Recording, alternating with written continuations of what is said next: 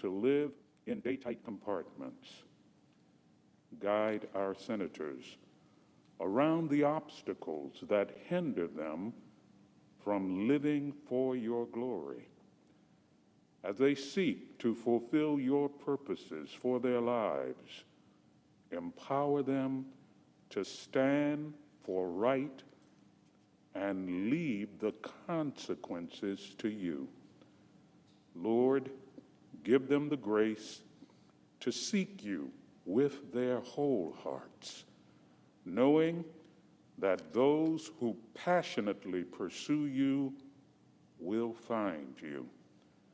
May they daily surrender themselves to you through prayer and obedience as they remember that victory comes from you. We pray in your loving name. Amen. Please join me in reciting the Pledge of Allegiance to the flag. I pledge allegiance to the flag of the United States of America and to the republic for which it stands, one nation, under God, indivisible, with liberty and justice for all.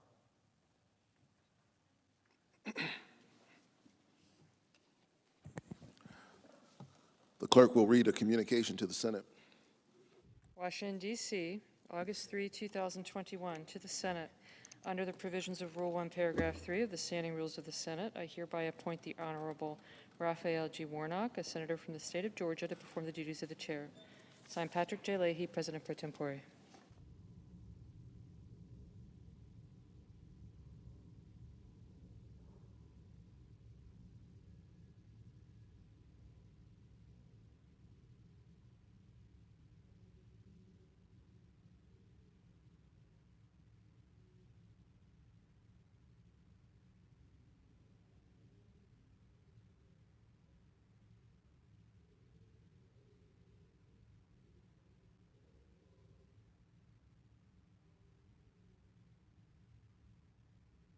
Mr. President.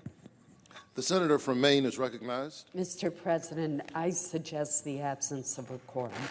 The clerk will call the roll. Ms. Baldwin.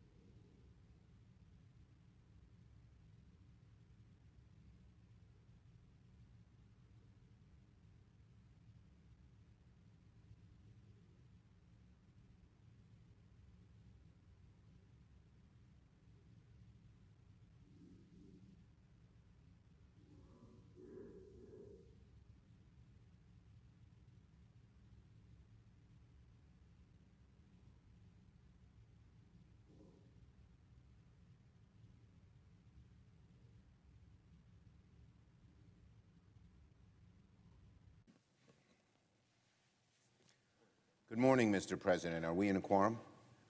We are. I ask unanimous consent the quorum be dispensed with. Without objection. Now, Mr. President, senators continue to work through the bipartisan infrastructure bill here on the floor. Members from both sides want to be able to consider as many germane amendments as possible, but we must work efficiently to allow those votes. Yesterday was a positive day in that respect. Democrats and Republicans agreed to vote on 3 amendments, 2 of which were led by Republicans. 2 bipartisan amendments, one led by Senators Thune and Tillis, another led by Senators Padilla and Moran, were adopted with over 90 votes. We have 1, potentially 2 more amendment votes lined up this morning. We can hold even more amendment votes today if our Republican colleagues grant us the consent to do so. The bottom line is this. The Senate can work through amendments rather efficiently when we have cooperation between the majority and the minority, as we have had in this bipartisan legislation. It can go rather slowly, of course, without that cooperation. In either case, the Senate is going to stay here until we finish our work. I'll conclude my remarks now in order to give time to the other members waiting to speak, but I will come back to the floor shortly afterwards to join the Chair and Ranking Member of the Rules Committee in asking the Senate to award the Congressional Gold Medal to members of the Capitol Police Force who defended us from a violent mob on January 6th. I yield the floor. Under the previous order, the leadership time is reserved. Morning business is closed. Under the previous order, the Senate will resume consideration of H.R. 3684, which the clerk will report. Calendar number 100, H.R. 3684, an act to authorize funds for federal aid highways, highway safety programs, and transit programs, and for other purposes.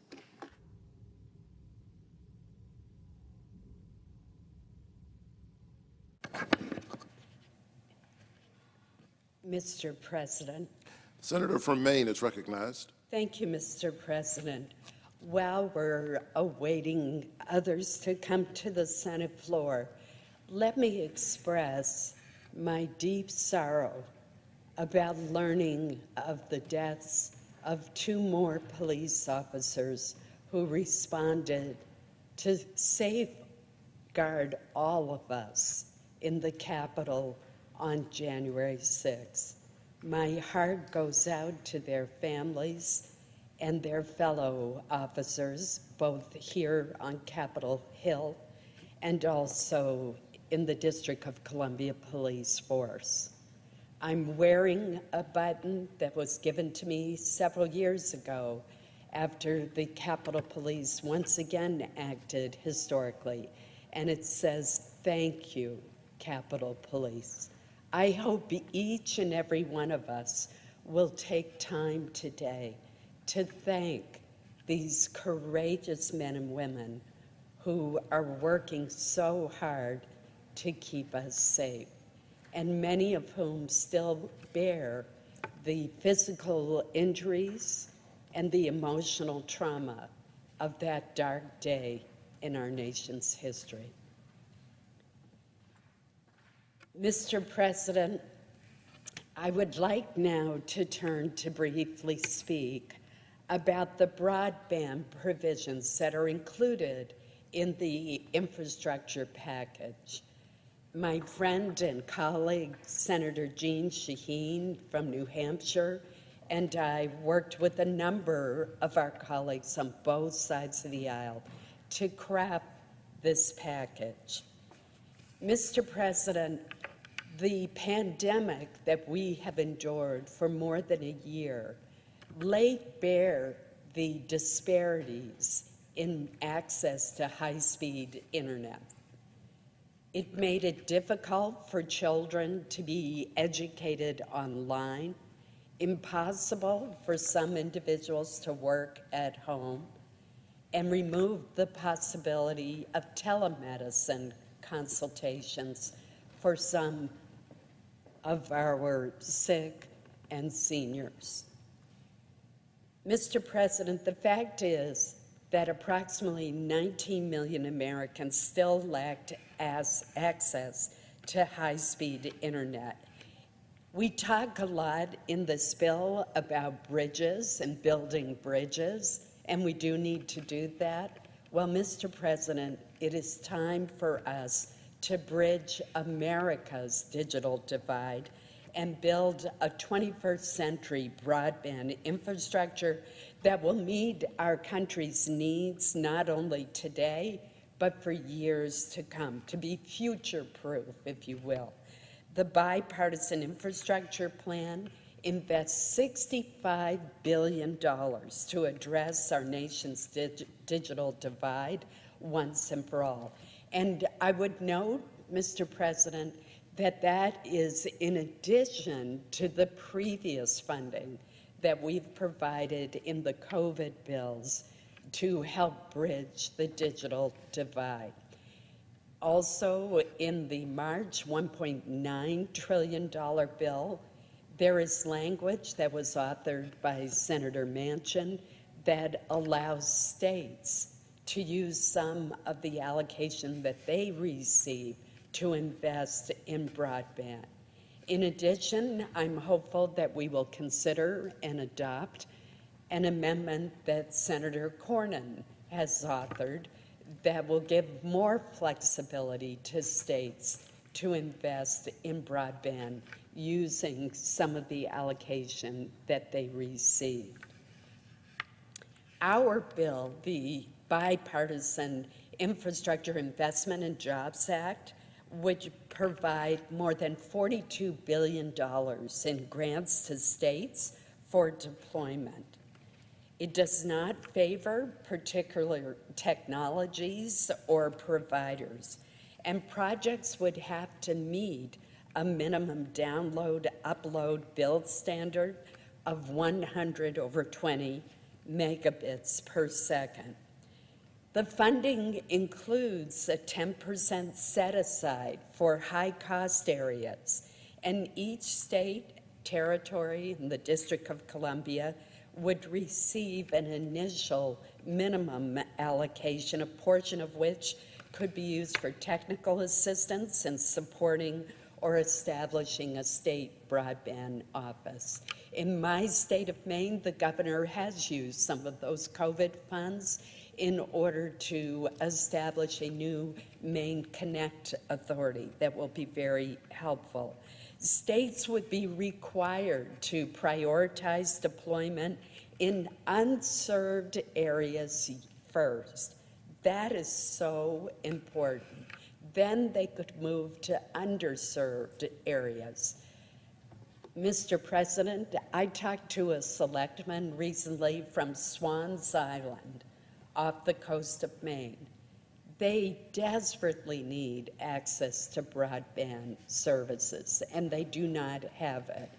I'm thinking of what a difference it would make to the lives of the people who live on that island. I've also talked to people in northern Maine, for example, the town of Easton, Maine, where one family told me that it would cost $15,000 for them to be connected to the internet. They don't have that kind of money, Mr. President. Few people in Maine do. So that's why there's another part of our bill that speaks to affordability.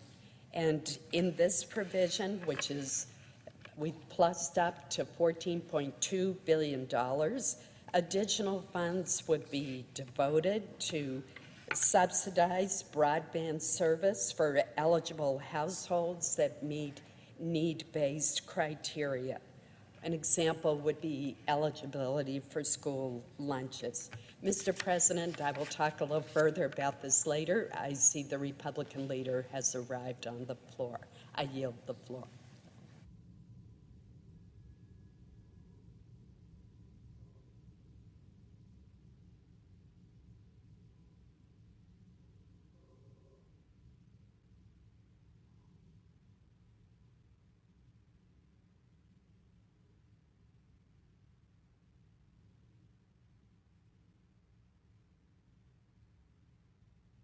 Mr. President. The Republican leader is recognized. It's been a little more than 6 months since the Biden administration and our Democratic-led Congress were sworn in. So let's zoom out from the daily political drama and ask the simplest possible question. How's it going? How's the leadership working out for middle-class families? Or put more directly, what big aspects of our national life could Democrats even claim are headed in the right direction on their watch? In January, our Democratic friends inherited the most favorable trend lines that any incoming administration could possibly ask for. 3 safe and effective vaccines had been discovered, developed, and were already spreading across our country. Our economy was packed with dry powder and ready for an historic comeback. It was already morning in America when this Democratic government showed up. Mostly what they had to do was not get in the way. So where are we 6 months in? The U.S. economy has broken some recent records, mostly the wrong ones. Inflation just clocked its steepest 12-month increase in more than a decade. The month before, a separate measure of core inflation rose at its fastest rate since 1992. Higher gas prices, higher grocery prices, soaring costs for everything from household purchases to automobiles to housing itself. Now, inflation is painful enough, but it isn't the only problem. Employment growth has not been fast enough. Last quarter, GDP grew much more slowly than anticipated. 6 months and trillions of dollars of government spending into the Democrats' efforts at a recovery, and Gallup says America's economic confidence is still only neutral. We're not where we need to be. What about the rule of law? There's still an historic surge in people trying to come across our southern border. But administration officials have spent far more energy denying responsibility for the problem than trying to fix it. Catch and release is still the name of the game. According to news reports, out of tens of thousands of illegal immigrants who've simply been released into the interior of our country without a court date, now listen to this, just 13% have shown up at their mandatory meeting with ICE afterwards. So the border is functionally open. Especially absurd at a time when many leaders are asking American citizens to step up various COVID precautions. Not much testing, social distancing, or mask wearing is happening in the Rio Grande Valley. Meanwhile, a surge in violent crime, including record-breaking murders in many places, has too many citizens afraid of their own city streets. Perhaps our Democratic friends think foreign policy is going well. I sure wish it were. The president's rush pullback from Afghanistan has left our friends and partners in the lurch and rolled out a red carpet for a Taliban takeover that is already underway. Its approach to Iran appears to be promising big concessions to our adversary for no reason, even as their terrorist proxies continue to attack U.S., Israeli, and Arab interests all across the region. While I appreciate the administration's tough talk on Russia and China, those words ring hollow when they fail to impose real consequences on cyber attacks and propose to cut our defense spending after inflation. So what about COVID-19 itself? Certainly the pandemic is not the fault of any administration or any political party. But this administration boasted with great confidence they had a playbook that was guaranteed to crush the virus. They've continued to roll out the vaccines the prior administration developed, and for that they certainly deserve some credit. But especially recently, Americans have received far too many mixed messages and muddied communications about masks, vaccines, and what risks remain and for whom. Meanwhile, the Democrats' allies in the teachers' unions continue to speculate publicly that perhaps schools may not remain open this fall after all. They're flirting with another lost year for our kids. Even when there are safe and effective vaccines that can reduce adults' risk of grave illness to almost nil, and when we know that mercifully this virus has mostly spared children from serious illness the whole time. So look, everyone is rooting for America. Everyone is rooting for the recovery that middle-class families deserve. But that is not what Democrats' decisions and policies are delivering. No wonder America's optimism has been in free fall the last few months. One survey found that a majority, 55%, are pessimistic about where the country is headed in the coming year. That pessimism has increased almost 20 percentage points since just this spring. The soul of America has not been restored. It is anxious. It is uneasy. And in too many cases, the more the Democrats' policies have taken effect, the more problems American families have faced. Now, certainly, the 6-month mark still provides plenty of time for my Democratic colleagues to recalibrate. We have already notched some bipartisan wins here in the Senate. Our colleagues could put away the partisan approach that has already supercharged inflation, slowed rehiring, and is setting back our national security. But alas, our Democratic colleagues are signaling they're still addicted to going it alone. My friends on the other side are signaling that a few days from now, just a few days from now, they'll begin the process of ramming through reckless, multi-trillion-dollar taxing and spending spree that will stick middle-class families with higher costs, more inflation, fewer jobs, and lower wages. It's not the strategy that will turn around Democrats' lackluster report card. It will do just the opposite. It almost seems designed to make every problem that families are facing considerably worse. It would meet significant inflation with another massive avalanche of printing and borrowing. It would hammer a tenuous economic recovery with historic tax hikes and job-killing Green New Deal regulations. It would, for some reason, respond to a live border crisis with a big amnesty to lure even more people here illegally. No working American in Kentucky or anyone else would look at a plan like this and get on board. And neither will, Mr. President, a single Republican. If Washington Democrats really want to take the remarkable head start they inherited at the dawn of this recovery year and squander it through bad policy, they'll need to do it all alone.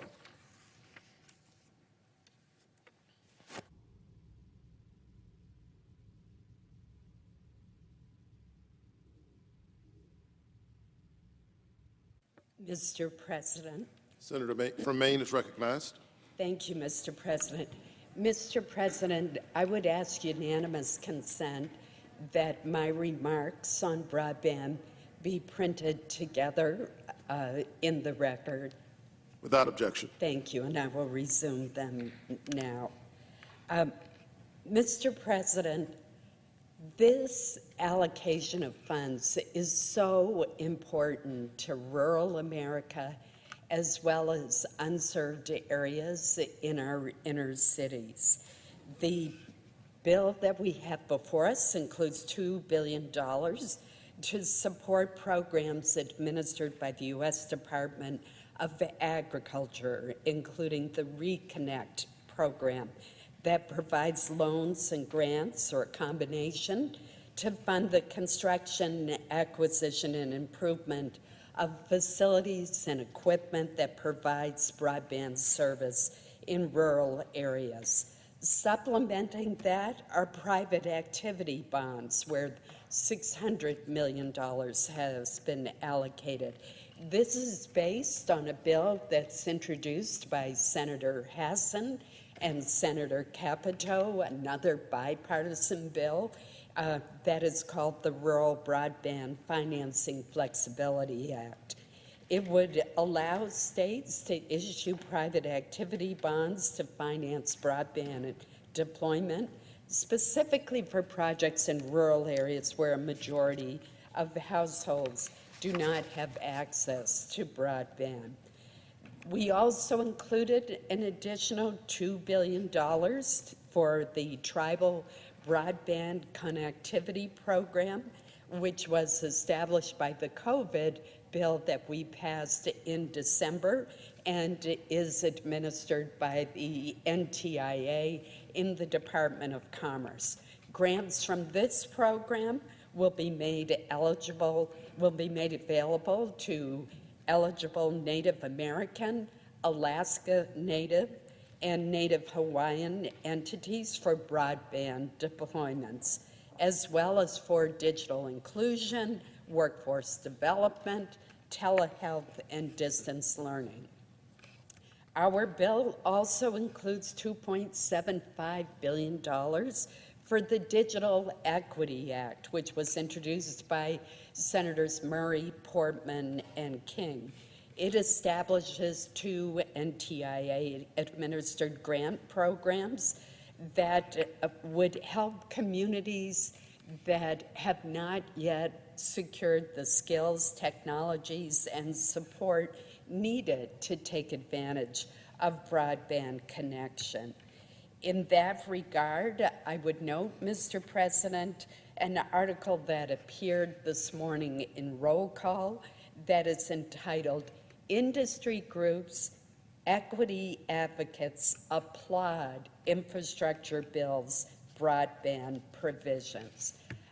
I'm proud of that, Mr. President. We worked very hard to make sure that there was widespread support for this legislation, for this, particularly the broadband provisions.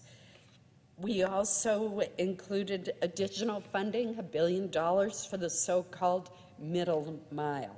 This would create a state grant program for the construction, improvement, and acquisition of middle mile infrastructure.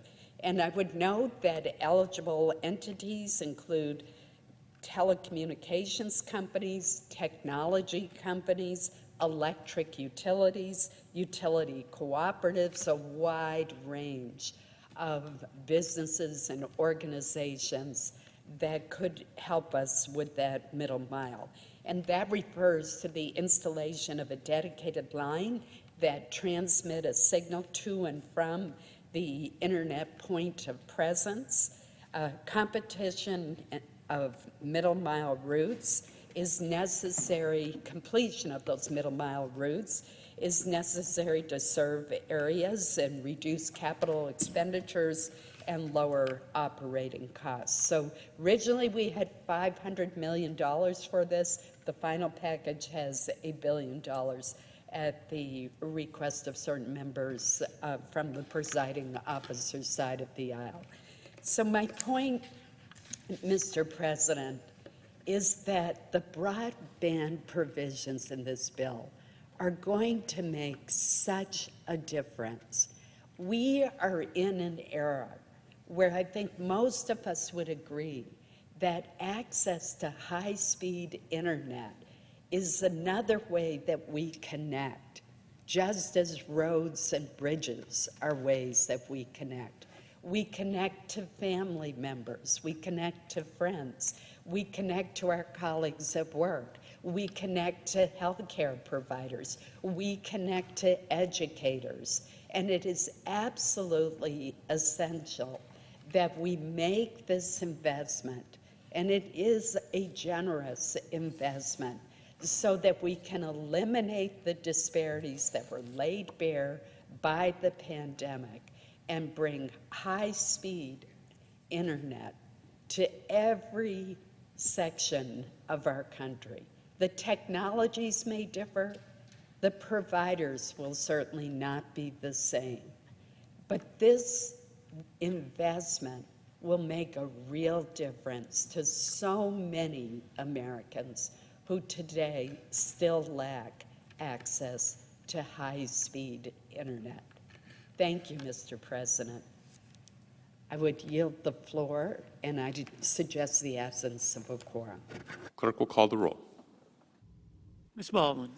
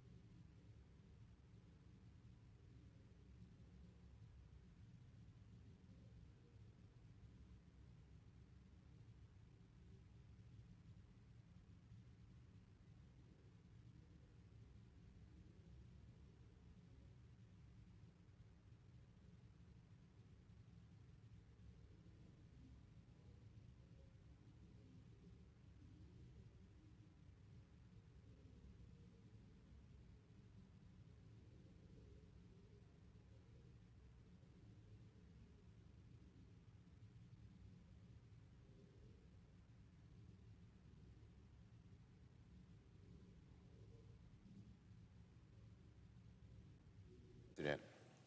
Majority Leader. Thank you. Are we in quorum? Yes, we are. I ask unanimous consent the quorum be dispensed with. Without objection. Well, Mr. President, excuse me.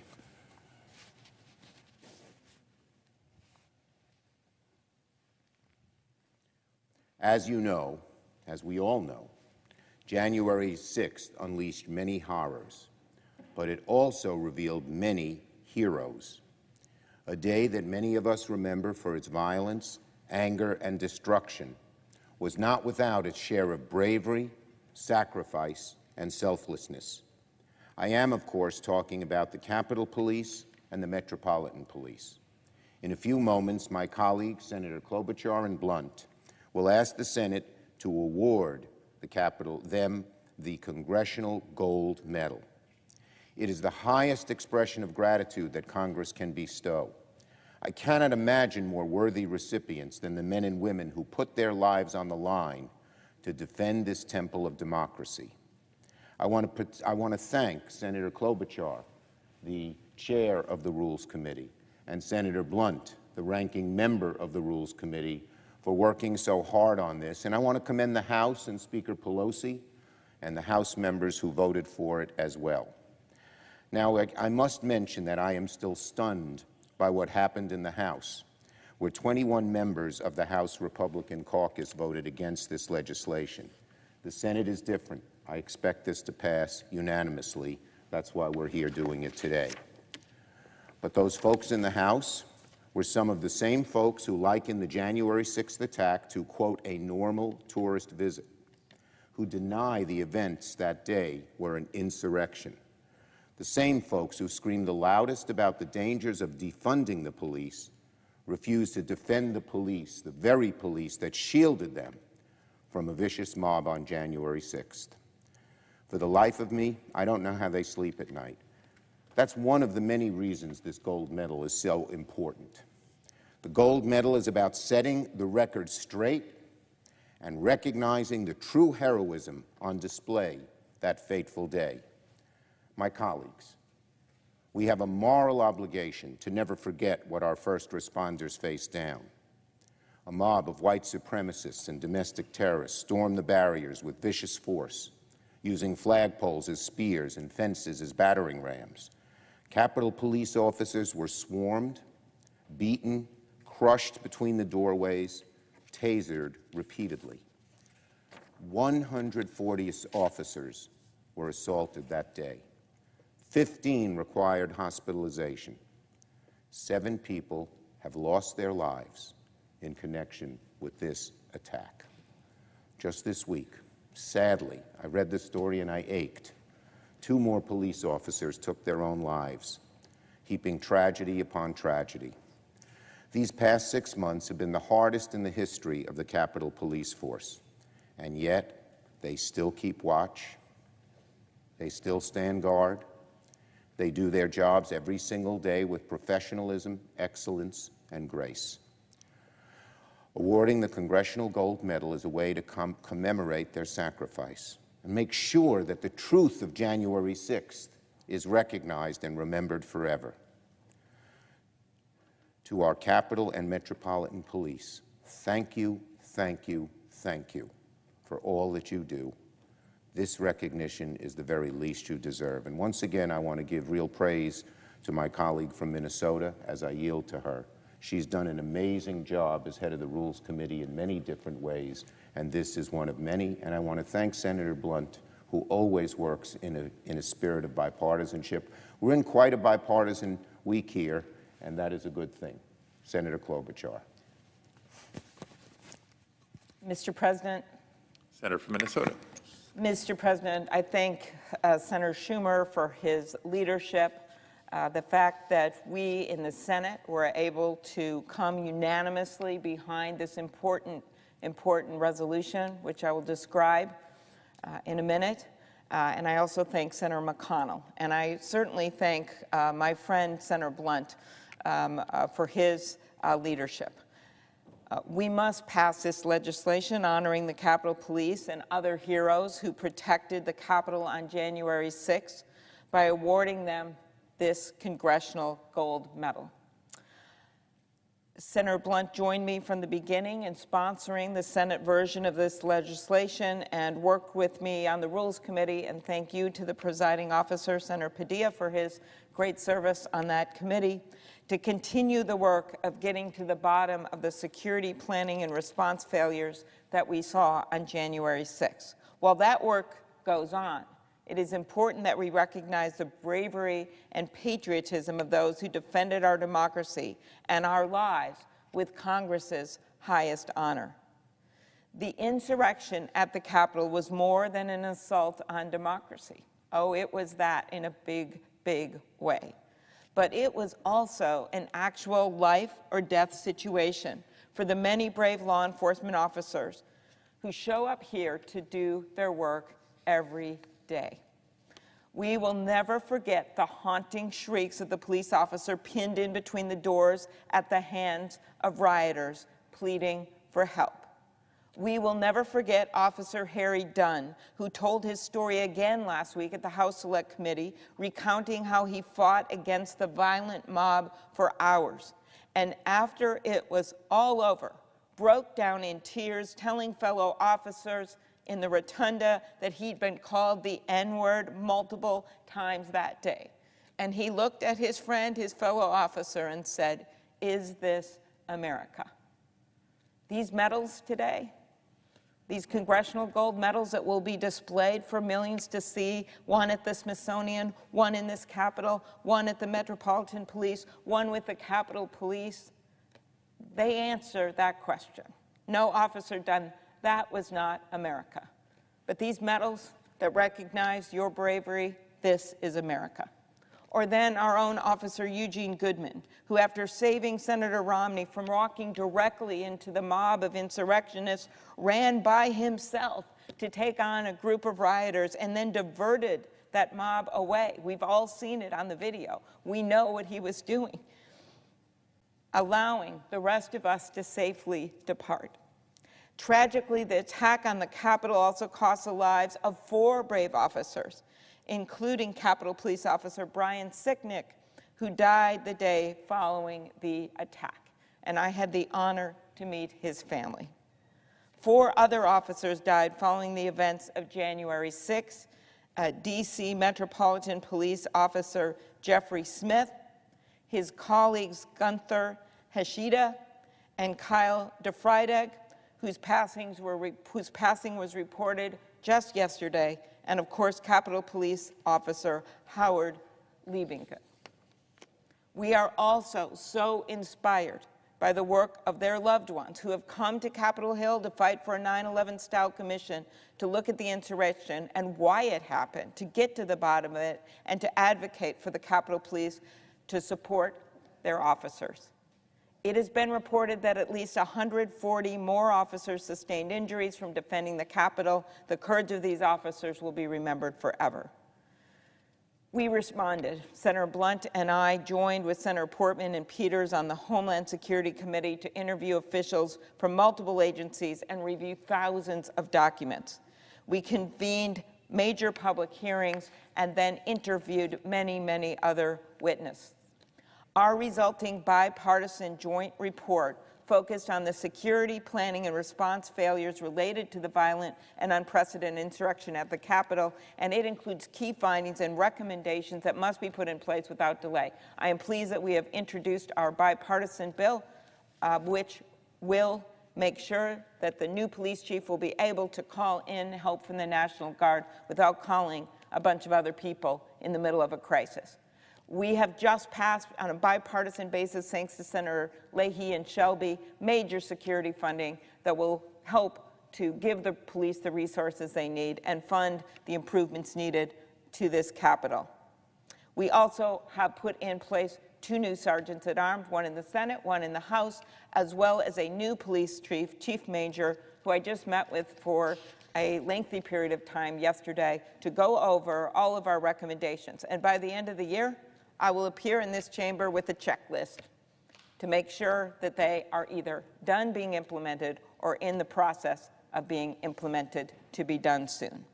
Another key priority that we called for in our report was advanced last week when the President signed into law, as I said, all of the funding that we need. And what that includes that I didn't mention, $4.4 million for mental health support for Capitol Police officers and the many officers that are still dealing, as we can see, with trauma to this day. Passing this bill, which of course already passed the House, and yes, I agree with Senator Schumer about how it is impossible to understand why some people voted against it, but it still passed with bipartisan support, is another step forward to honor the heroism and sacrifice of our law enforcement.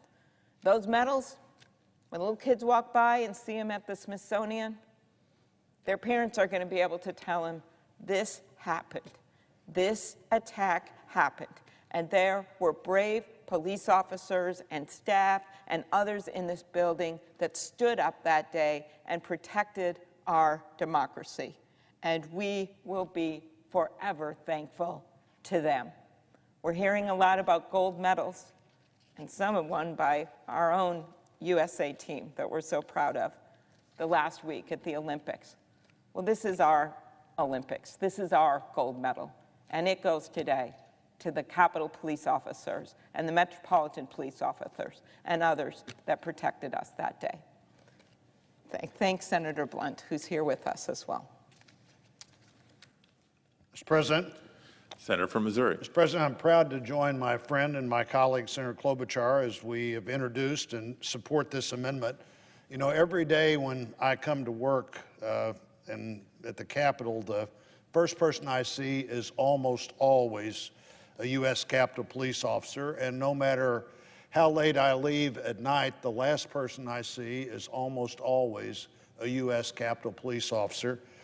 I was working in this building on 9/11, and one of the last people to leave that morning, as the Capitol Police were encouraging us to get out of the building, but the last person I saw as I left the building who was still in the building was a Capitol Police officer.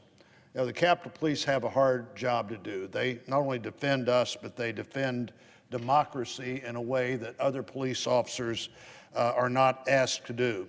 And they always do it at the highest level of professionalism and dedication, never more evident than it was on January the 6th. It was a difficult and sad day for Americans, but especially for law enforcement officers who serve and protect the Capitol. And for their families, Mr. President. I've often said that maybe very possibly the hardest job to do in America today is to be the family member of someone who works in law enforcement. Maybe the second hardest job is to be the person working in law enforcement. But those families on that day were watching television, listening to the news, seeing their very worst fears play out for all the world to see on a day that was horrific for them, horrific for the person they love, horrific for those who love this building and what it stands for. And I'm incredibly grateful for the heroic actions we saw that day from the Capitol Police, from the Metropolitan Police, who, along with Chief Conte, who was the acting chief at the time, were here within 10 or 12 minutes of being called and here in force in that period of time. Others came from around the region, and all those law enforcement people that were here to help that day, we are deeply appreciative of. The legislation we have here is really calls on us to recognize the selflessness, the dedication, the willingness to stand in the way of danger as others are able to try to get away from danger. It honors the sacrifices they make and their families make every day. I hope by passing this Congressional Gold Medal bill by unanimous consent, we send a clear message to law enforcement officers that we are united in our appreciation of all they do to keep us safe. I urge my colleagues to join not only in supporting the unanimous passage of this bill, but also to be quick in talking about our deep appreciation for those who serve in such a special way as we try to do our work here every day. And I'd yield back. Mr. President, Senator from Minnesota. thank you to Senator Blunt. I ask unanimous consent that the Committee on Banking, Housing, and Urban Affairs be discharged from further consideration and the Senate proceed to the immediate consideration of H.R. 3325. The clerk will report. H.R. 3325 to award 4 congressional gold medals to the United States Capitol Police and those who protected the U.S. Capitol on January 6, 2021. Is there an objection to proceeding to the measure? Without objection. The committee is discharged and the Senate will proceed to the measure. I ask unanimous consent that the bill be considered read a third time and passed, and that the motion to reconsider be considered, made, and laid upon the table. Is there an objection? Without objection.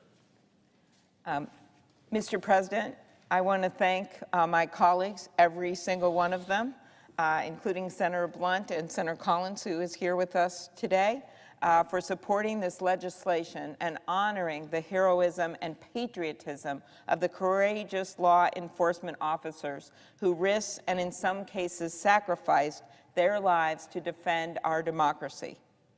I also want to thank Senator Blunt for his work on the Senate version of this legislation, as well as Senator Schumer and Senator McConnell, and I thank Senator Blunt for joining me today. Now that it is headed to the President's desk, no more motions, this is done. I look forward to seeing this bill signed into law. Thank you, Mr. President. I yield the floor.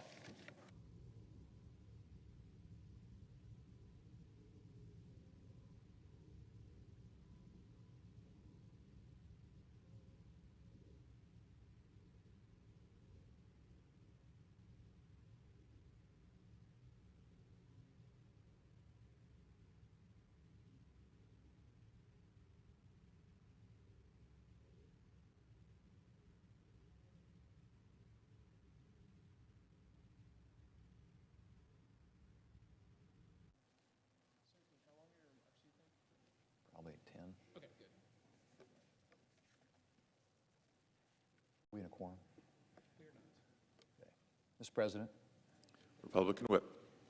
Mr. President, I would associate myself with remarks of my colleagues who have just been here acknowledging the heroic work done by the Capitol Police on January 6th. And clearly, they were very deserving of all the recognition that they have received and what they went through on that very harrowing day, I think is a reminder to all of us, Mr. President, of the importance of the work that they do day in and day out, and just the challenge that they face defending this Capitol and the people who work in it. And I, like my colleagues, am enormously grateful and just want to join in recognizing that with the award that they just received.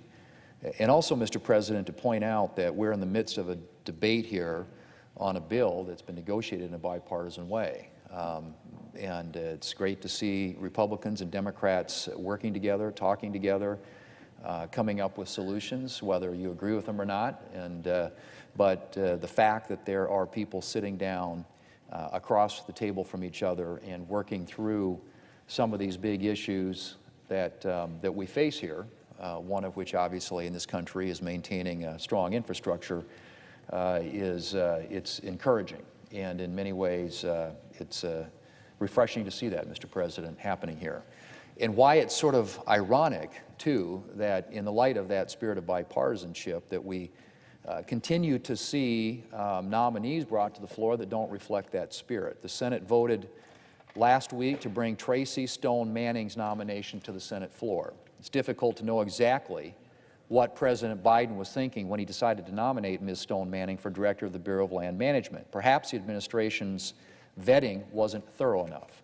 Otherwise, it's pretty difficult to understand why the President would nominate an individual with ties to an eco-terrorist organization to head the Bureau of Land Management. That's not all.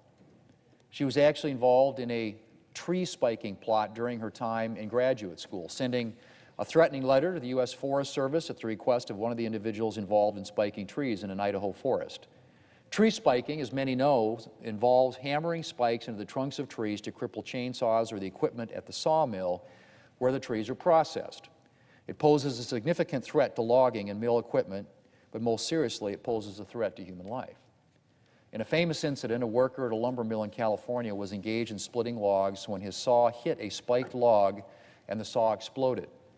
And I'll let a Washington Post story covering the incident speak for itself, and I quote from the Washington Post. He was nearly 3 feet away when the log hit his saw and the saw exploded.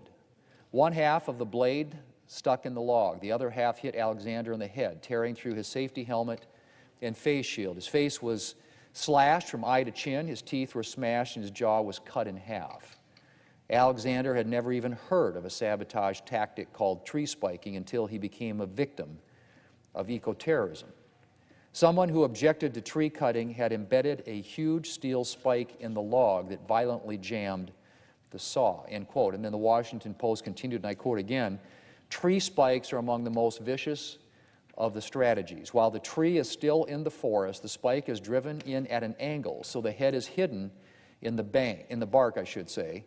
It can shatter a chainsaw on impact, sending pieces of razor-sharp steel flying, end quote. Mr. President, it's very hard for me to believe that we are seriously considering confirming an individual to head the Bureau of Land Management who was in any way involved with tree spiking. Furthermore, Ms. Stone Manning apparently initially refused to cooperate with the subsequent investigation into the tree spiking incident, only coming clean after it became clear that she could face criminal charges for her role in the incident. Equally troubling is the less than forthright response that she provided to the Senate on her nominee questionnaire about whether or not she had ever been investigated by a law enforcement organization. And Mr. President, Ms. Stone Manning's involvement in the tree spiking incident is not the only reason to be concerned that she has extremist views. As a graduate student, she also argued for population control, in one instance referring to a child as a, quote, environmental hazard, end quote. Last year, she took advantage of Twitter to promote an article her husband wrote in which he expressed satisfaction at the idea of seeing homes people have built in forests burn in fires. Mr. President, President Obama's first Bureau of Land Management director withdrew his support for Ms. Stone Manning's nomination over her involvement in the tree spiking plot. A deputy director at the BLM under President Obama also expressed his concern over the nomination, noting, and I quote, "Much of the focus seems to be whether this is a Democrat or Republican thing, but the lens I look at this through is as a 38-year career person in both agencies. You need the career employees to implement your agenda successfully across the West. Your leader has got to be respected by career employees and across the landscape in both blue and red states," end quote. Mr. President, his point is well taken. How are BLM employees and the many Americans who regularly interact with the Bureau of Land Management going to feel about working with Ms. Stone Manning? Our public lands are used for a variety of purposes, including recreation, livestock grazing, and timber harvesting. What kind of attitude should we expect Ms. Stone Manning to display toward timber harvesting? Is this really the best President Biden can do when it comes to the director of the Bureau of Land Management? The 75 House Republicans said in a letter to President Biden urging him to withdraw the nomination, and I quote, "There is no doubt that someone with this history of extreme violent views should not be in a position of authority in an agency responsible for managing 245 million acres of federal lands and 700 million acres of mineral estate," end quote. Mr. President, I wish I could say that Ms. Stone Manning's nomination is an aberration. But in fact, President Biden has nominated a number of candidates with extremist views for various offices. Last week, we voted on his nominee to head U.S. Citizenship and Immigration Services, a nominee who failed to receive even a single bipartisan vote in committee, due in part to her refusal to say she won't completely bypass Congress when fashioning policies to deal with those who are in the U.S. unlawfully. Then there's the President's nominee for head of the Bureau of Alcohol, Tobacco, Firearms, and Explosives, David Chipman, whose main interest seems to be targeting law-abiding gun owners and who has communicated a clear disdain for gun owners in public remarks. This nominee was also apparently the subject of a complaint for making racist remarks while working at ATF. Then there are the multiple President Biden nominees now serving in the Department of Justice who have publicly expressed their support for defunding the police. That's right. President Biden filled key posts at the Justice Department, the department charged with enforcing the law and prosecuting criminals, with individuals who have gone on the record with their support for defunding the police. And I suppose it's no real surprise that President Biden would nominate an individual to the Bureau of Land Management who once referred to a child as an environmental hazard when you consider who he nominated to head up the Department of Health and Human Services.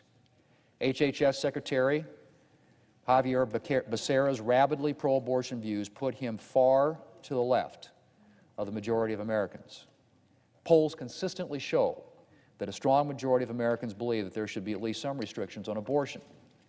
President Biden's HHS Secretary doesn't seem to support any restrictions on abortion. And if he does, I'd sure like to hear about them. During his time in the House of Representatives, Secretary Becerra repeatedly voted against banning partial birth abortion, an abortion procedure so heinous that I think most Americans would rightfully shrink from seeing it performed on an animal, let alone a human being. As I said, given that, I suppose it's not hard to believe that President Biden nominated an individual to the Bureau of Land Management who once described a child as an environmental hazard. Mr. President, President Biden tends to present himself as a moderate and someone who will bring people together. He said in his inaugural address, "I pledge this to you. I will be a president for all Americans." In practice, however, too often he seemed to be a president for the far left wing of the Democrat Party. I hope that my Democrat colleagues will think twice before confirming Ms. Stone Manning as head of the Bureau of Land Management. Involvement with eco-terrorism should be a disqualifying factor for heading up this agency. Mr. President, I yield the floor.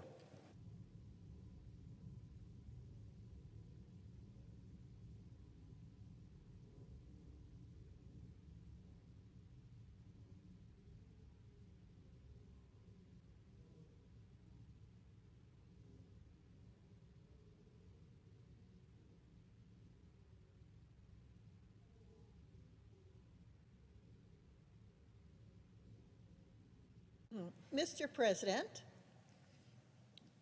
Senator from Wyoming. this amendment is the first step to determine how we invest our infrastructure moving forward. Since 2008, we have repeatedly bailed out the Highway Trust Fund. That makes it a trust fund that we cannot actually trust. A highway cost allocation study provides the data that we need in order to make long-term, sustainable, and fiscally sound decisions about how best to invest in our nation's aging infrastructure. These studies used to occur regularly, but the last one was completed over 20 years ago. My amendment would direct the Department of Transportation to carry out a study in 4 years, giving those of us here in Congress a full year to analyze the results before the highway programs expire once again. We can't continue to burden future generations with out-of-control spending, and this amendment is a signal to future Congresses that we must find lasting solutions for infrastructure investment. I want to thank Senator Kelly and Senator Cornyn for their support in this effort, and I urge the rest of my colleagues to support this amendment. Thank you, and I yield back.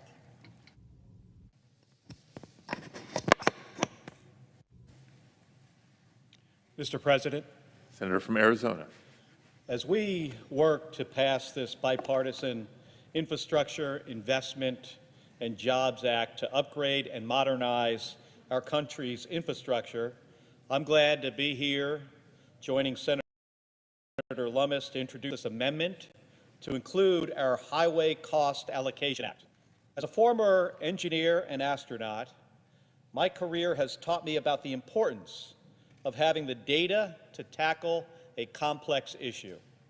This bipartisan amendment would require the Secretary of Transportation to conduct the first comprehensive study of vehicle highway use in nearly 25 years. This information would inform decisions to address the Highway Trust Fund's revenue shortfalls during its next reauthorization cycle. That's important for growing states like Arizona and other western states, and for our entire country. So I urge my colleagues to support our bipartisan amendment, and I yield back. I ask unanimous consent that Senator Capito and I be allowed to speak briefly just before the vote. Senator Capito. Without objection. Thank you. Well, thank you. Mr. President, I rise to support this amendment.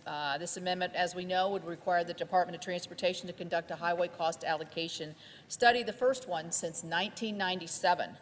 Vehicles are different than they were in 1997, and roadway use has increased significantly. This study will help us to analyze the direct cost of highway use by different types of users, and then compare that to user fee revenue contributions to the Highway Trust Fund. This is about gathering roadway use information to inform decisions to address the Highway Trust Fund shortfalls. I encourage my colleagues to vote yes on the Lummis, Kelly, Cornyn amendment, and thank you. President, Senator I want to join my voice with that of our ranking member, Senator Capito, and just say I please rise in support of the amendment offered by Senators Loomis, Senator Cornyn, Senator Kelly to direct U.S. Department of Transportation to conduct a highway user cost allocation study. It's what we're going to vote on here in just a minute or two.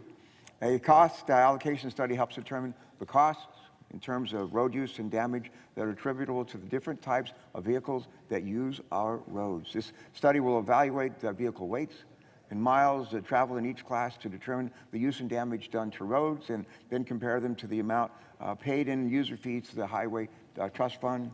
My colleagues know the Highway Trust Fund has been spending more than it collects for nearly 2 decades, and as we look to equitably grow this equitably address this growing shortfall, this study will help us better understand the extent to which different roadway users benefit from roads and how they should fairly contribute to the upkeep of those roads, highways, and bridges. This cost allocation study will help Congress ensure that all vehicles pay their fair share. I strongly urge my colleagues to support this very worthy amendment. Thank you. And I would ask for a quorum. Note the absence of a quorum. Clerk will call the roll. Ms. Baldwin. Thank you.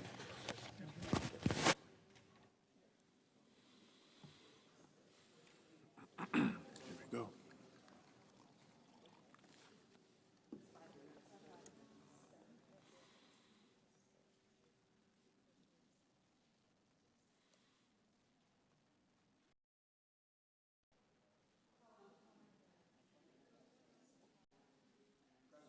The quorum call be vitiated. Without objection. Mr. President, I ask unanimous consent that the following amendment be called up to the substitute and reported by number. Number 1, Lee, number 2255, substitute.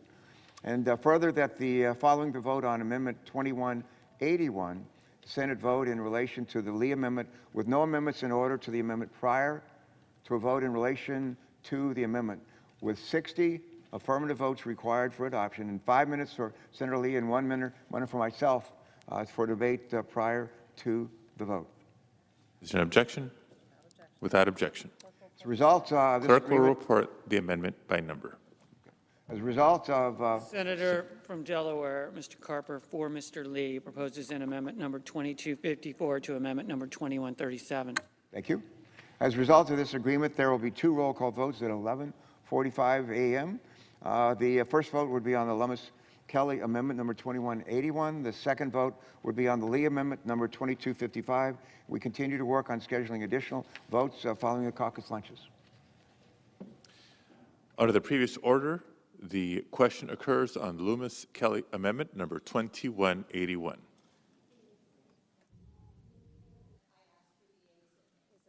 Is there sufficient second? There appears to be. Clerk will call the roll. Ms. Baldwin, Mr. Barrasso, Mr. Bennett, Mrs. Blackburn, Mr. Blumenthal, Mr. Blunt, Mr. Booker, Mr. Bozeman, Mr. Braun, Mr. Brown, Mr. Burr, Ms. Cantwell, Mrs. Capito,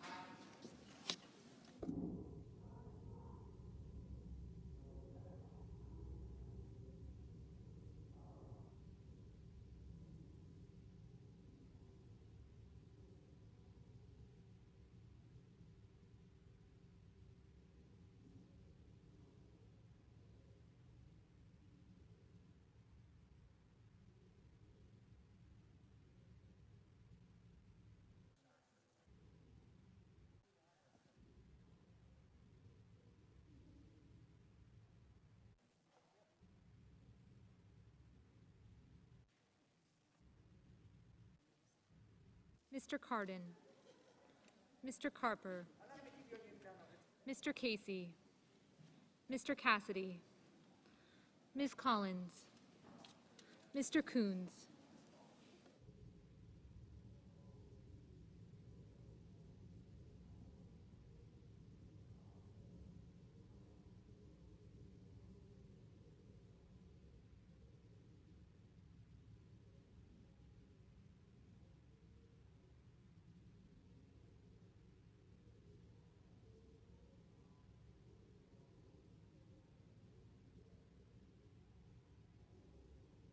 Mr. Cornyn,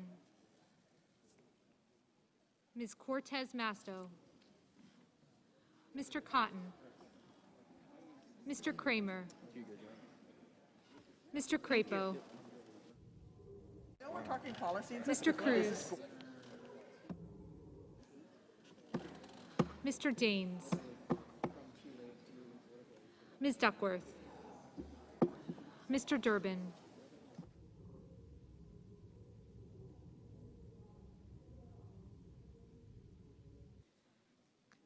Ms. Ernst, Mrs. Feinstein, Mrs. Fisher, Mrs. Gillibrand, Mr. Graham,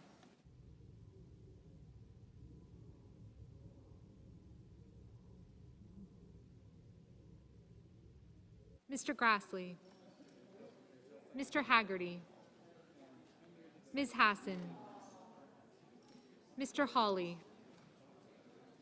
Mr. Heinrich,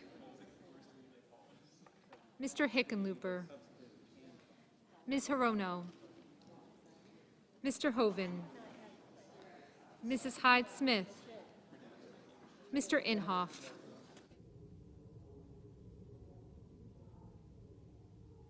Mr. Johnson,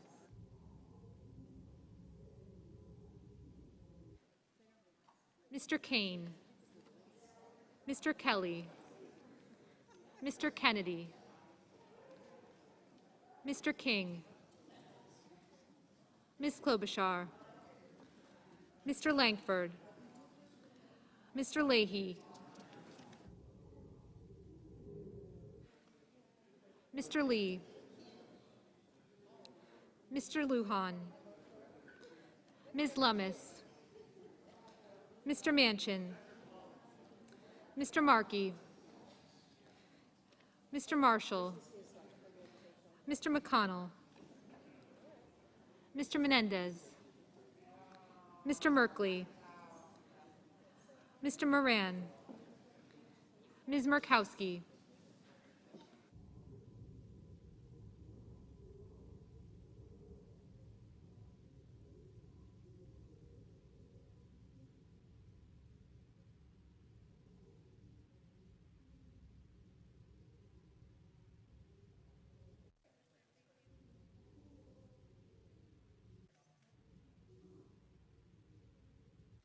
Mr. Murphy, Mrs. Murray, Mr. Ossoff, Mr. Padilla, Mr. Paul, Mr. Peters, Mr. Portman, Mr. Reed,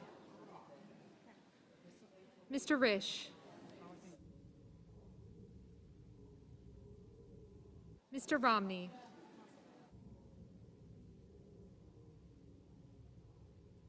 Ms. Rosen, Mr. Rounds, Mr. Rubio, Mr. Sanders, Mr. Sass, Mr. Schatz, Mr. Schumer, Mr. Scott of Florida, Mr. Scott of South Carolina, Mrs. Shaheen, Mr. Shelby,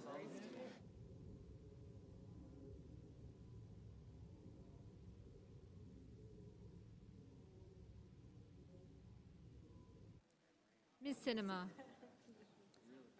Ms. Smith, Ms. Stabenow, Mr. Sullivan, Mr. Tester, Mr. Thune, Mr. Tillis, Mr. Toomey, Mr. Tuberville, Mr. Van Hollen, Mr. Warner, Mr. Warnock, Ms. Warren,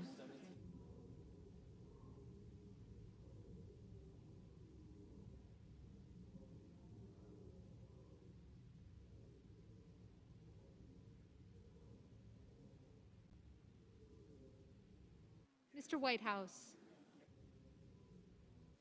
Mr. Wicker,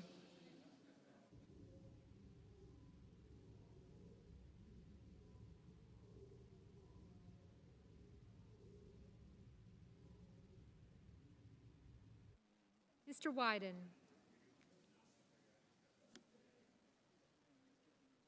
Mr. Young,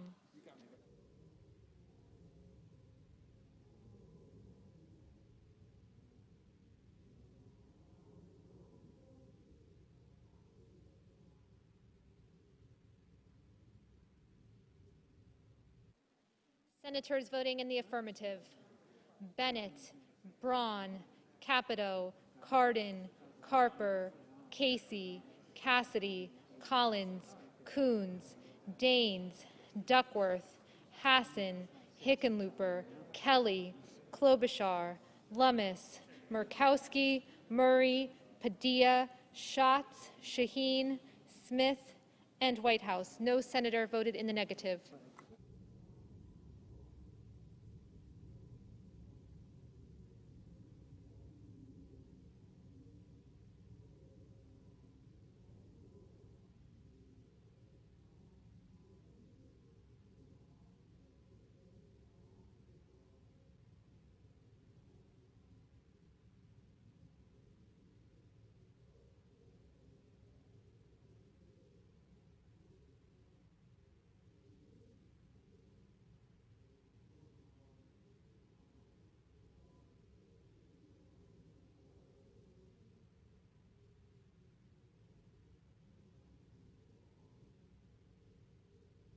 Ms. Baldwin, aye.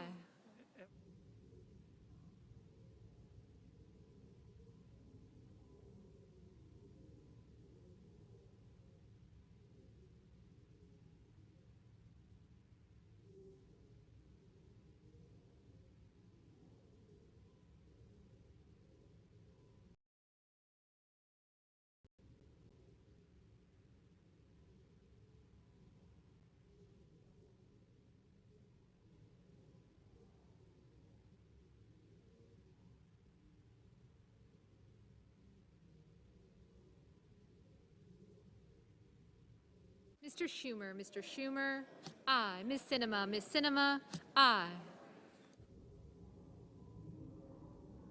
Mr. Leahy, aye.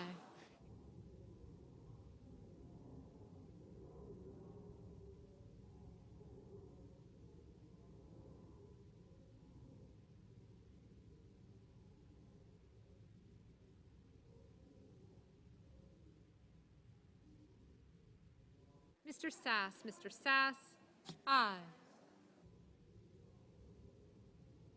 Mr. Heinrich, aye.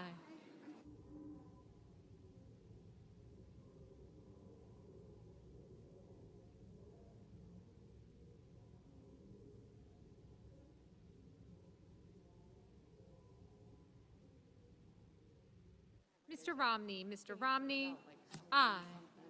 Mr. Lujan, Mr. Lujan, aye.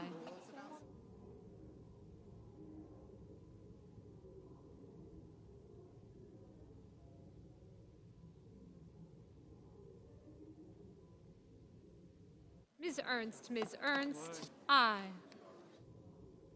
Mr. Tillis, aye. Mr. Cornyn, aye.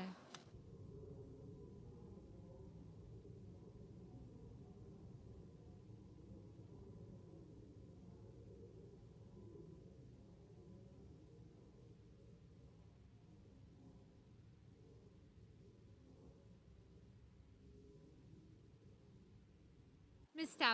Stabenow, aye.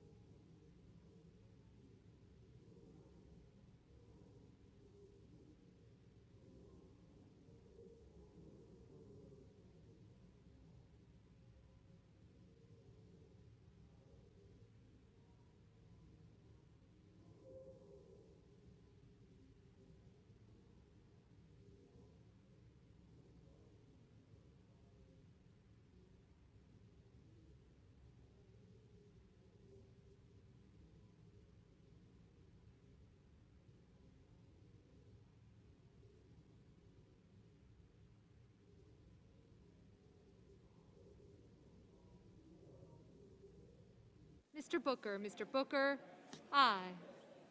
Mr. Kane, aye. Mr. Reed, aye. Ms. Rosen, aye.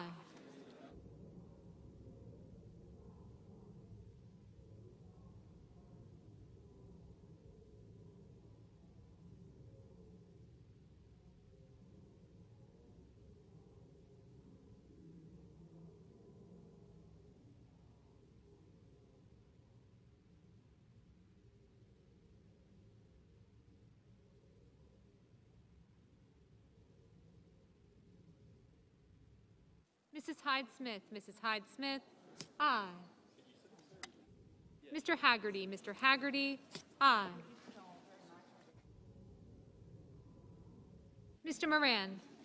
Mr. Moran, aye. Mr. Burr, aye.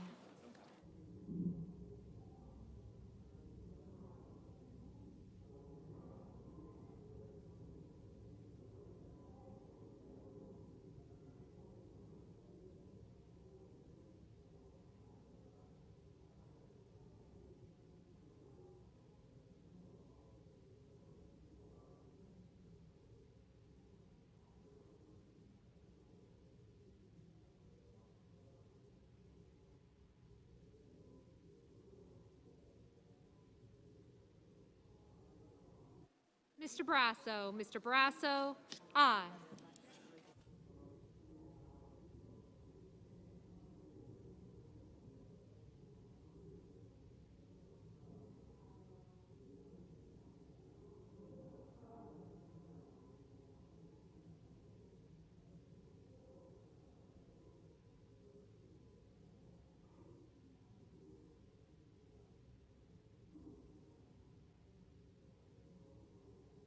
Mr. Kramer, aye.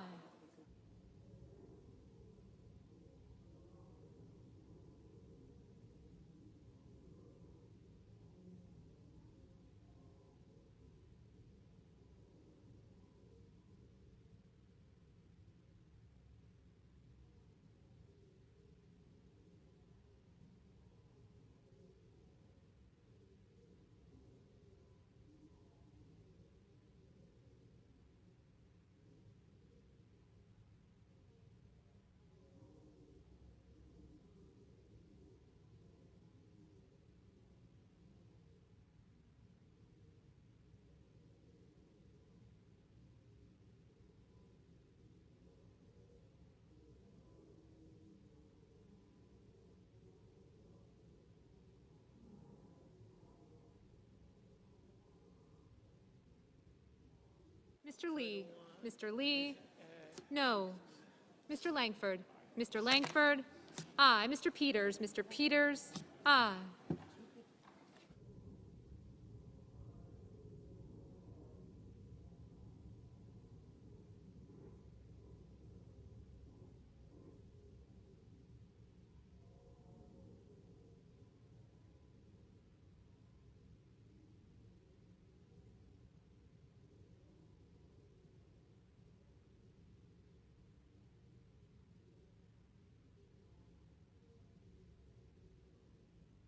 Mr. Brown. Mr. Brown. Aye.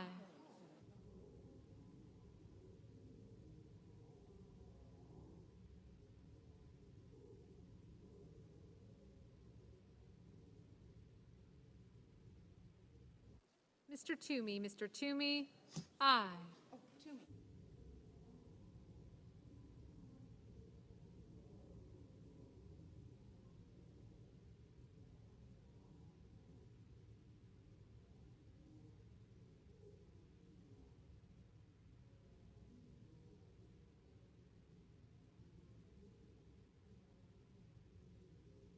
Mr. Marshall. Mr. Marshall. Aye.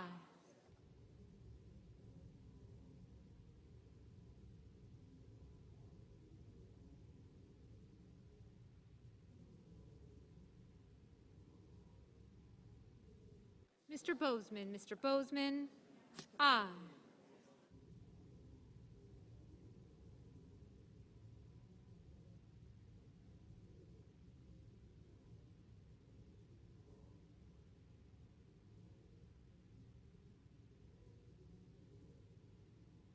Mr. Tester.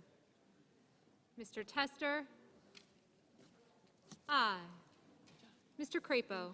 Mr. Crapo. Aye. Mr. King. Mr. King. Aye.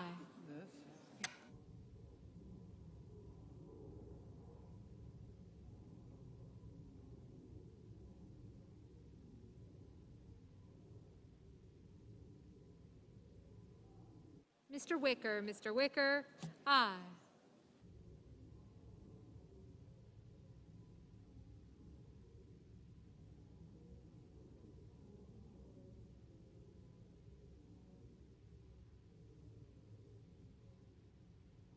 Mr. Cotton. Mr. Cotton.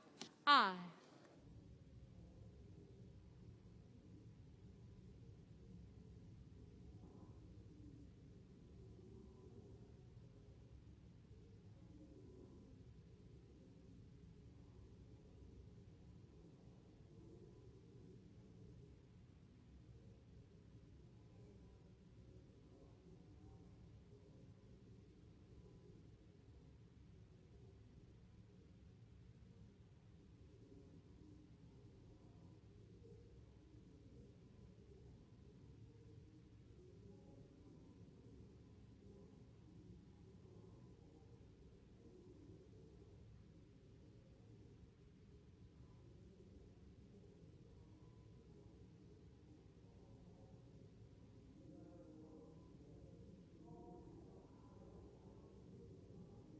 Mr. Hoven. Mr. Hoven. Aye.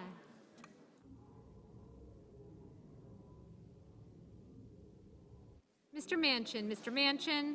Aye.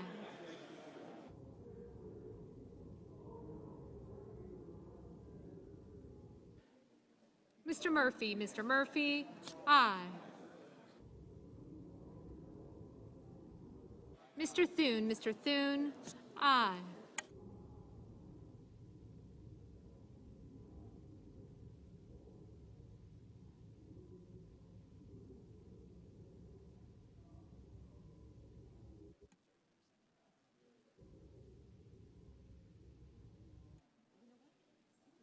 Ms. Warren. Ms. Warren. Aye.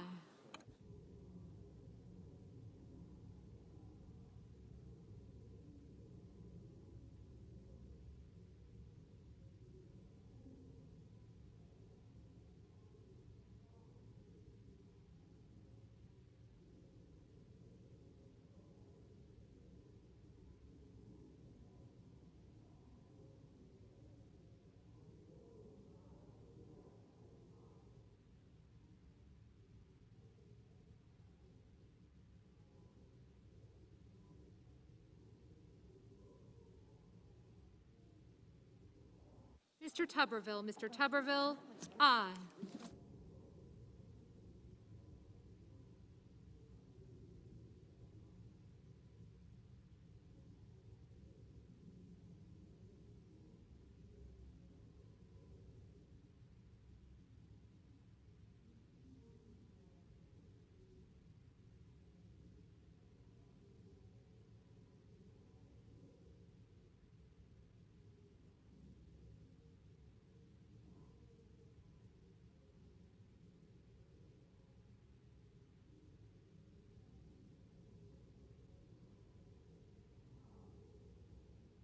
Mr. Van Hollen. Mr. Van Hollen, aye.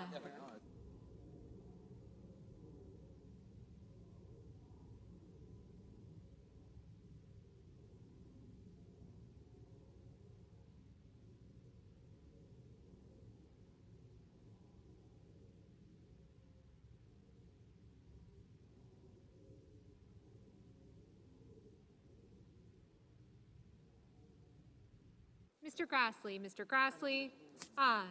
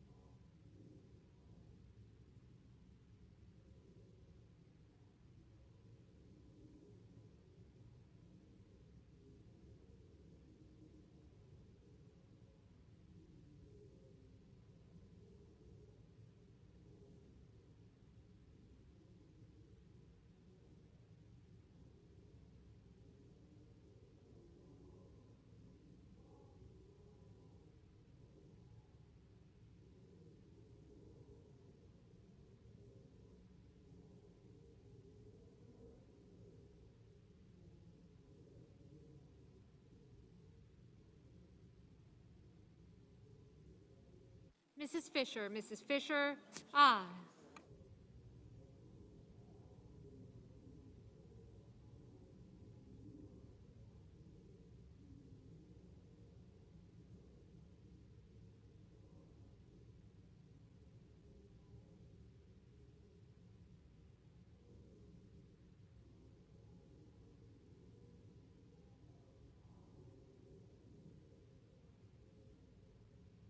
Mr. Durbin. Mr. Durbin, aye. Mr. Kennedy. Mr. Kennedy, aye.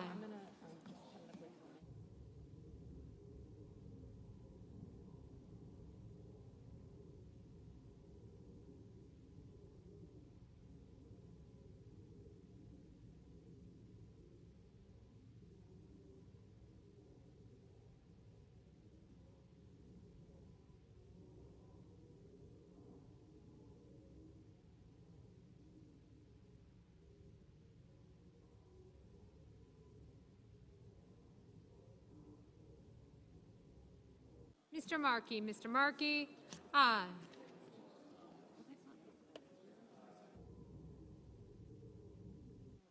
Mrs. Feinstein. Mrs. Feinstein, aye. Ms. Hirono. Ms. Hirono, aye. Mr. Wyden. Mr. Wyden, aye.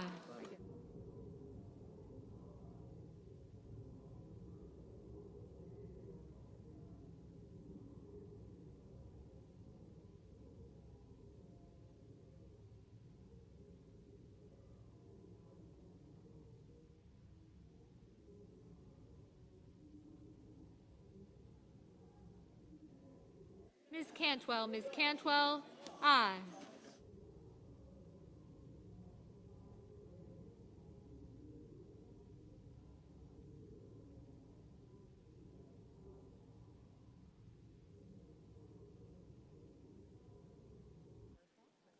Mr. Rounds. Mr. Rounds, aye. Mr. Blumenthal. Mr. Blumenthal, aye.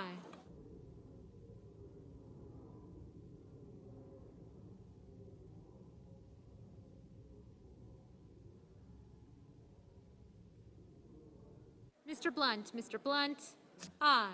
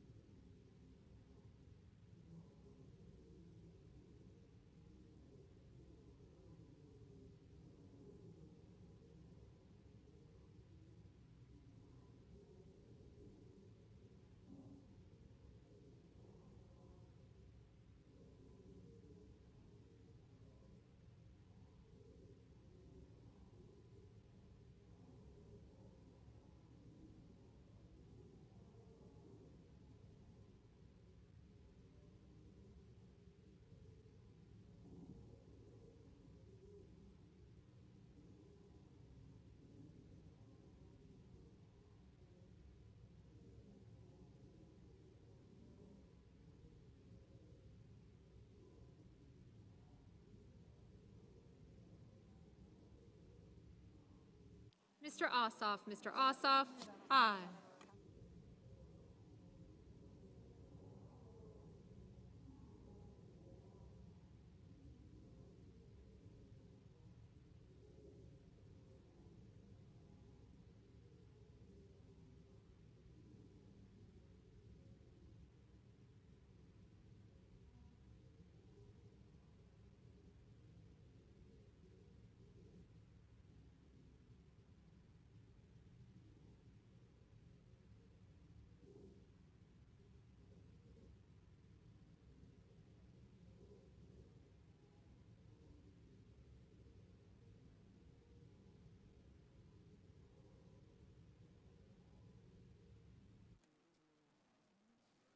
Mr. Sanders. Mr. Sanders, aye.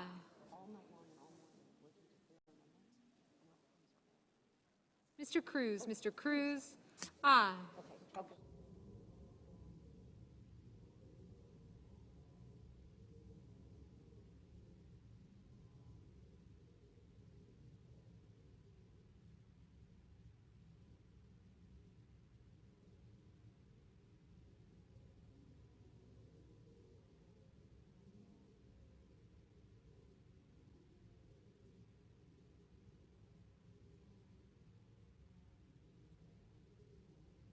Mr. Johnson. Mr. Johnson, aye.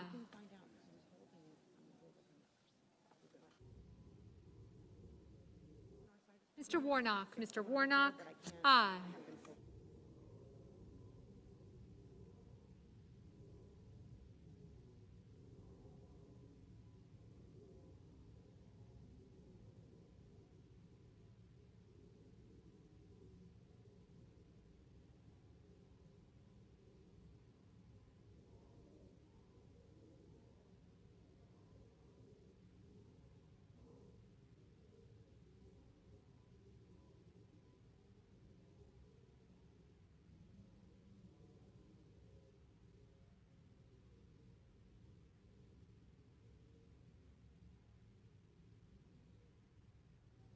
Mr. Shelby. Mr. Shelby, aye.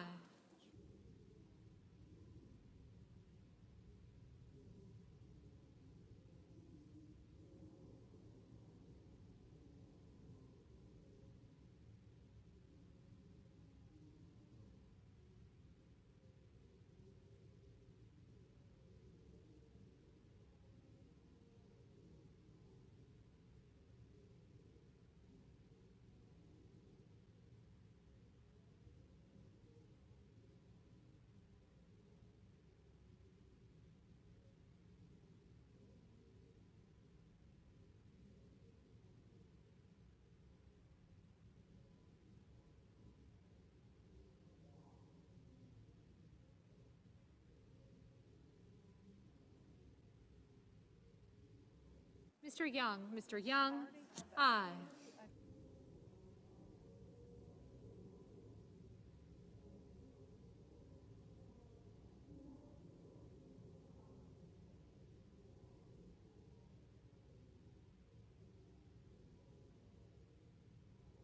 Mr. Warner. Mr. Warner, aye.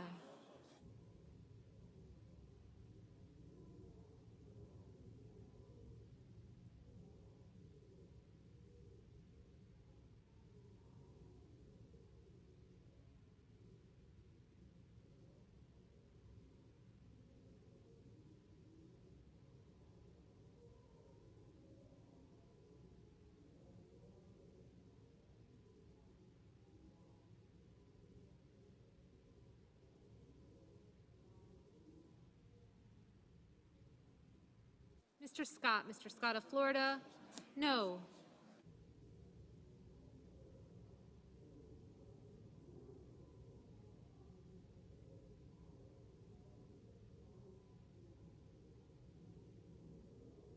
Ms. Cortez Masto. Ms. Cortez Masto, aye.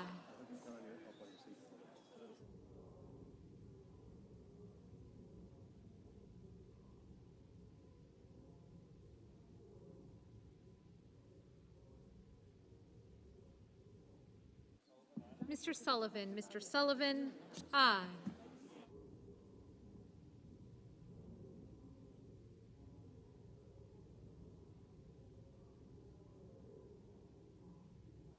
Scott. Mr. Scott of South Carolina, aye.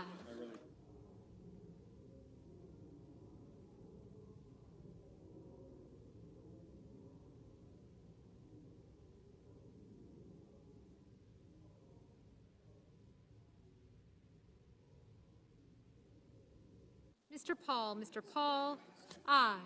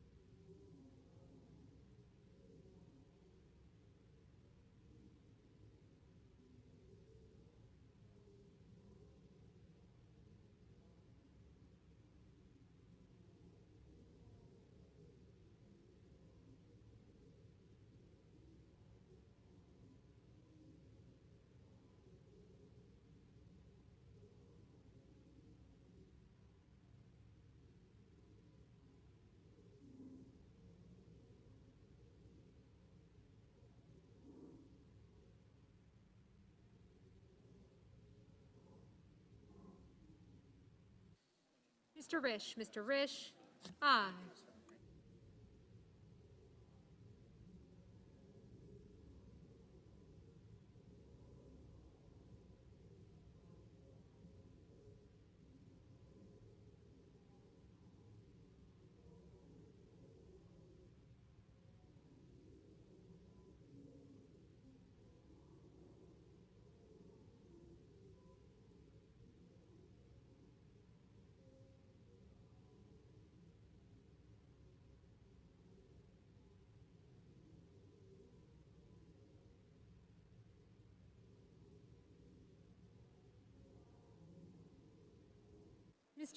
Mr. Merkley, aye.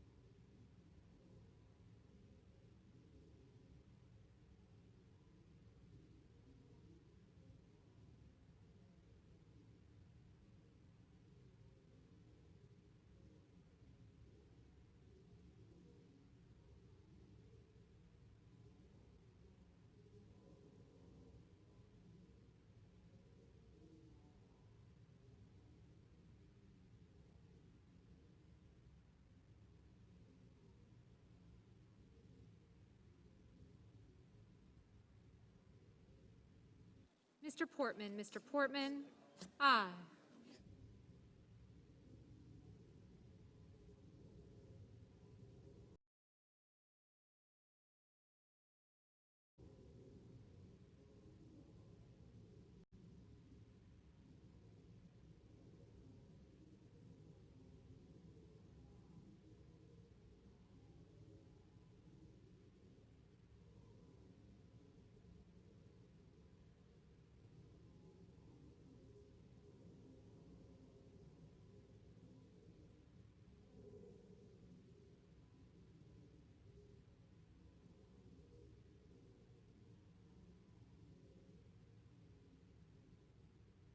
Mr. Menendez, aye.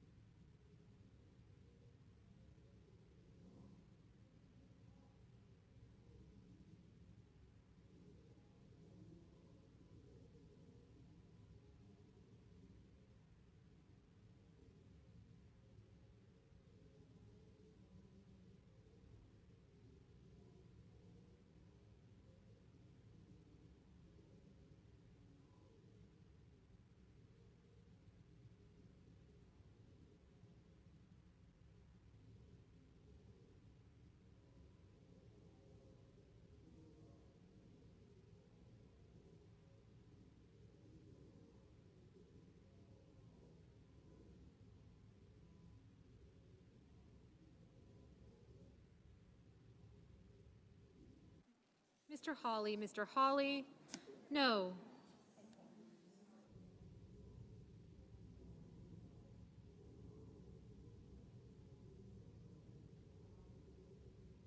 Mrs. Blackburn. Mrs. Blackburn, aye.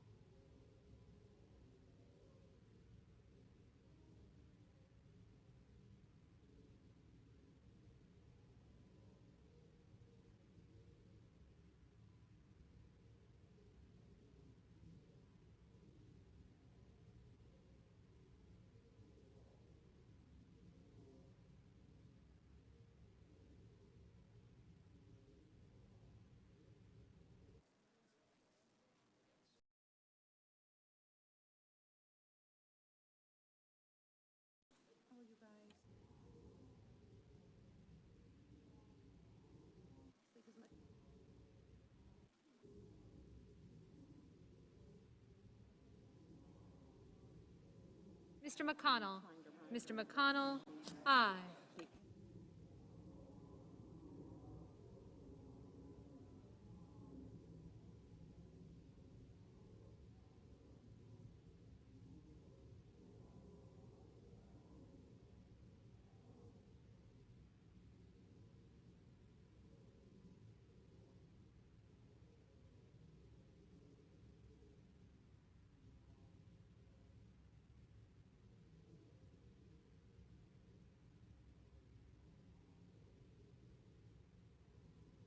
Mr. Rubio. Mr. Rubio, aye.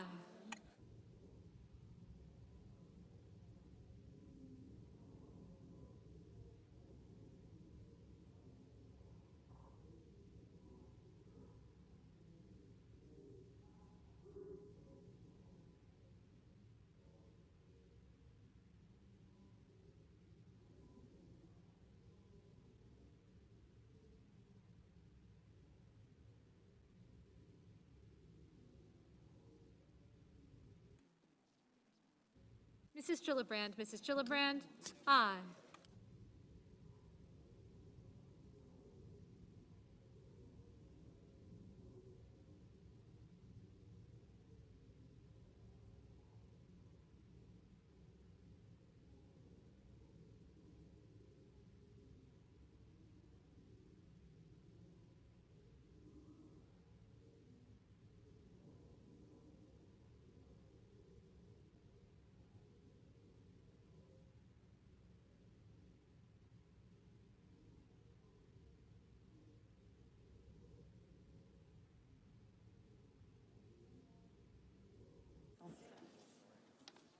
On this vote, the yeas are 95, the nays are 3. Under the previous order requiring 60 votes for the adoption of this amendment, the amendment is agreed to.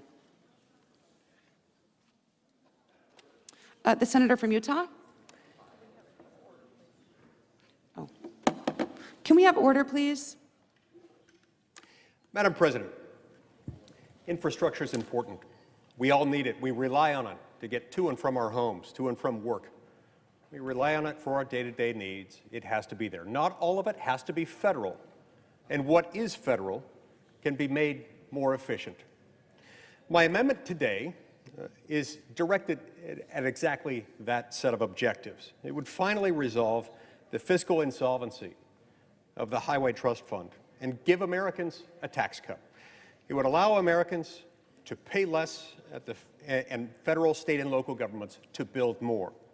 Pay less, build more. That's the emphasis of this entire amendment. We should pay less for what we need, and we should build more of it. Specifically, my amendment would transfer $120 billion in unused COVID-19 funds to the Highway Trust Fund. It returns the scope of the Highway Trust Fund dollars so that they can be used only for projects on the interstate highway system. This was, after all, why the gasoline tax was created, and it ought to be what we use it for today. After all, most roads are not interstate. Most systems are not the interstate highway system. The federal government doesn't need to do all of it. And in fact, what we find is that when states and localities do infrastructure, they can do so more efficiently, far less expensively as a result of the Byzantine labyrinth of federal regulations that you have to comply with as soon as you're doing any kind of a road project that involves even a single dollar of federal funds. My amendment also requires a 5-year plan to pay off all of our Highway Trust Fund's outstanding obligations. And on day one, my amendment reduces the fuel tax from 18.4 cents to 7 cents on gasoline, and the diesel tax from 24.3 to 8.3 cents to keep pace with the current spending needs of the interstate highway system. We also can't forget that burdensome federal regulations and intervention that balloon the costs of our country's infrastructure projects. The Competitive Enterprise Institute has estimated that federal regulations and intervention cost American consumers and businesses nearly $2 trillion annually. We know that within federal infrastructure projects, there are a multitude of federal regulations that drive up the cost of each project by as much as 20%, in many cases more like 30%, and I'm told in some cases even more than that. Order, please. We drive up infrastructure costs when we make the projects federal. It doesn't need to be this way because most of these are not federal projects. That's why my amendment also addresses 2 key regulatory challenges in our infrastructure context. One, it reforms the NEPA process to ensure that projects are given certain timelines and not stalled out by frivolous lawsuits. President, the Senate is not in order. The Senate is not in order. Please take your conversations off the floor. Thank you.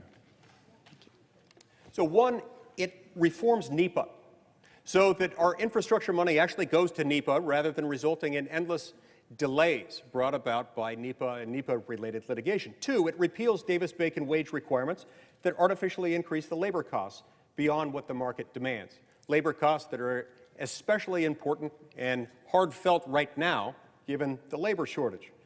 The Senate has a choice today, Madam President. You can choose to pay less and build more.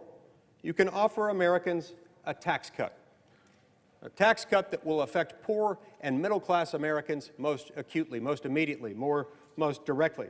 And it will also simultaneously provide long-term solvency to the Highway Trust Fund and lower the cost of our nation's infrastructure projects. Or, alternatively, if you don't want to vote for this, you can choose our current path, which is to continue to saddle the American people with debt, more inflation, financial insolvency, and more inevitable taxes. You can also vote against it and choose to continue the current practice of allowing for endless, needless, pointless delays in our infrastructure projects that really harm Americans. Look, at the end of the day, we just want more of our tax dollars going into funding steel and concrete to go into the ground so that America's moms and dads can spend less time stuck in gridlock traffic and more time with their families. The choice seems very clear to me. I urge all my colleagues to vote for this amendment to build more and pay less. The senator from West Virginia.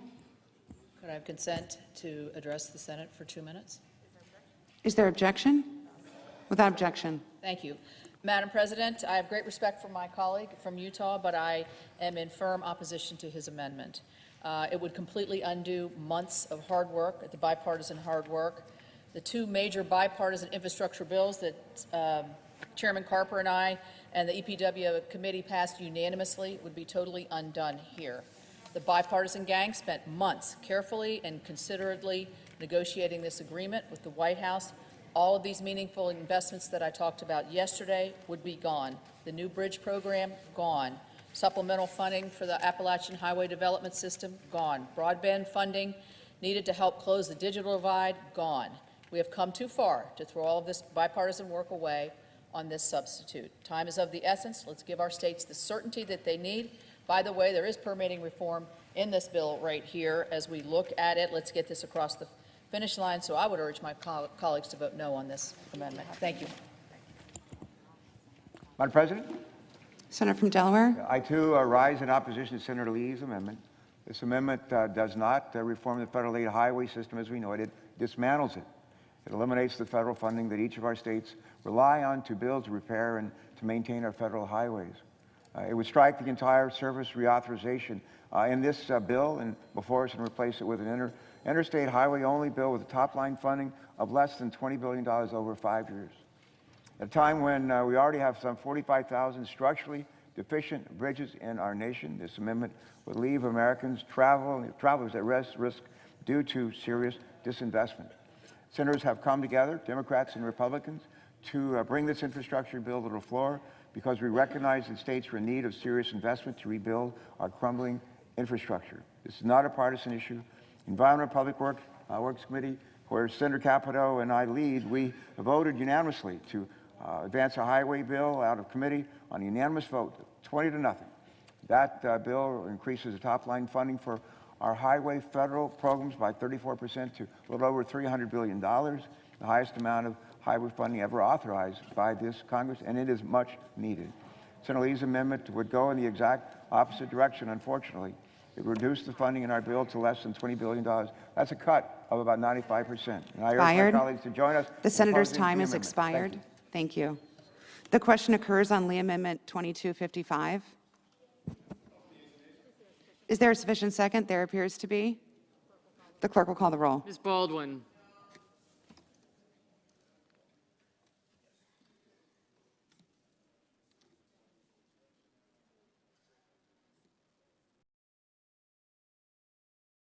Mr. Barrasso.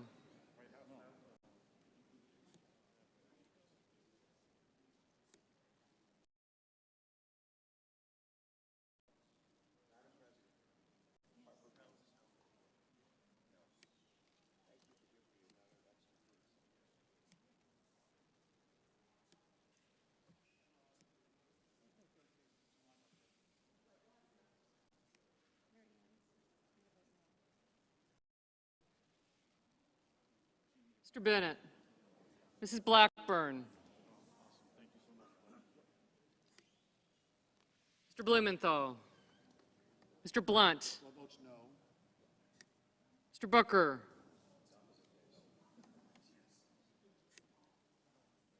Mr. Bozeman. Mr. Braun. Mr. Brown. Mr. Burr. Ms. Cantwell. Mrs. Capito, Mr. Cardin, Mr. Carper, Mr. Casey, Mr. Cassidy.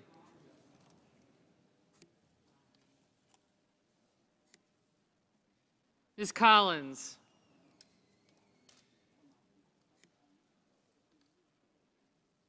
Gotcha, thank you. Yeah, I know, but I'm busy.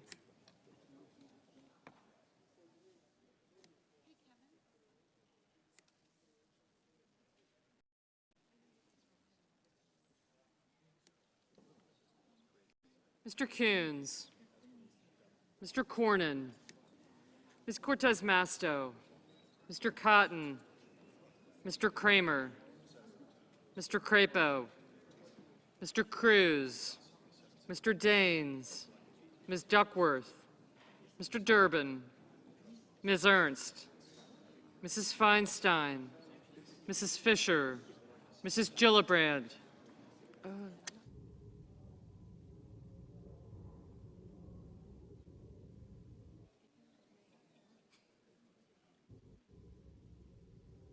Mrs. Gillibrand, Mr. Graham,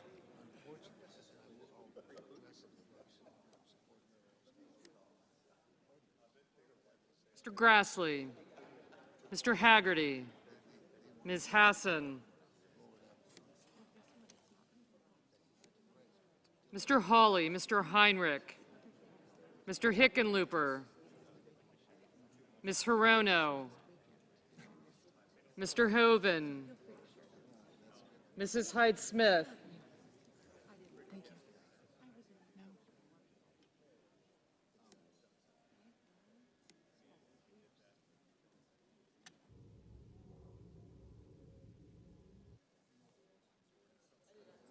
Mr. Inhofe, Mr. Johnson, Mr. Kane, Mr. Kelly, Mr. Kennedy, Mr. King,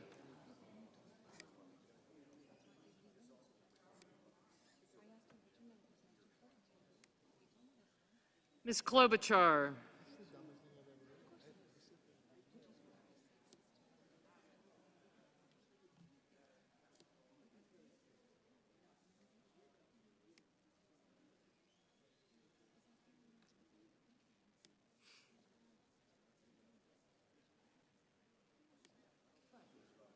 Mr. Lankford, Mr. Leahy, Mr. Lee,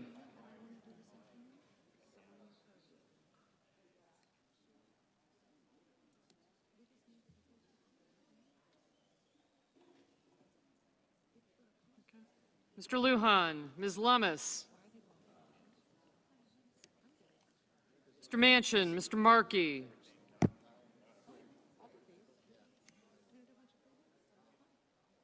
Mr. Marshall, Mr. McConnell, Mr. Menendez, Mr. Merkley, Mr. Moran, Ms. Murkowski,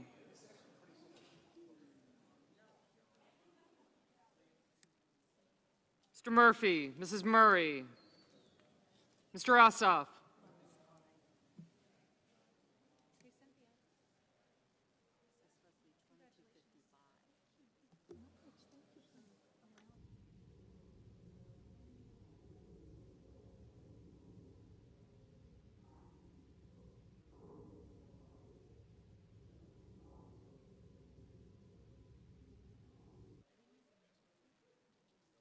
Mr. Padilla, Mr. Paul, Mr. Peters, Mr. Portman,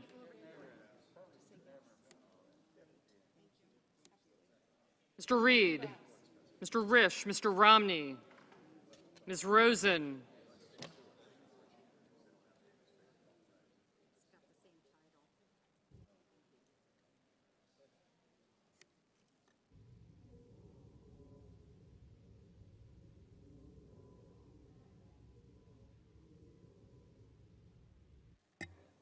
Mr. Rubio, Mr. Sanders, Mr. Sass, Mr. Schatz, Mr. Schumer,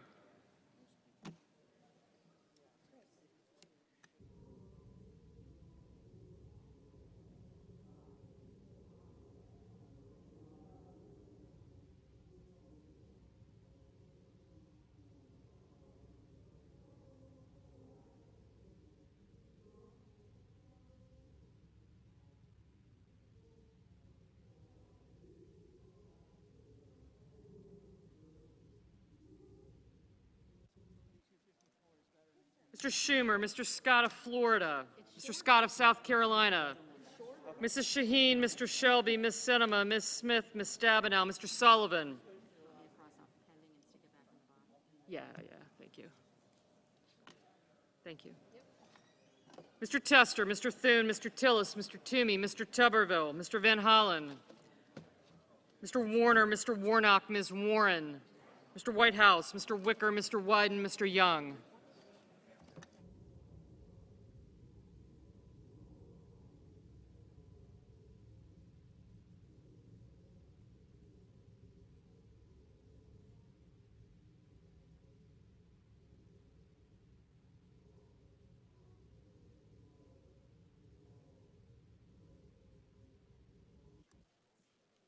Senators voting in the affirmative: Braun, Cruz, Lankford, Lee, Lummis, Paul, Rubio, and Scott of Florida.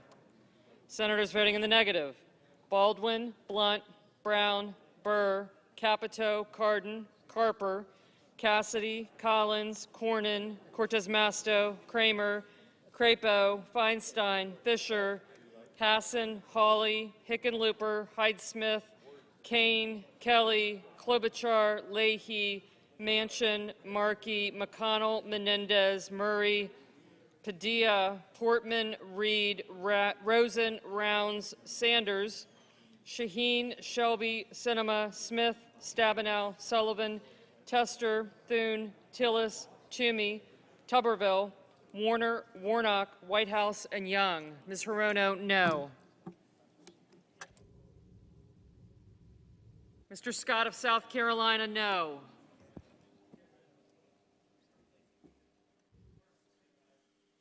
Ms. Warren, no.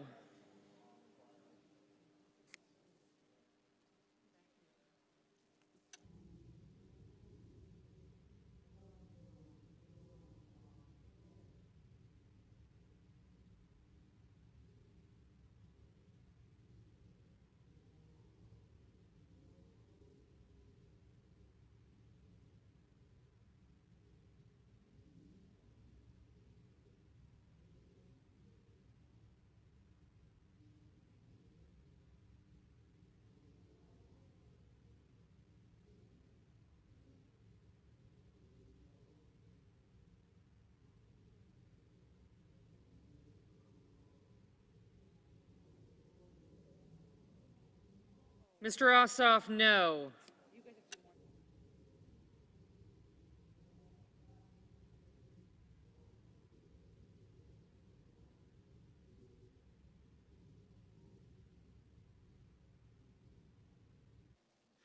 Mr. Wyden, no.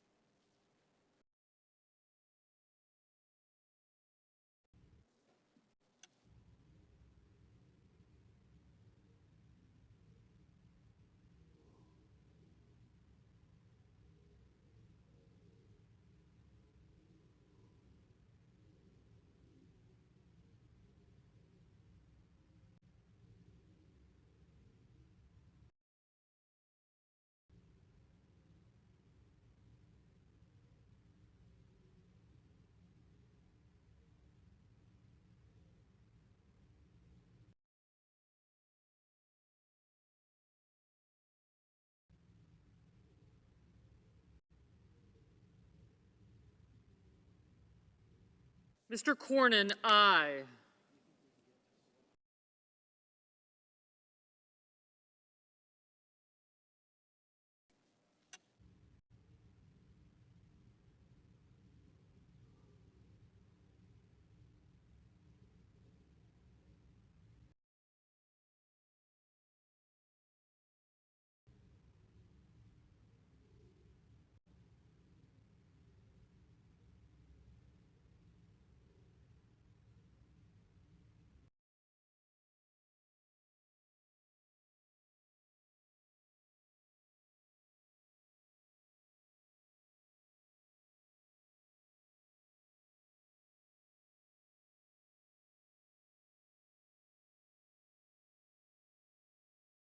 So aye.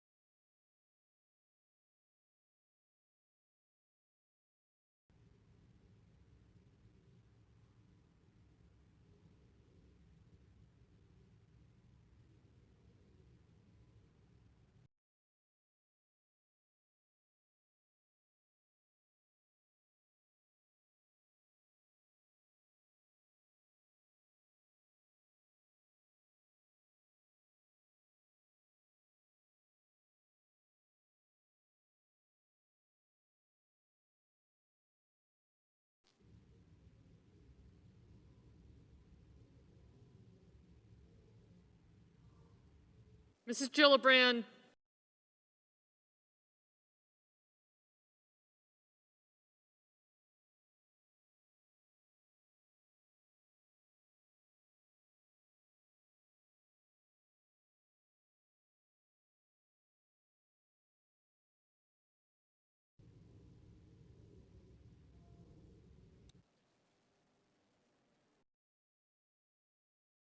Mr. Sassai.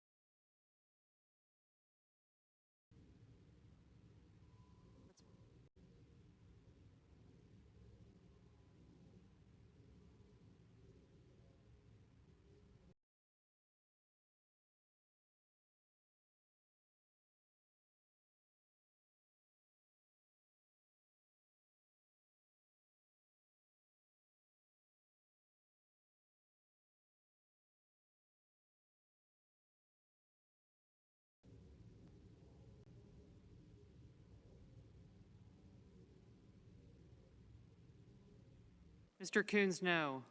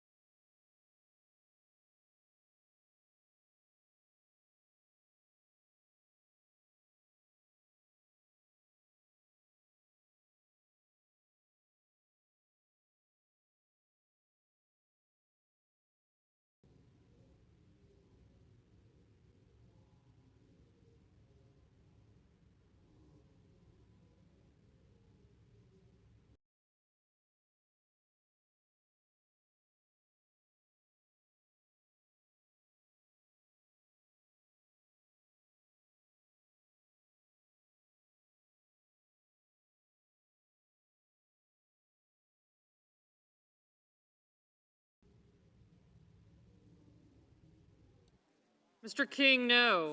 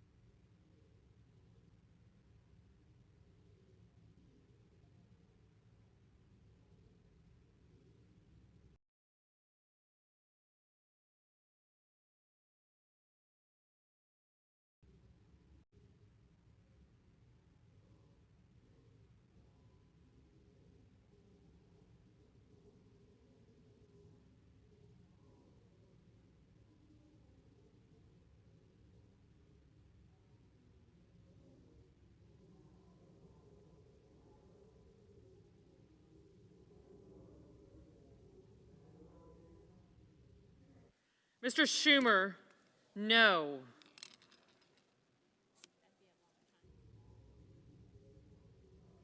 Ms. Duckworth, no. Mr. Peters, no.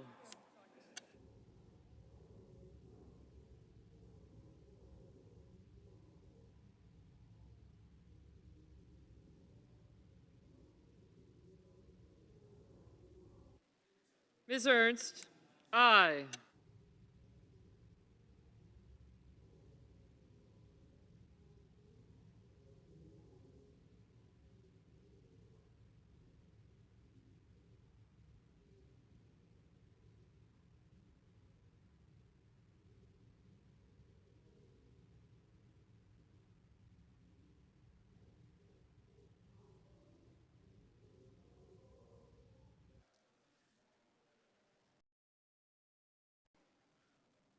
Mr. Lujan, no. Ms. Murkowski, no.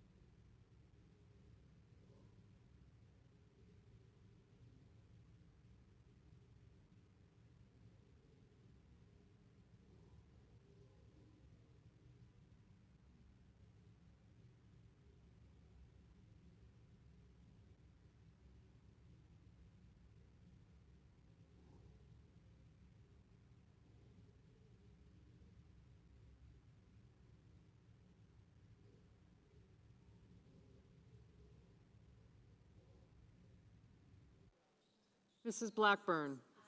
Aye.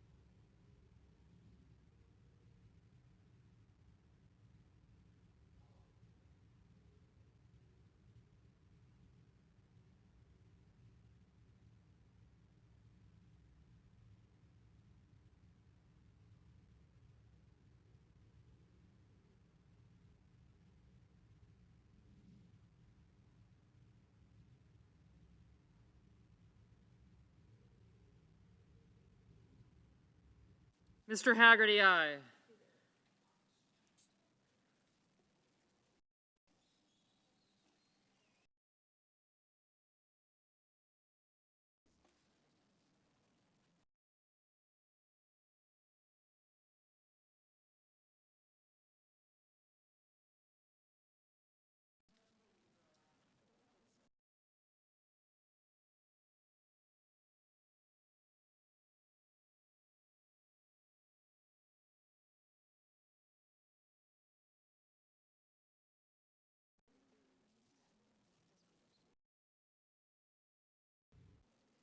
Mr. Hoven, no.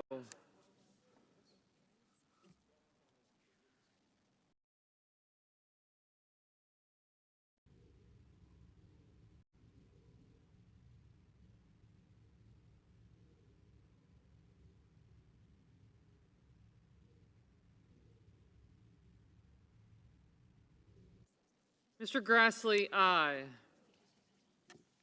Mr. Casey, no.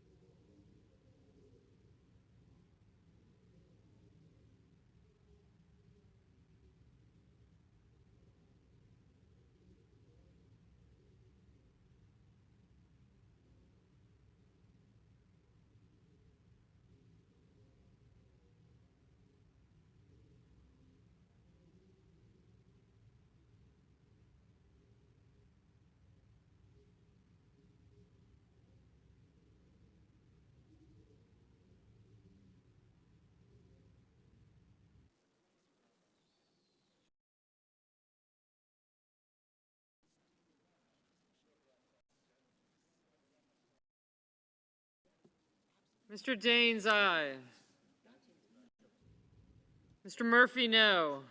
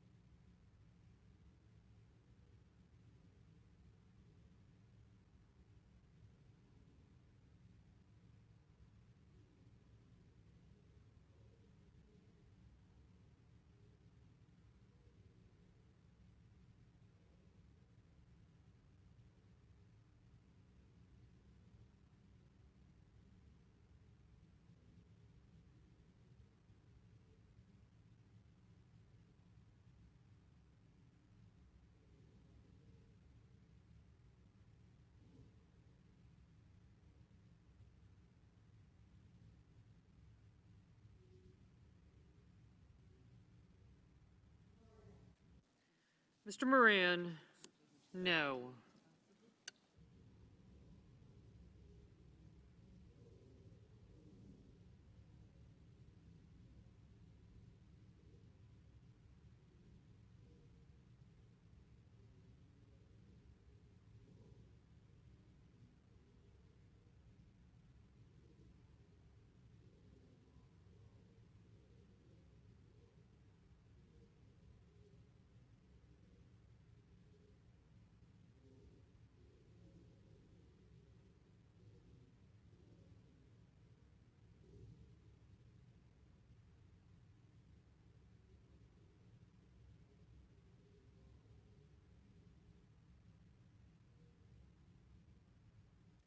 Mr. Romney, no.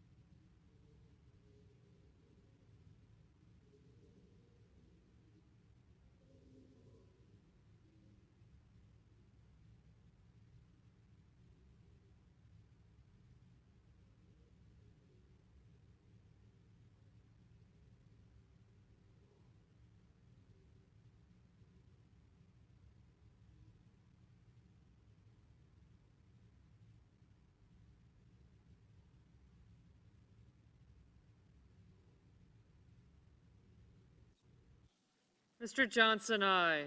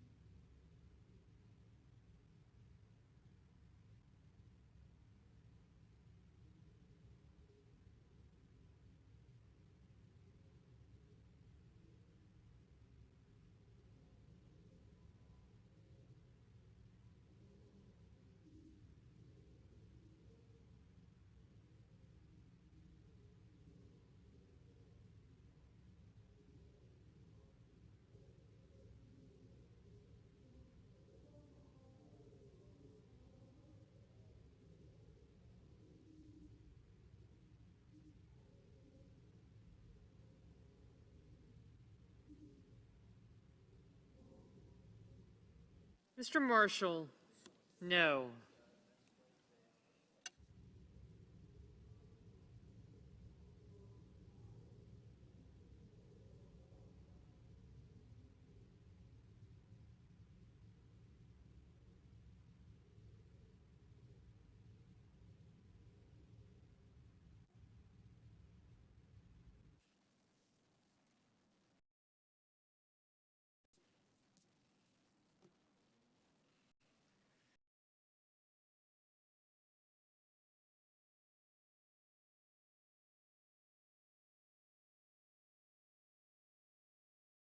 Mr. Risch, no.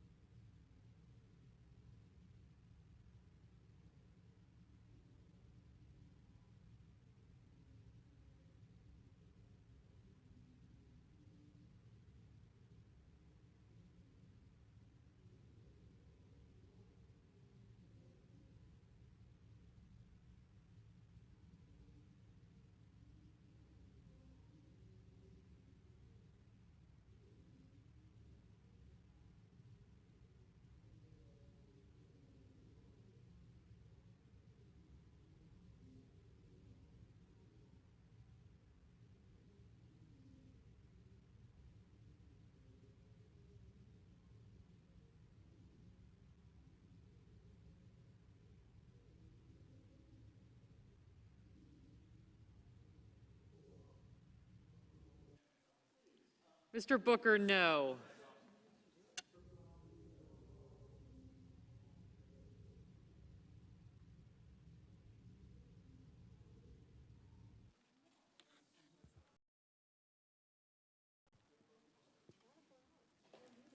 On this vote, the yeas are 20, the nays are 78. Under the previous order requiring 60 votes for the adoption of this amendment, the amendment is not agreed to. Madam President. Madam President. Senator from Louisiana. Mississippi. I ask unanimous consent that Joseph Calashoni, an FCC detailee in my office, be granted floor privileges for the remainder of the Congress. Without objection. Thank you, Madam President. And at this time, I ask unanimous consent that the Senate recess until 2:15 p.m. Without objection. The Senate stands at recess until 2:15.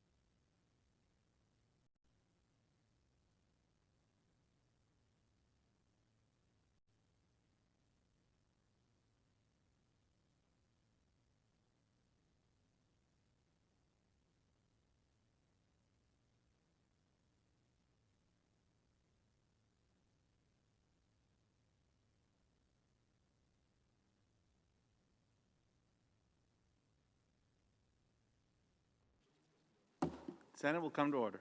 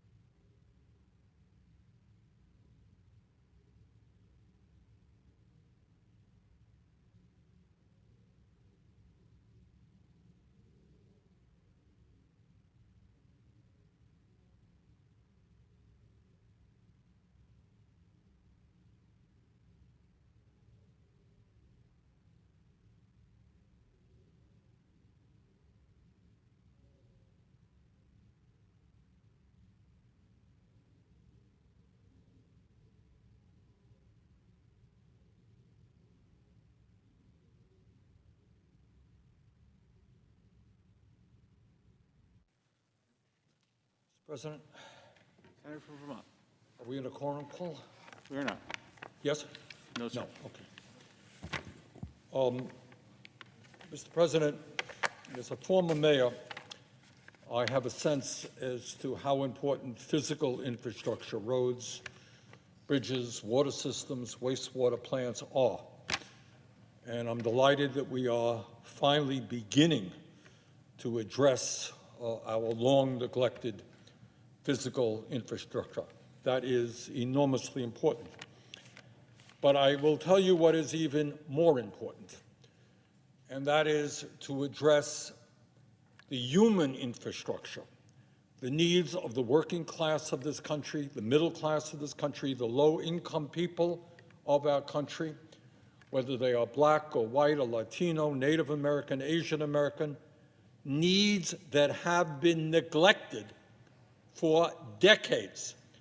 It is no secret to the American people that for a very long time, the United States Congress has paid keen attention to the needs of the people on top. And yet we have turned our backs on millions of people who are struggling to put food on the table, to take care of their kids, to take care of their parents. And on top of that, obviously, we have ignored the great existential crisis of our time, and that is climate change. And the result of all of that is that today the gap between the very, very rich and everybody else is wider than it has been in 100 years. Today you have two people who own more wealth than the bottom 40%. And for many of our billionaire friends, apparently they are increasingly unconcerned about what happens here on Earth because they're often out of space. But some of us who go home every weekend to our states and our districts, we kind of are worried about what's going on down on Earth and the needs of working families. So, Mr. President, as you know, as soon as we address this bipartisan physical infrastructure bill, we are going to move toward what I consider to be one of the most consequential pieces of legislation for working families since FDR, the New Deal, and the Great Depression. And we are going there and addressing the needs of working families because we understand that real wages for workers have not gone up in 50 years, an explosion of technology, explosion of worker productivity, and yet in real inflation accounted for dollars, many workers today are not making a nickel more than they did 50 years ago. We're going forward on the reconciliation bill to address the needs of the working class because in the richest country in the history of the world, it is unacceptable that half of our people are living paycheck to paycheck. They go to work, and at the end of the week, they got nothing in the bank, and maybe they're even further behind because they can't afford their health care needs, the rent, and the educational costs of their children. We are going to go forward and pass this legislation because the time is long overdue for the United States Congress to begin to make sure the American people understand that our job is not just to represent the corporate elites and wealthy campaign contributors, but to address the needs of the struggling men and women of our country. And on top of all of that, it would be incomprehensible to the people of our country who turn on the TV, they see the West Coast burning, they see the drought in the Midwest, they see the floods all over Europe, Australia on fire. It would be incomprehensible and a real crime against future generations if we did not finally address in a significant way the existential threat not only to our country but to the world in terms of climate. And I wanted to talk a little bit about some of the work that the Budget Committee has done and what is going to be in that reconciliation package, because my friends here in the media are very concerned about process, which is fine, but the American people want to know, hey, what is the Congress going to do for me? What it's going to do to improve my life, my children's life, my parents' life? What are we going to do to save the planet?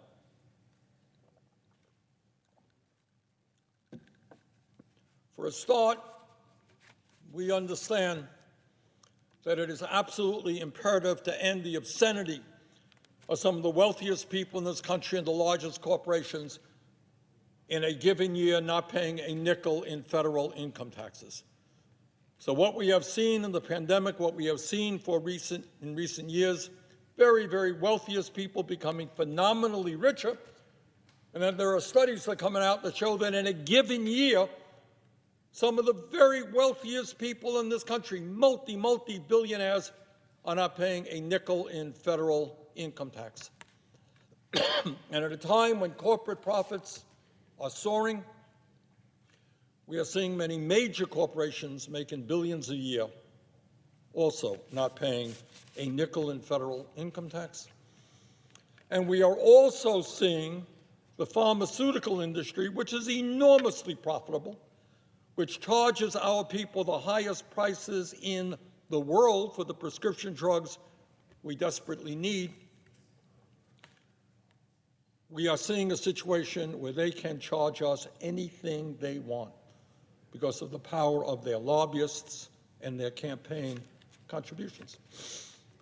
And we're going to put an end to that as well, because we are going to demand that Medicare start negotiating prescription drug costs with the pharmaceutical industry.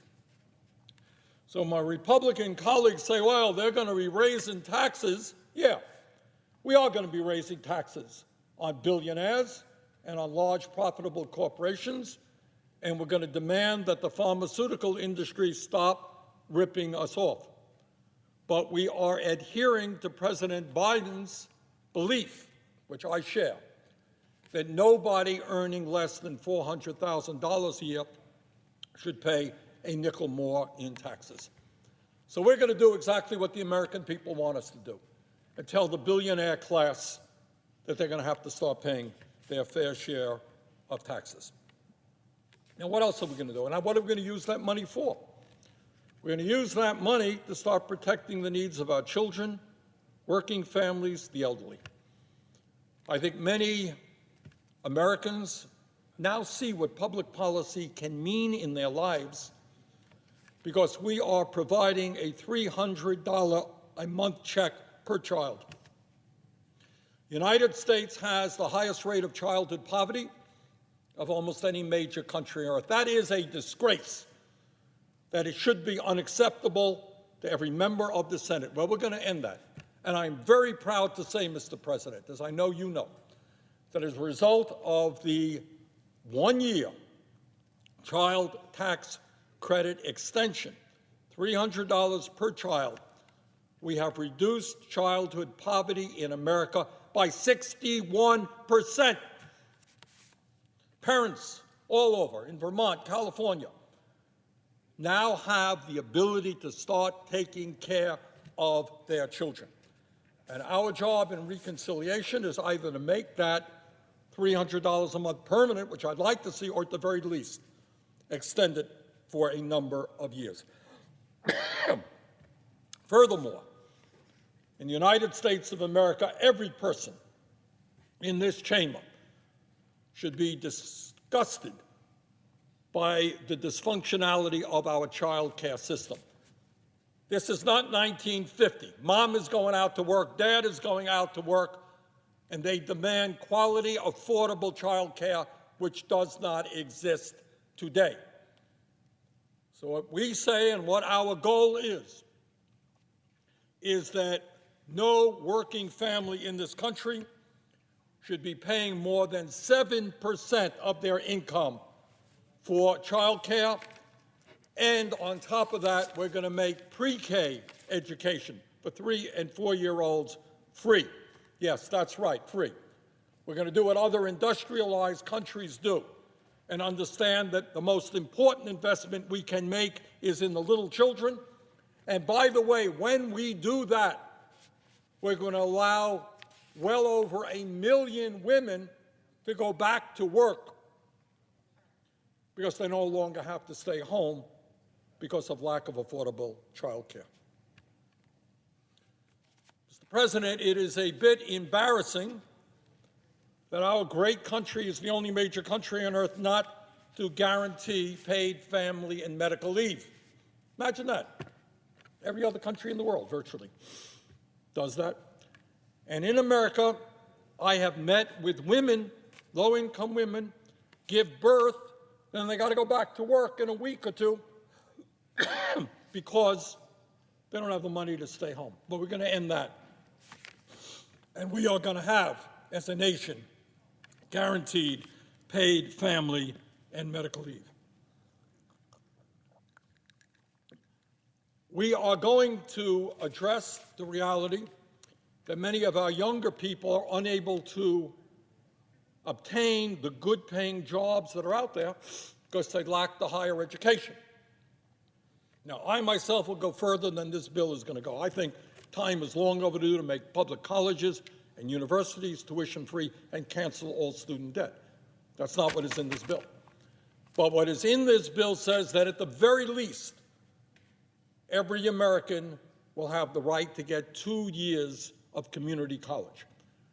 And they can use that to get the training they need to get the good jobs. Maybe it's nursing, maybe it's something else. But they will also get the credits they need that they can transfer into a 4-year school. So we're making a big step forward in getting young people the ability to get the training they need, the education they need to obtain the good-paying jobs that are out there. Mr. President, I know that you are aware that right here in this community, right here on Capitol Hill, Washington, D.C., you got people sleeping out on the street. And they're sleeping out on the streets in every state in this country. In fact, we have almost 600,000 people sleeping out on the streets of the wealthiest country in the history of the world. Well, this legislation will create millions of jobs in housing and in other areas because we are going to build the low-income and affordable housing that we need. And it's not only homelessness. You got 18 million households spending 50% of their limited incomes on housing. We need to build low-income and affordable housing, and when we do that, we're going to create a heck of a lot of good-paying jobs. Just today, I talked to a gentleman whose wife is very, very ill and is having a hard time affording the home health care that he is paying for. We are an aging society, and whether people have severe disabilities or whether they're just getting old, people would rather stay at home in many cases rather than be forced into nursing homes.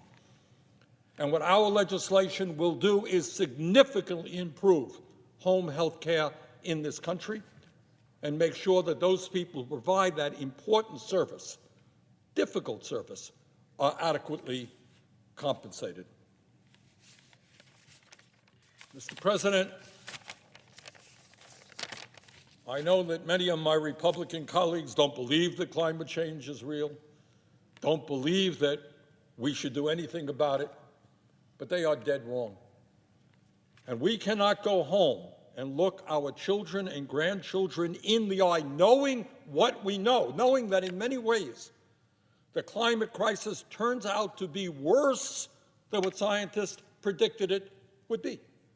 Climate ordinarily changes over thousands of years, hundreds of years. We are seeing the change in climate with our own eyes year by year. It is frightening. And if people think that the forest fires in Oregon, California, Montana, elsewhere are an aberration, there are a once in a lifetime, you're wrong. Everything being equal, we will see worse in years to come. And the truth is, what makes this crisis so difficult, we can't solve it alone. We're going to have to work with China and India and Europe. We're going to have to bring the world together to save this planet for our kids and future generations. And this legislation takes an important step forward. It doesn't go as far as it should, but it is a major step forward in transforming our energy system away from fossil fuel to energy efficiency and sustainable energy. Now, I know we will be hearing from my Republican colleagues who are very upset that this will be a partisan bill, which it will be. But let me remind them that they used the so-called reconciliation process recently, two areas. Number one, they thought it important to go forward in a partisan way without Democratic support, with the enormously important goal of giving massive tax breaks to billionaires and large corporations. That's how they used the reconciliation process. Well, we've got a little different idea. We're going to use the reconciliation process and the 50 votes we have with the Vice President to protect the working families of this country, not the billionaire class. And the other effort that they made in terms of reconciliation was to try, and they came within one vote of doing it, the late John McCain. They would have thrown up to 30 million Americans off of health care by ending the Affordable Care Act. So they have used reconciliation, and we will use it, except we're going to use it to protect ordinary Americans, the children, the elderly, the sick, and the poor, rather than just the very wealthy or the pharmaceutical industry. So, Mr. President, we are now in the midst of a debate over the physical infrastructure, the bipartisan bill, very important. We need to rebuild our roads and bridges. But more important is the need to address the crises facing working families all over this country. And when we go forward and do that, when we protect our children and the elderly and the environment, we're going to create millions of good-paying jobs, put people to work, rebuilding this country in a way that is long, long overdue. With that, Mr. President, I would yield the floor.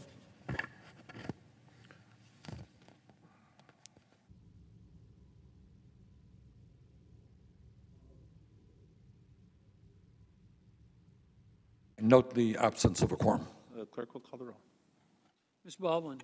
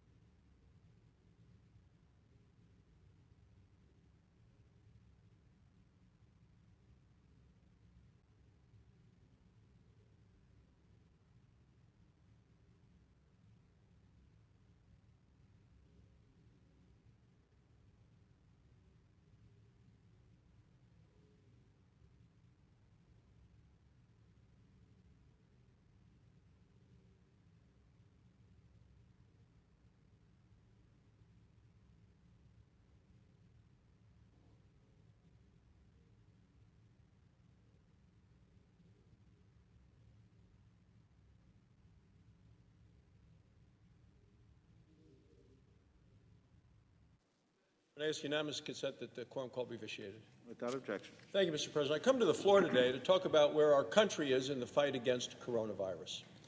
Simple message on the coronavirus is this: vaccines work. Single most important thing you want to do to protect yourself and to protect your family is to get vaccinated.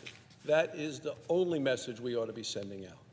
I'm a doctor. I've been vaccinated. My wife's been vaccinated. Our kids have been vaccinated. There is overwhelming evidence that vaccines are highly effective against serious illness. Yet, we are talking about this issue today because of the chaos and the confusion that has come about due to messaging coming out of the White House and the Centers for Disease Control and Prevention. That's why, with limited floor time during this important debate on spending, I come to the floor today to discuss this specific issue. President Biden and the CDC ought to be found guilty of medical malpractice for the comments that they've been making.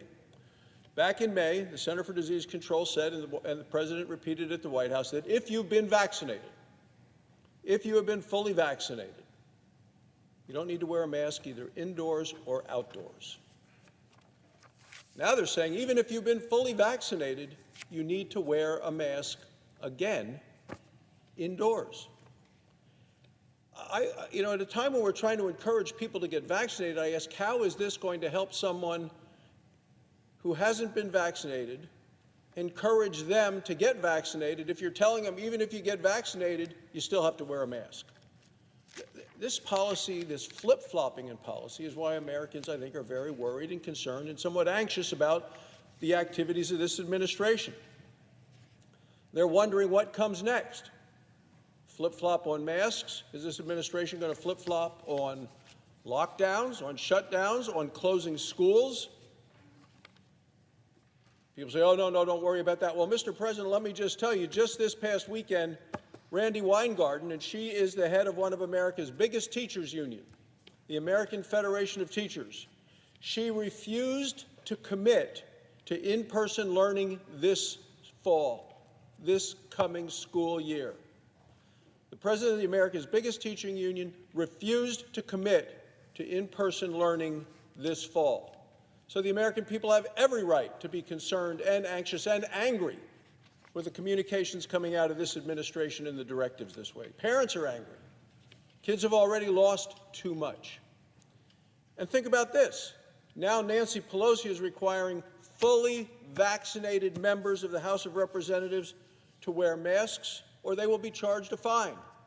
She's even threatened and told the Capitol Police to arrest staff members, fully vaccinated staff members who aren't wearing masks. These are people that have been vaccinated. At the same time, the Biden administration has thrown our southern border wide open, 180,000 illegal immigrants a month with almost every disease known to man. We're talking people undocumented and unvaccinated. When I went to the border earlier this spring, our border agents told me that they had arrested people from 50 different countries. Of course, these people are all coming from places where vaccination rates are much lower than they are in our country. Since the start of the pandemic, more than 8,000 Border Patrol officers have tested positive for coronavirus. 32 of these agents have died. When I visited the border, roughly 1 in 10 of the unaccompanied children in custody had tested positive, and they were intermingled with others who had tested positive, and those not tested positive. They're all crammed in like sardines, and the testing occurred only when they were getting ready to be released, and then sent all around America, spreading the coronavirus wherever they went. And it's interesting to listen to Democrats in the national media and on the Hill who want to blame Republicans for any vaccine hesitancy that's out there. Well, let me set this record straight on that, Madam President. Republican elected officials have gone out of our way to encourage vaccinations. It is the responsible thing to do. I have traveled from one vaccination site to another all around the state of Wyoming, made public service announcements with other doctors who are members of the Doctors Caucus in the Congress, in the House and the Senate, made public service announcements, put them out on videos, and sent them around the country. The truth is that there are a large number of Democrats who are still unvaccinated. 40% as of today of New York City public school employees have not been vaccinated. And it's ready for the school year to start. And yet we don't have a commitment from the head of the teachers union to have in-person learning this year. 40% of the public hospital workers in New York City are unvaccinated. 41% of Chicago residents are not vaccinated. You take a look city by city, Democrat-run cities, high percentage of people not vaccinated. And yet President Biden and the Senate Majority Leader continue to point fingers. It does seem to me that Democrats have utterly failed to communicate a clear message to get the American people vaccinated. In fact, I think Democrat politicians have been a big part of the problem from the beginning. Early on, while the vaccine was currently being developed, people were hoping for a vaccine. We saw the vice presidential debate. 57 million people watching, and then at the time, vice presidential candidate, at the time Senator Harris, now Vice President Harris, said she would not get a vaccine developed under the Trump administration. She said, if Donald Trump tells us we should take it, I'm not going to take it. Before Democrats point the finger at Republicans, they should get their own cities vaccinated. Mr. President, there's much more to talk about. There are many mistakes made by this administration and the Democrats over the last 6 months. But it's no coincidence that over the last 3 months, we've seen a historic drop in national optimism. The majority of the country says America is now on the wrong track. Just 1 in 3 Americans is satisfied with the way things are going in this country. Fully only 1 in 5 Americans has switched from optimistic about our future to pessimistic about our future in just 3 months. Fully 1 in 5 Americans flipped on their thoughts of the direction of the country. And it's easy to see why. They see inflation eating away at their paychecks. They see Democrats piling up debt on our kids and grandkids. They see their taxes are about to go up again. They see an open southern border. They see rising crime in Democrat cities. And, Madam President, independent voters are running away from Democrats as fast as they can. It's time for Democrats to get the message. If we want to get the virus behind us, the answer is not open borders. The answer is not more flip-flops, and it's not more mandates on the American people. Time for the Democrats to stop pointing fingers. The school year returns in just a matter of weeks. Every school in America must be open. It's time for Democrats to follow the science. No more flip-flops, no more mandates, no more lockdowns, no more excuses. Madam President, I ask that the following be placed separately in the record, and I want to address a separate topic. And I come to the floor at this point, Madam President. Without objection. Thank you, Madam President. I come to the floor at this point, Madam President, to oppose the nomination of David Chipman as Director of the Bureau of Alcohol, Tobacco, and Firearms. David Chipman is an anti-gun extremist who would politicize one of the world's greatest law enforcement agencies, the ATF. If confirmed, he would be the most radically anti-gun director in the ATF history. David Chipman's views are completely out of touch with those of the American people. He opposed the Supreme Court case that struck down Washington, D.C.'s ban on handguns, the Heller case.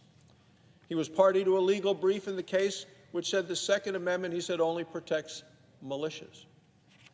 He supports bringing back the 1994 assault weapons ban, which President Biden often brags that he wrote. Congress let that ban expire because there was never any proof that it brought down crime. During his hearing with the Judiciary Committee, Senator Cotton specifically asked Mr. Chipman to define what an assault weapon is. Mr. Chipman said an assault weapon would be whatever Congress defines it as. Senator Cotton went on to ask Mr. Chipman for his own definition of an assault weapon. He said, any semi-automatic rifle capable of accepting a detachable magazine above a .22. Well, as Senator Cotton rightly pointed out, this would ban most sporting rifles in America. If David Chipman made our gun laws, most sporting rifles would be banned. States could ban handguns. Private gun sales would be illegal. These views are completely out of touch with the views of more than 100 million Americans who are law-abiding gun owners. Worst of all, David Chipman does not have the character and integrity to lead the ATF. He has repeatedly mocked gun owners and impugned people's motives for owning a gun. David Chipman said gun ownership is a way you can get patriotic without having to serve in the military. He said, I'd compare gun ownership to the same reason Americans might want a muscle car. This is not why people buy guns. The American people buy guns to protect themselves, to keep their families safe. The American people are buying guns by the millions right now because they're afraid of Democrats' gun control policies and they're afraid of crime in Democrat cities. Last year, Democrats cut $1 billion in police funding across America. And as a result, we saw the largest increase in murder in 60 years. In response, the American people bought more than 20 million guns, including 8 million guns by first-time gun owners. First-time gun owners, because they realized they weren't able to be protected when those are trying to defund the police. Gun ownership is still going up because Democrats are still defunding police and Democrat cities are in chaos. We don't need an ATF director who mocks nearly half of the country. Recently, we found out another serious concern about Mr. Chipman's character. According to media reports, multiple ATF agents say David Chipman was accused of making racist comments about African Americans. I won't repeat them here. The comments are of great concern. According to the report, the racist comments were reported to the Equal Employment Opportunity Commission, and a complaint was filed against him. Republicans on the Senate Judiciary Committee have called for another hearing in light of this new information that has come out. I commend my colleagues for their due diligence. Yet I don't think another hearing is necessary. What is necessary is for President Biden to withdraw this nomination. Plenty of qualified Democrats out there who could be nominated to do this job. The men and women of the ATF deserve a leader with integrity and with respect for the Second Amendment to our Constitution. More than 100 million legal gun owners in this country deserve it, too. Thank you, Madam President, and I yield the floor.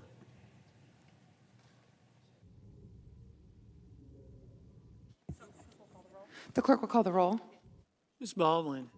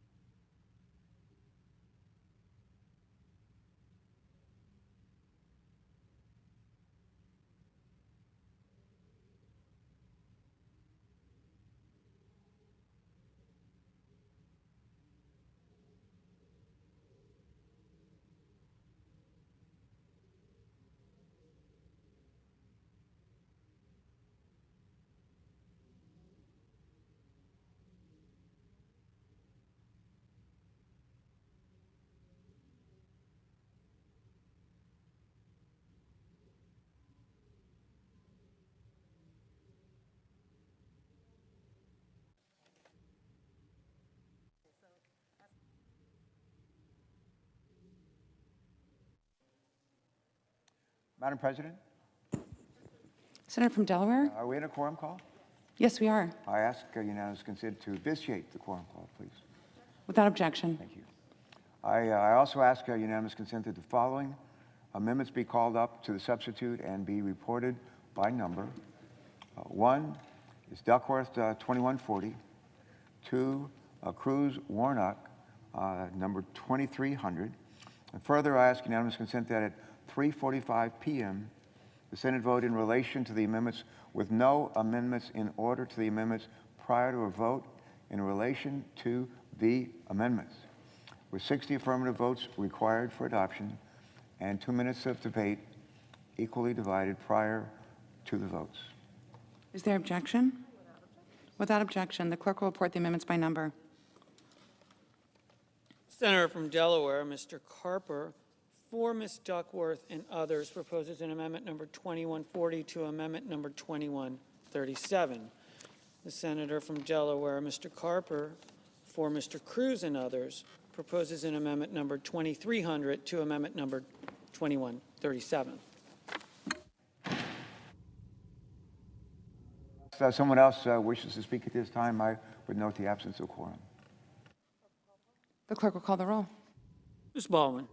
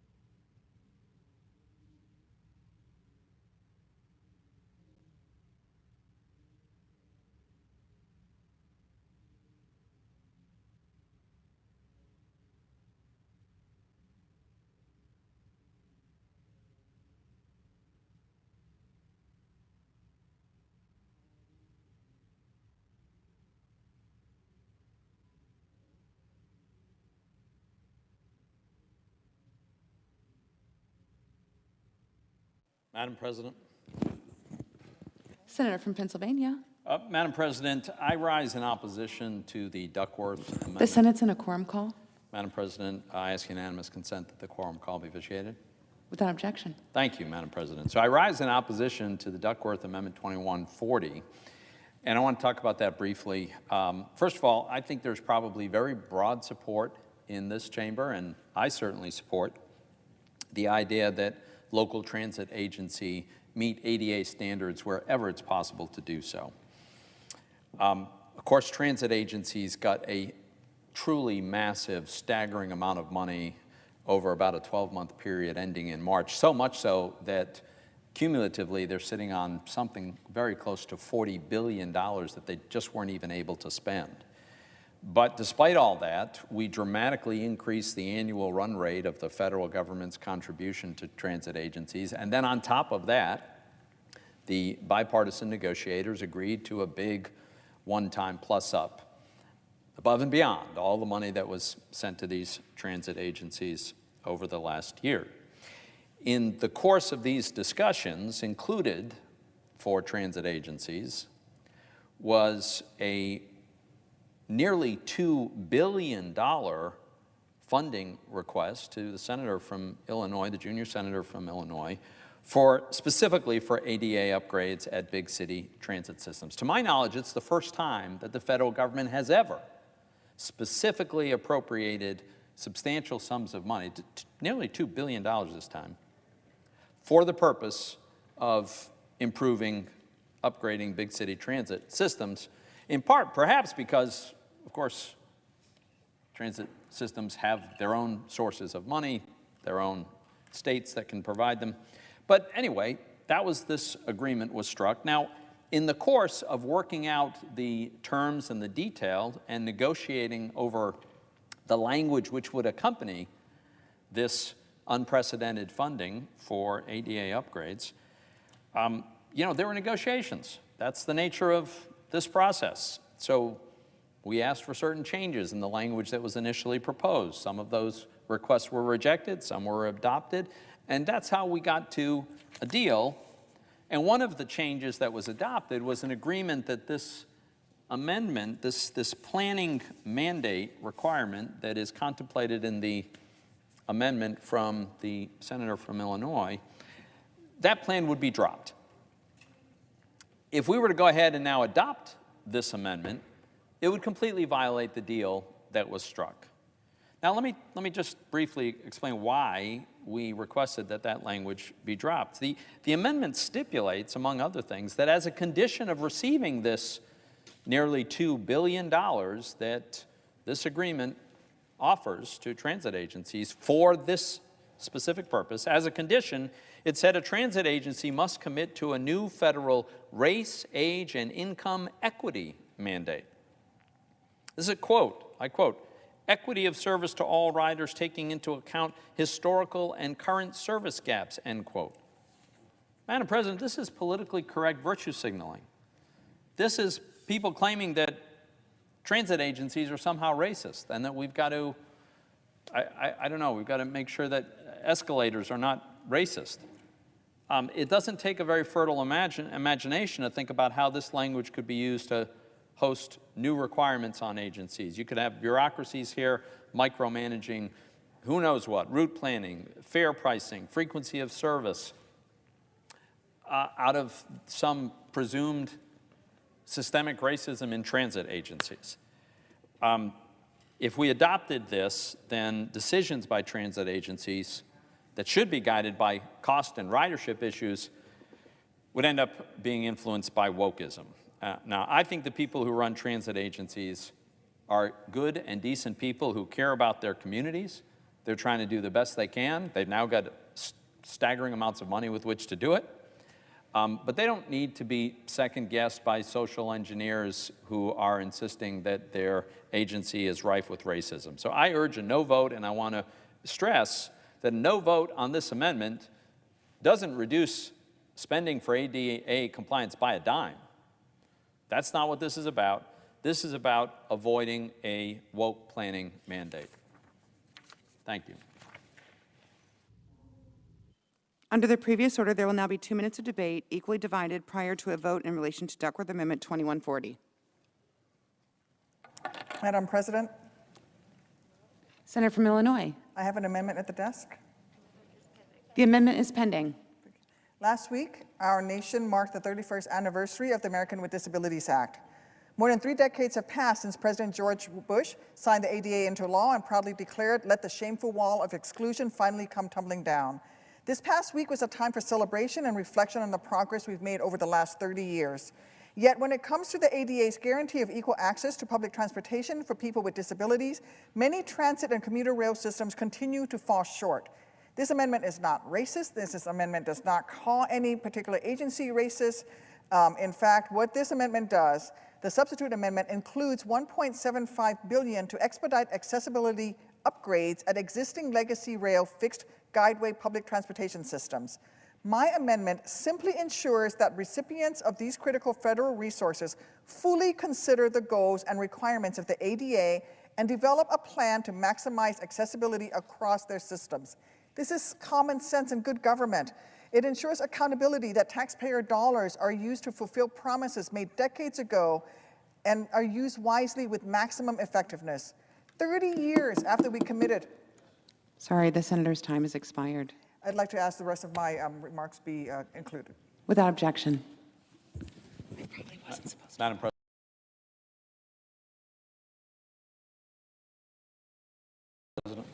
So from Pennsylvania. Can I be recognized for the 2 minutes in opposition? 1 minute. 1 minute. Well, listen, I just want to stress to my colleagues here, not prevent one dime from going to transit agencies for the purpose of upgrading their stations to comply with the ADA. All it does is prevent a mandate for a woke planning provision that was dropped in the negotiations on this bill, so I urge a no vote.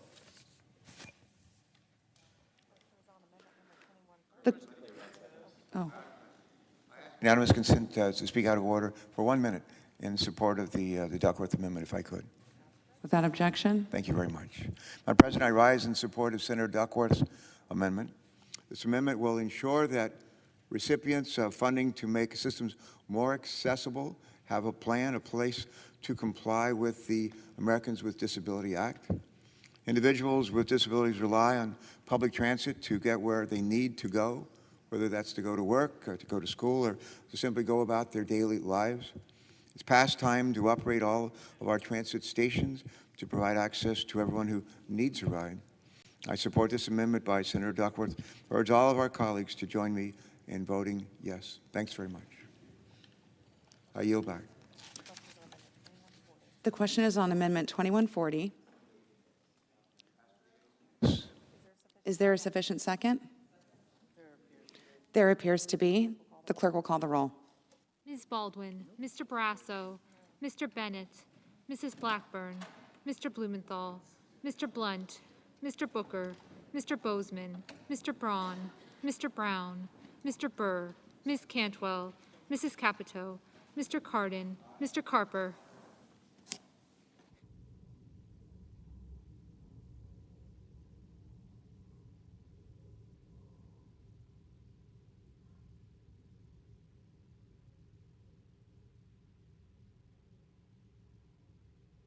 Mr. Casey.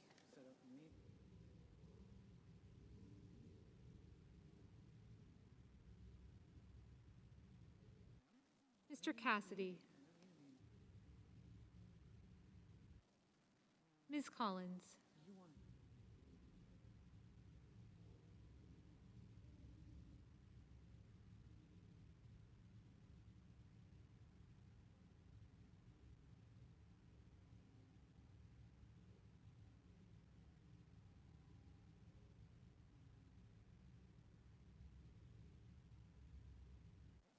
Mr. Coons.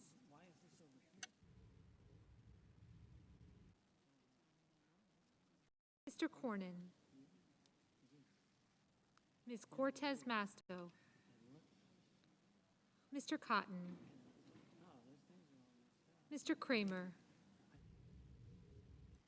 Mr. Crapo. Mr. Cruz. Mr. Daines.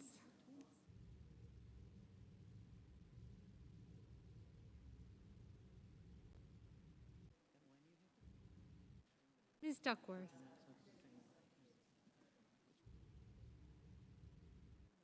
Mr. Durbin.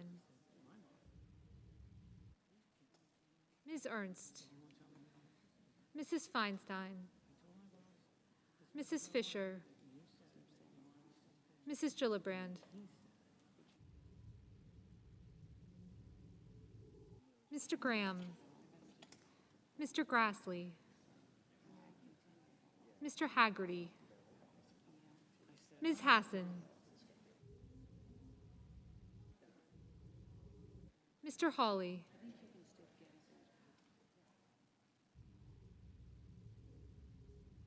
Mr. Heinrich, Mr. Hickenlooper, Ms. Hirono, Mr. Hoven, Mrs. Hyde-Smith, Mr. Inhofe,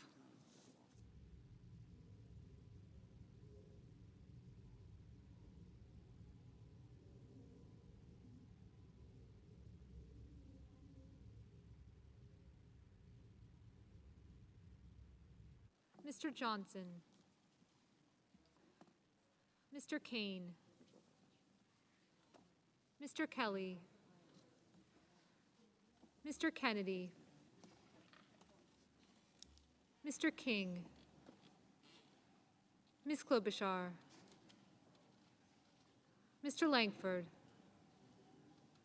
Mr. Leahy, Mr. Lee,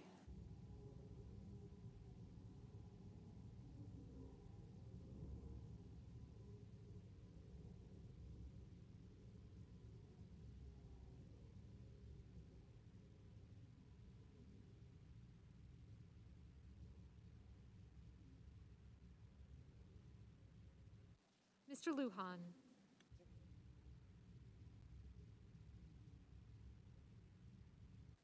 Ms. Lummis, Mr. Manchin, Mr. Markey, Mr. Marshall,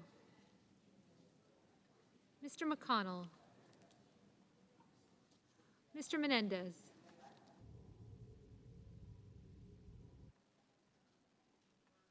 Mr. Merkley, Mr. Moran, Ms. Murkowski,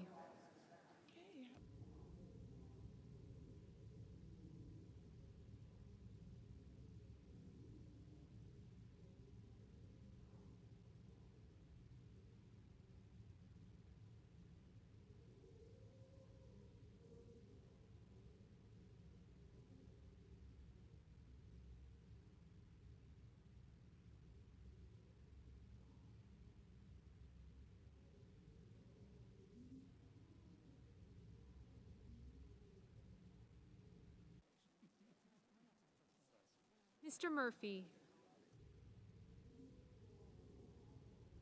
Mrs. Murray, Mr. Ossoff,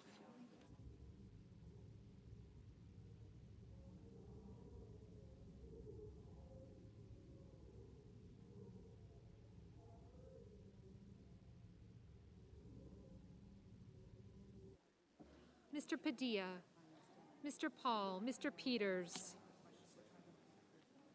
Mr. Portman, Mr. Reed, Mr. Risch, Mr. Romney, Ms. Rosen, Mr. Rounds, Mr. Rubio, Mr. Sanders, Mr. Sass,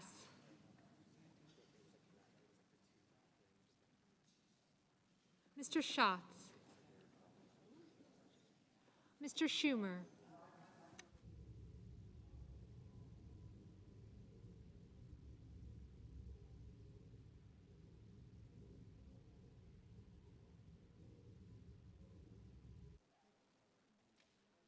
Mr. Scott of Florida,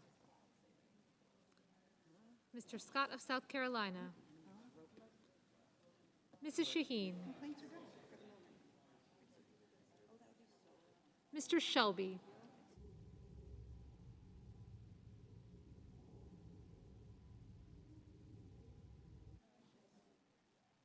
Ms. Cinema. Ms. Smith. Ms. Stabenow. Mr. Sullivan. Mr. Tester. Mr. Thune. Mr. Tillis.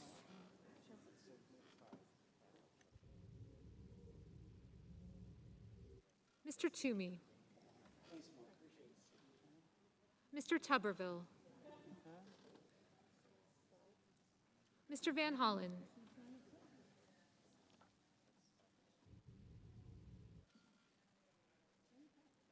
Mr. Warner. Mr. Warnock. Ms. Warren. Mr. Whitehouse. Mr. Wicker.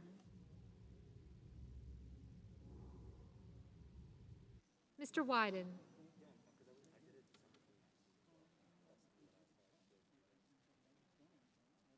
Mr. Young.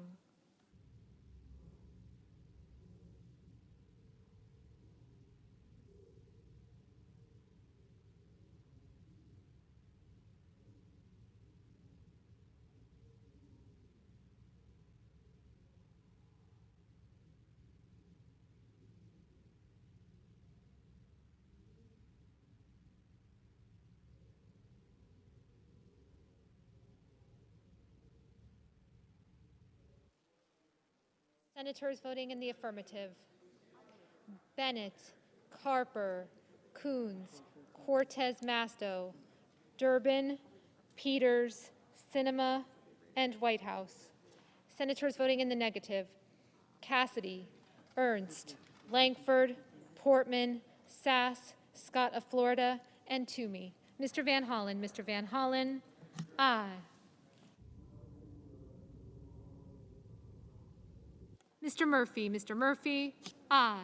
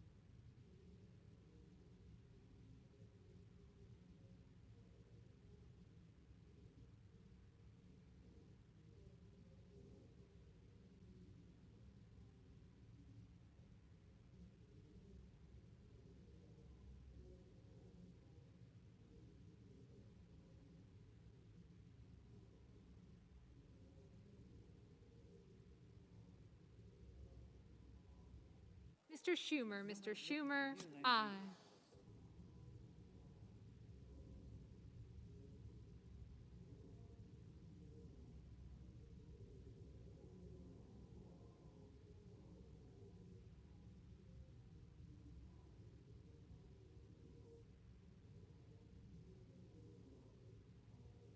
Mr. Cornyn. Mr. Cornyn, no.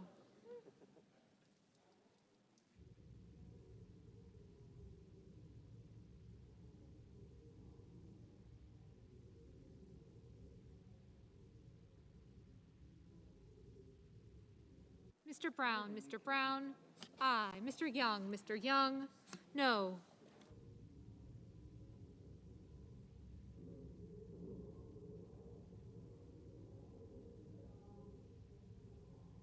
Ms. Lummis, no.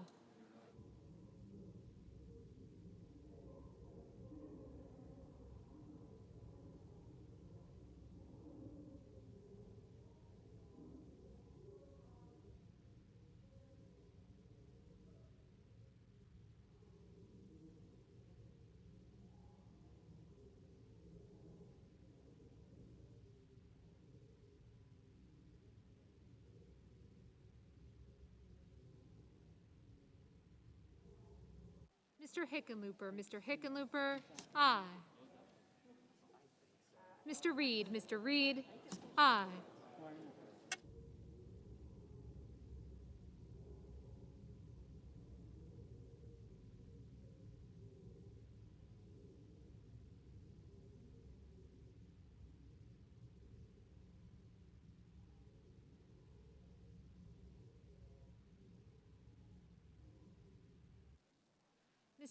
Mr. Wicker, no.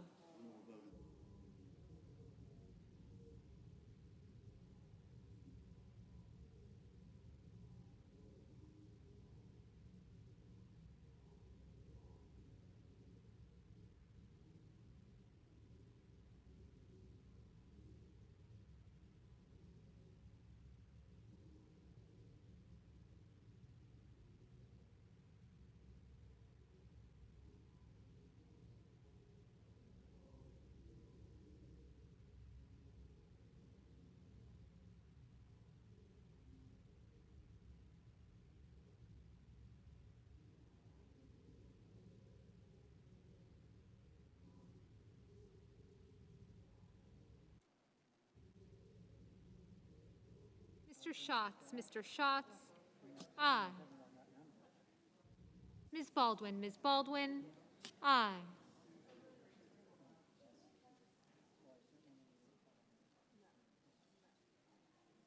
Mr. Kane, aye.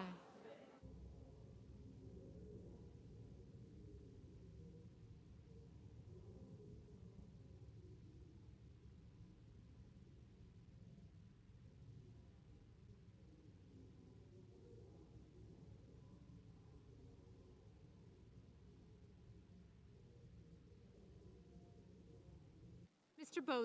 Bozeman, no.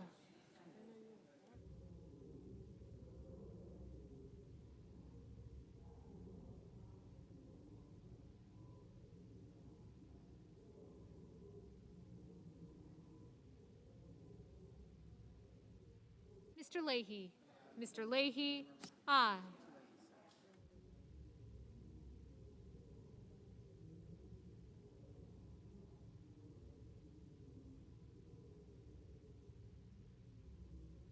Mr. Tester, aye.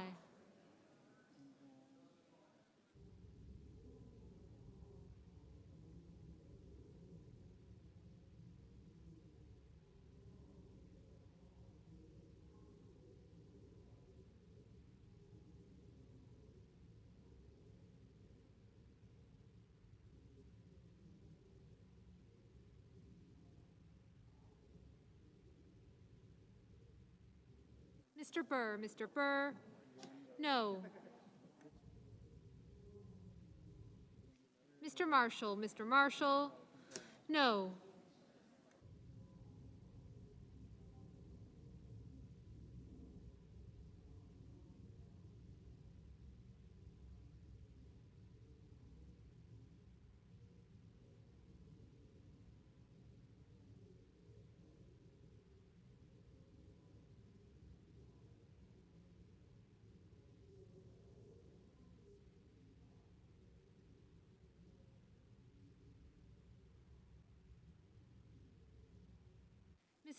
Mrs. Murray, aye.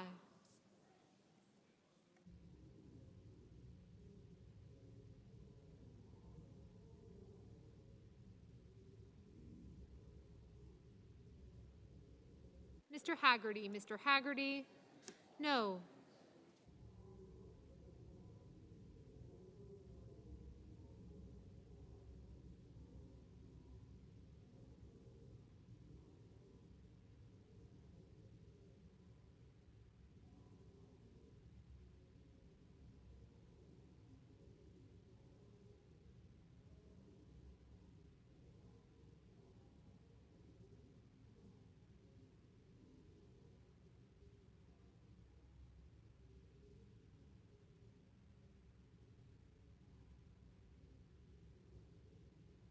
Mr. Crapo, Mr. Crapo, no.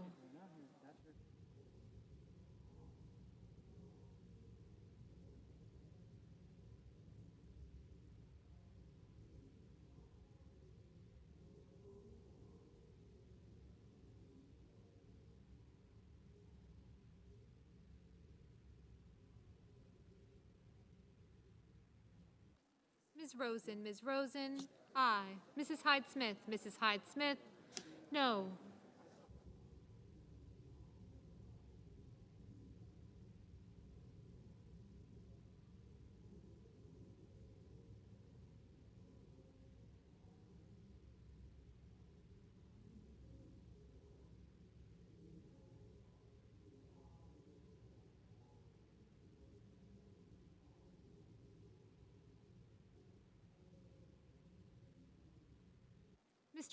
Mr. Hoven, no.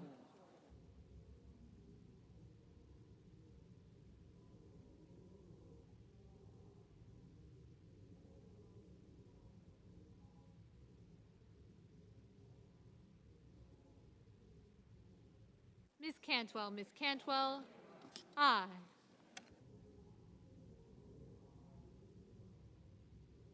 Mr.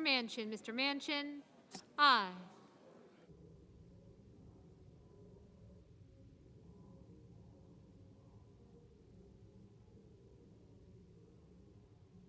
Ms. Collins, no.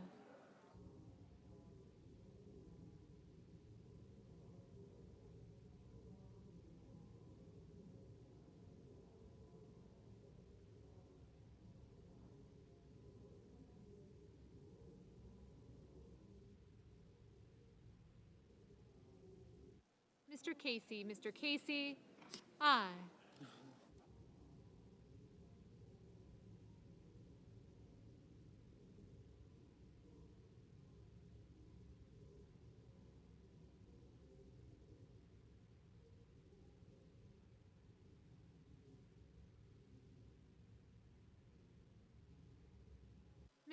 Ms. Smith, aye. Ms. Warren, aye.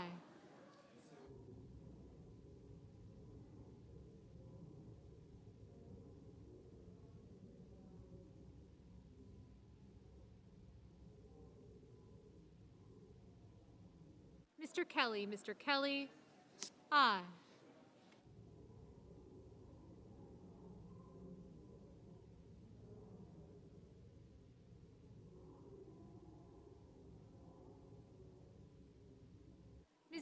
Ms. Hassan, aye.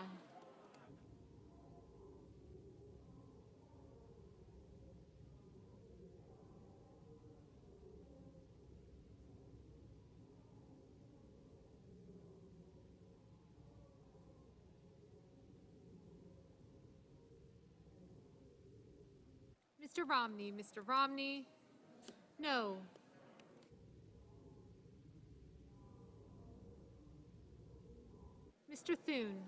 Mr. Thune, no.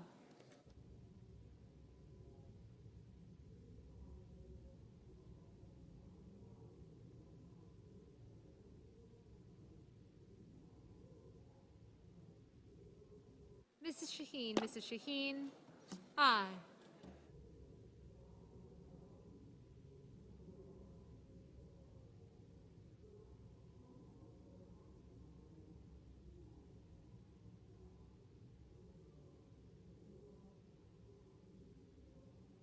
Mr. Markey, aye. Mr. Tuberville, no. Mr. Paul, no.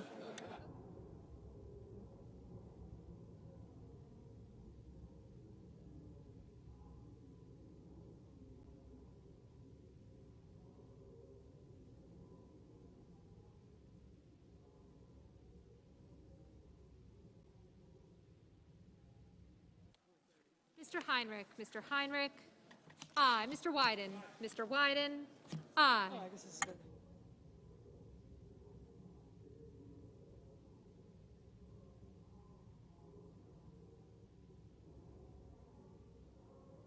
Mrs. Feinstein, aye. Mr. Cruz, No.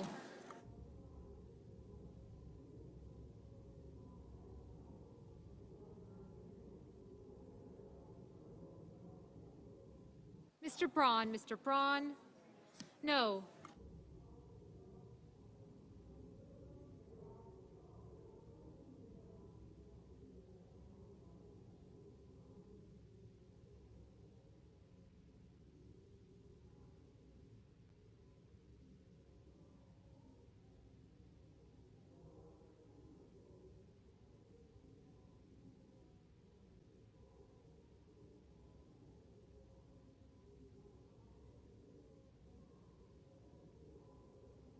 Mr. Ossoff, Mr. Ossoff.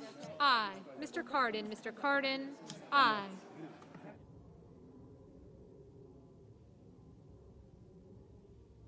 Mr. Booker, Mr. Booker. Aye. Mr. Blunt, Mr. Blunt. No.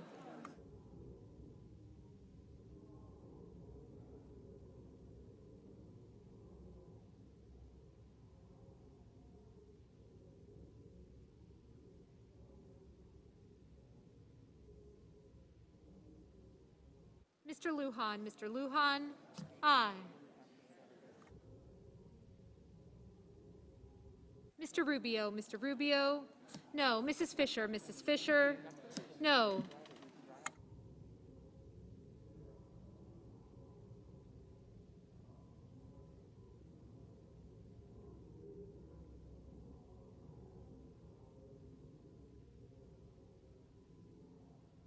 Mr. Kramer, Mr. Kramer.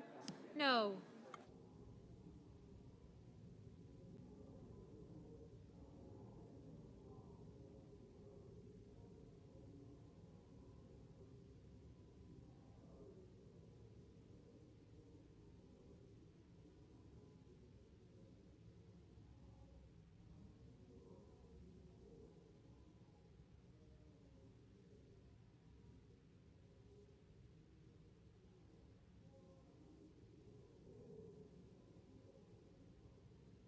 Ms. Murkowski, Ms. Murkowski. No.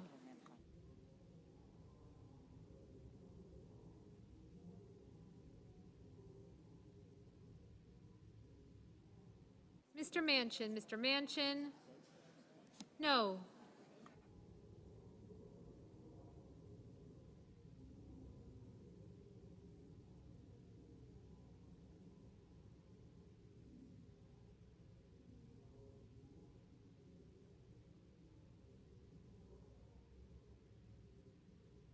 Mr. Merkley, Mr. Merkley. Aye. Mrs. Gillibrand, Mrs. Gillibrand. Aye.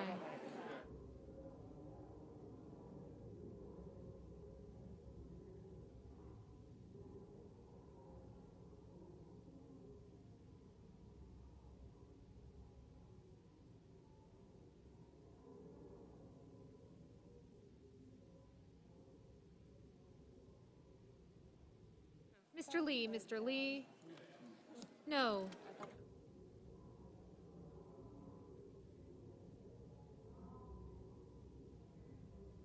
Mr. Cotton, Mr. Cotton. No.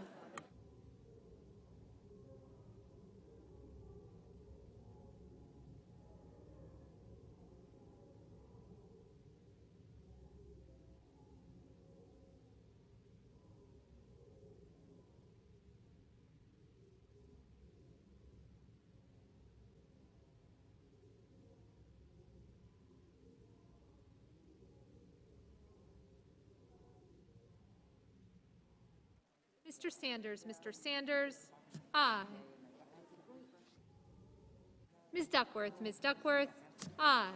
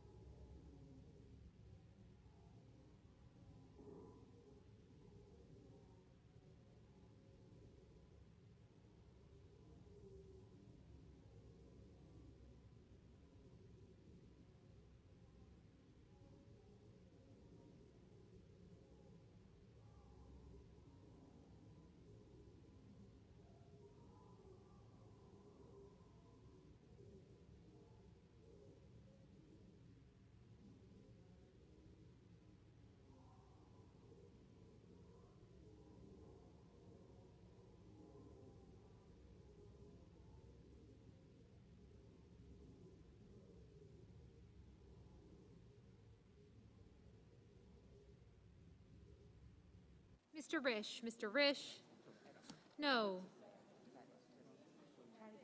Ms. Hirono, aye.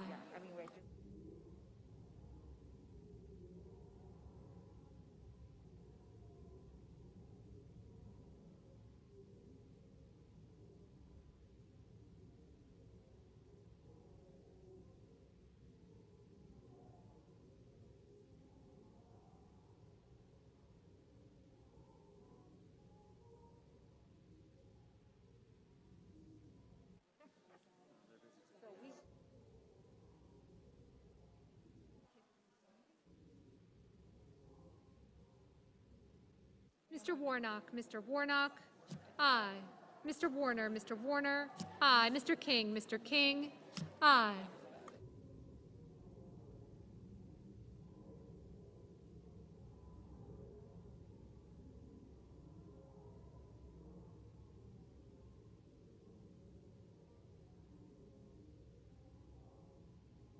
Ms. Stabenow, aye.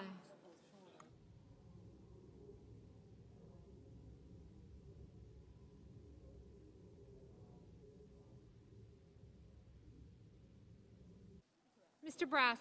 Brasso, no.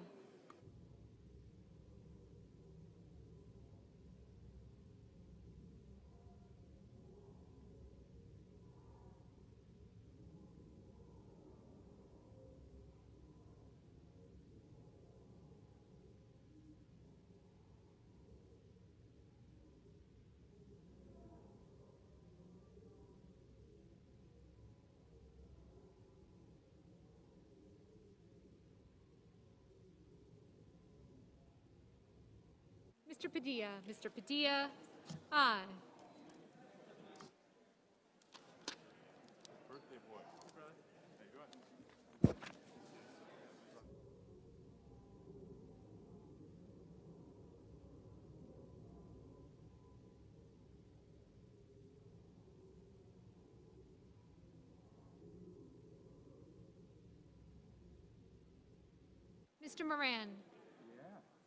Mr. Moran, no.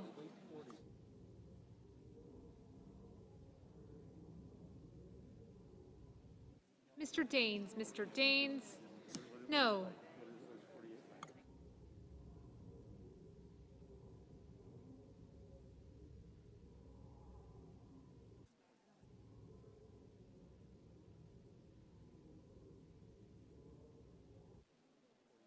Mrs. Blackburn, no. Mrs. Capito, no. Mr. Rounds, no.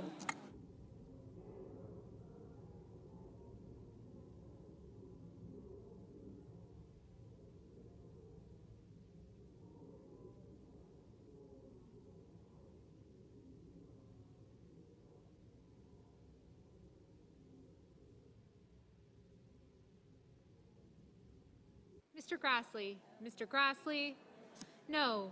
Mr. Blumenthal, aye.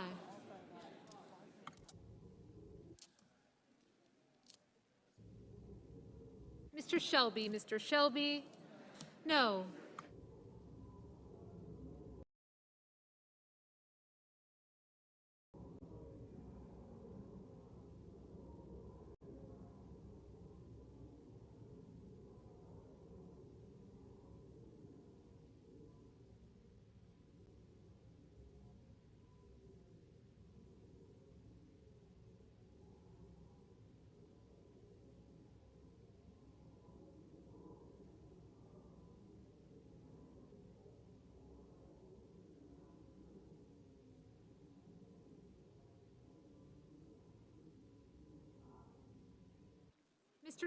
Mr. Tillis, no.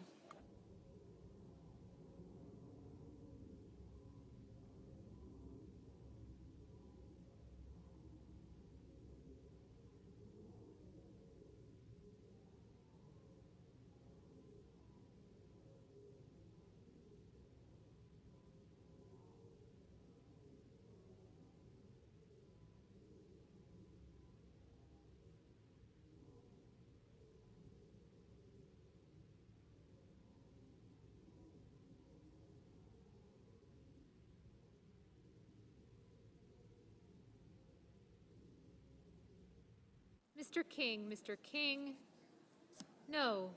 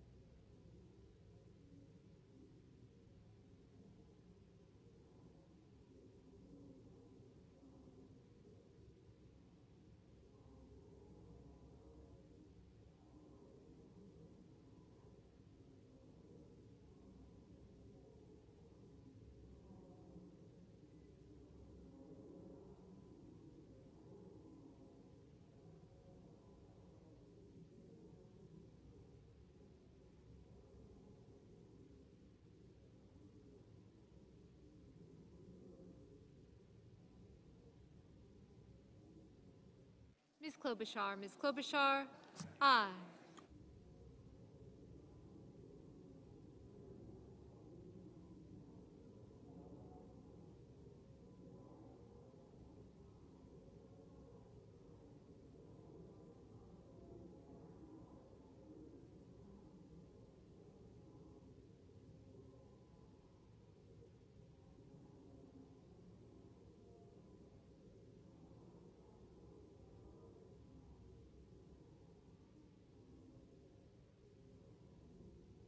Mr. Hawley, no.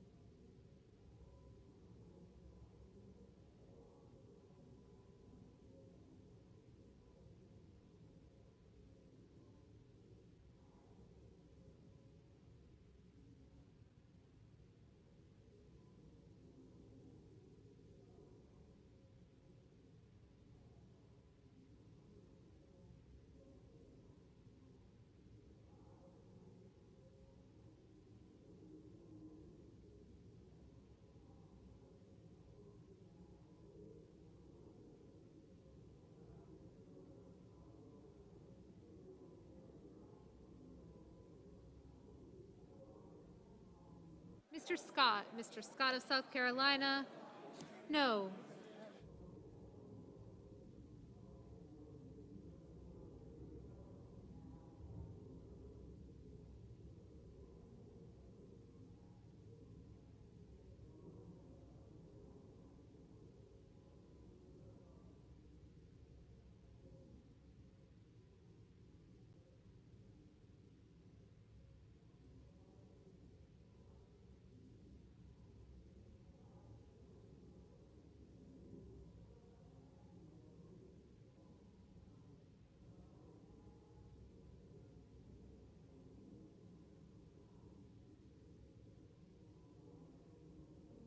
Mr. Menendez. Mr. Menendez.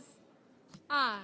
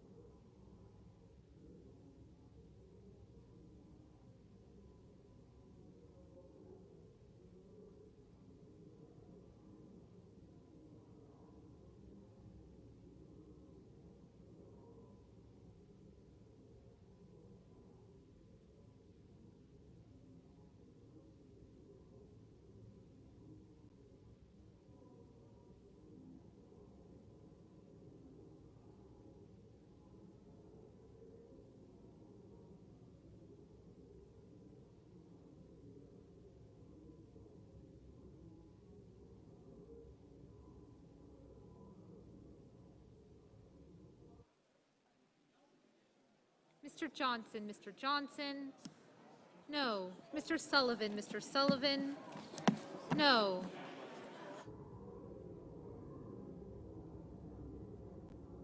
Mr. Kennedy. Mr. Kennedy.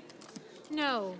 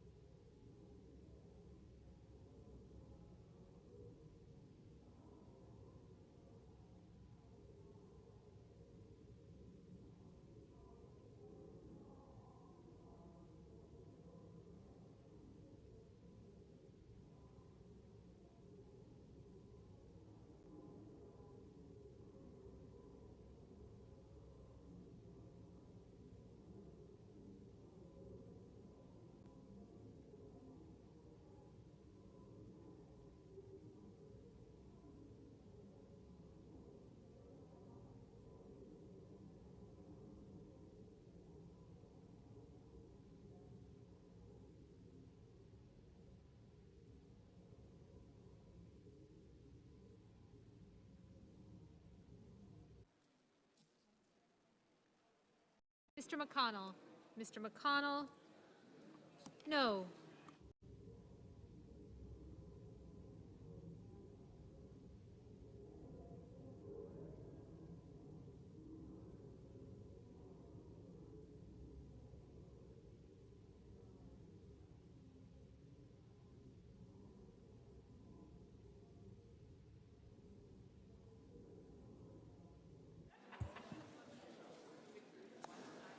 On this vote, the yeas are 48, the nays are 50, under the previous order requiring 60 votes for the adoption of this amendment. The amendment is not agreed to. Under the previous order, there will now be 2 minutes of debate equally divided prior to a vote in relation to the Cruz-Warnock Amendment number 2300.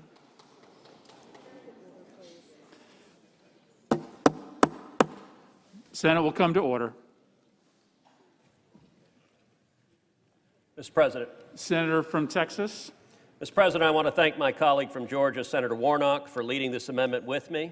The amendment is simple and straightforward, designating future Interstate 14 across Texas, Louisiana, Mississippi, Alabama, and Georgia. The amendment does not have any cost associated with it. Rather, it is the first step in the process of upgrading this system of roads to add freight capacity. Senator will suspend. Senate will come to order. It is the first step for upgrading this system of roads to add freight capacity and to connect strategic military installations across our states. In Texas, our part of I-14 will be expanded to the west so that it will serve San Angelo, Goodfellow Air Force Base, Midland, Odessa, and the Permian Basin. It will connect with I-20 at Midland, Odessa, which runs westward to connect with I-10 and leads to El Paso and Fort Bliss. This will complete the linkage between 6 military facilities across 3 states, which is critical for economic development and national security. I'd like to add this amendment has the support of the Department of Transportations in Texas, in Louisiana, in Mississippi, in Alabama, and in Georgia, as well as untold numbers of local leaders and coalitions of businesses and local governments. So again, I want to thank my colleague, Senator Warnock, for leading this bipartisan amendment with me. President. Senator from Georgia. I am grateful for the opportunity to partner with my colleague from Texas on this infrastructure development, and I ask for the support of all of my colleagues. Senator from West Virginia. Then to address the House, or address the Senate for a minute on this amendment. Is there objection? Without objection. Thank you. Thank you, Mr. President. And I rise in support of this bipartisan amendment, in the spirit of which it's been offered. The amendment will designate 5 different states, Texas, Louisiana, Alabama, Mississippi, and Georgia, as the future Interstate 14 corridor. The sponsors state that this would really be integral for economic development support, will support tourism, and also provide an important link to our military facilities. I encourage my colleagues to vote yes on the Cruz-Warnock amendment. Mr. President. Senator from Delaware. Could I have the attention of our colleagues? In addition to the meritorious points that have been made by the sponsors of this legislation, by the ranking member of the Environment and Public Works Committee, I would say anytime Ted Cruz and Reverend Warnock, I'm going to ask you, I'll ask you to consent to address out of her. Anytime these 2 members get together and offer legislation, how could any of us say no? Maybe we could get a voice vote. I don't know. We'll see. Thanks very much. Congratulations.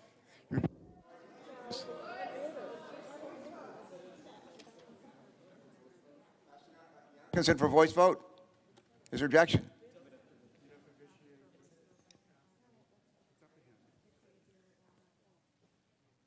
Does the gentleman from Texas mind getting a voice vote? Fine, if it's fine procedurally. Ask unanimous consent to withdraw the 60-vote hurdle. Without objection. There we go. And with that in mind, the question is now on Amendment 2300. All in favor say aye. Aye. All opposed, no. The ayes appear to have it. The ayes do have it. The amendment is agreed to.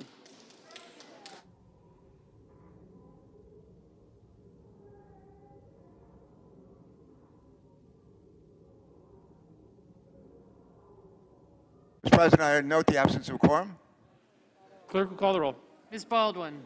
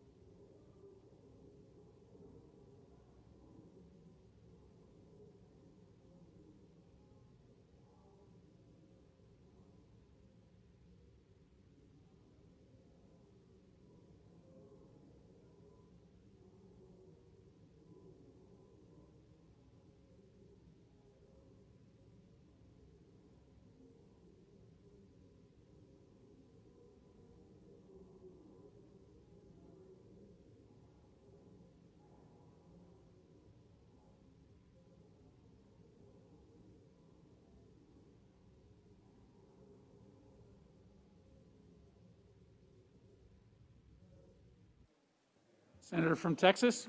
Mr. President, are we in a quorum call? We are. I'd ask consent that the quorum call be dispensed with, and I'd ask for order. Without objection. Senate will come to order. Senators will take their conversations off the Senate floor. Thank you, Mr. President. As we all know by now, a bipartisan group of senators worked with the White House over the last several weeks to negotiate a $1.2 trillion infrastructure bill. And I know a lot of hard work went into it, a lot of late nights. And I want to thank all of our colleagues that have made a positive contribution in this debate and discussion. And it's particularly important at this time, I believe, that we do these things on a bipartisan basis if we can. After much anticipation, we finally received the text Sunday night, and a lot of what we expected to see, we saw, like funding for roads, bridges, ports, waterways, airports, and broadband. But what we didn't see was adequate pay-fors for the bill. For example, we learned after the bill was announced that it would be essentially supplemental to the current infrastructure bill, which would require another $118 billion in general revenue to fill the gap left because of the inadequacy of the Highway Trust Fund funding. Now, we've all known that that's a problem. We had to use general revenue last time we did a highway bill, but that hasn't really been part of the discussion. And I think once people begin to see an additional $118 billion in borrowed money in order to pass this bill, it causes significant concerns. And I guess the other part of it is that this bill seems to be moving at warp speed.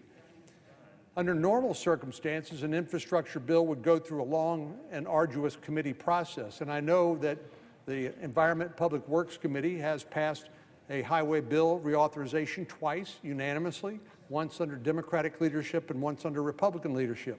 So that's a positive sign.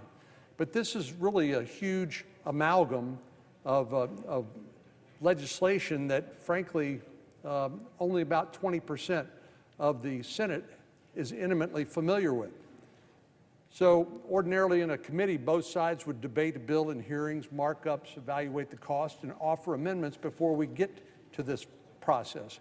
But now we know that has not happened, frankly, and I think that's unfortunate because I think our committees are not operating the way they should, which in turn I think helps us produce a better, more thoughtful product.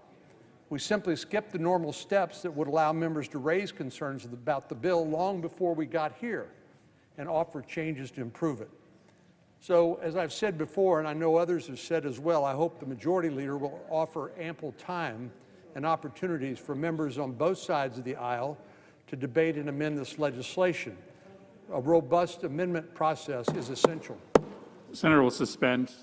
Senate will come to order. Members and staff, please take your conversations off the Senate floor. Senator from Texas. Over the last few days, I've been working with colleagues on both sides of the aisle to identify new pay-fors that could be adopted as amendments. We've come up with some, I think, promising ideas, and I hope these amendments can receive a vote on the Senate floor this week. For example, I've worked with Senator Padilla, the senator from California, to offer one bipartisan amendment to fund infrastructure projects in communities across the country without increasing the debt. Our amendment would simply give the state and local governments the flexibility to use unspent COVID-19 funding on infrastructure projects. It would eliminate the sunset on the use of those funds, and it would take the guardrails off that say you can only use that money for COVID-19 because, to be honest, Mr. President, the states and counties and cities have more money than they know what to do with it, at least constructively. And I think we all would have an interest in making sure that that money is spent well on long-term projects. What I just said is not necessarily a criticism of the bills that we passed together on a bipartisan basis. We were in the midst of a pandemic, and we were all operating in an emergency situation, trying to do the best we could. But we didn't know how long this virus would last, how long it would take to get a vaccine, how long the negative impact on our economy would last. And so, frankly, we overshot the mark, I think, in some aspects of the bill, thus leading to the surplus of funds at many of our state and local governments. So right now, there are limits on how that money can be spent. Qualifying expenses include things like that are directly related to the pandemic, like COVID-19 testing sites, vaccine, PSAs, and additional bed space in hospitals. But this funding can't currently be used for expenses unrelated to the pandemic or items that were previously included in a budget. They must be new pandemic-related expenses. As I said, in theory, at the time we did this, it made a lot of sense. After all, this funding was meant to bolster the fight against COVID-19 in communities across our country. But not every community and not every state has the need for these types of projects. In many places, the most urgent needs aren't related to the pandemic, but rather to failing infrastructure. The pandemic interrupted infrastructure improvements across the country and forced many officials to put these projects on the back burner. Repairs, maintenance, and construction projects were put on hold until there was enough funding to get things back on track. I've heard from state and local leaders in my state who are frustrated by the lack of flexibility, by the handcuffs, frankly, on their use of the federal funding they've already received. They want the option, not the mandate, they want the option to use this money when and where it's needed most. But right now, as I said, their hands are tied. Many states and localities have relief funds on hand, but no necessary qualifying expenses. They have to look at this big balance in their accounts, knowing they won't be able to spend it on the greatest needs of their communities. And frankly, they're frustrated because I've heard from them. That's especially the case in rural America, in places where COVID-19 numbers are low. Leaders don't have the need or the opportunity to spend this money within the set timeline for the purposes that Congress has dictated. They don't need the full range of pandemic-related resources that might be necessary in other high-density urban areas with higher case counts. So the amendment Senator Padilla and I have offered would give leaders in rural and urban areas alike the option to spend the funding on necessary infrastructure projects. This does not touch the negotiation between the White House and the so-called G20, the bipartisan groups of senators who come up with the substitute bill, which is the base bill that we are now debating. This would be in addition to, and frankly, this would be the most efficient way to fund many infrastructure projects in our states and communities. Because as we know, once Congress appropriates money, frequently it takes years before that money makes its way to the need. Well, this could mean widening a highway, making safety improvements on a bridge, expanding broadband access. Urban areas could even use these funds for public transit improvement systems. State and local leaders know the needs of their communities best, and they should have the flexibility to spend this money where it's needed most. The key here is flexibility. And here's the other benefit. It doesn't cost another dime. This is money that we've already spent and already sent to the states. So this scores as a big zero. How many times do we have the opportunity here to do something big and important that doesn't run up the debt or deficit or cost us a lot more money? So the key here is flexibility. Our amendment doesn't place a requirement or mandate on state and local governments to spend this funding on anything. Any place that has a new COVID expense can and should use this funding for that purpose. No questions asked. This simply gives leaders at the local and state level the option to spend those relief funds on urgent infrastructure projects that might otherwise go unfunded or that might not be funded for years to come. I still remember President Obama at one point after the Great Recession in 2008 and the recovery, when he talked about shovel-ready projects, he said, well, I guess shovel-ready doesn't really mean shovel-ready. And the truth is, we've seen it time and time again. Congress appropriates money to state and local governments, and it literally takes years before the money gets to the intended target.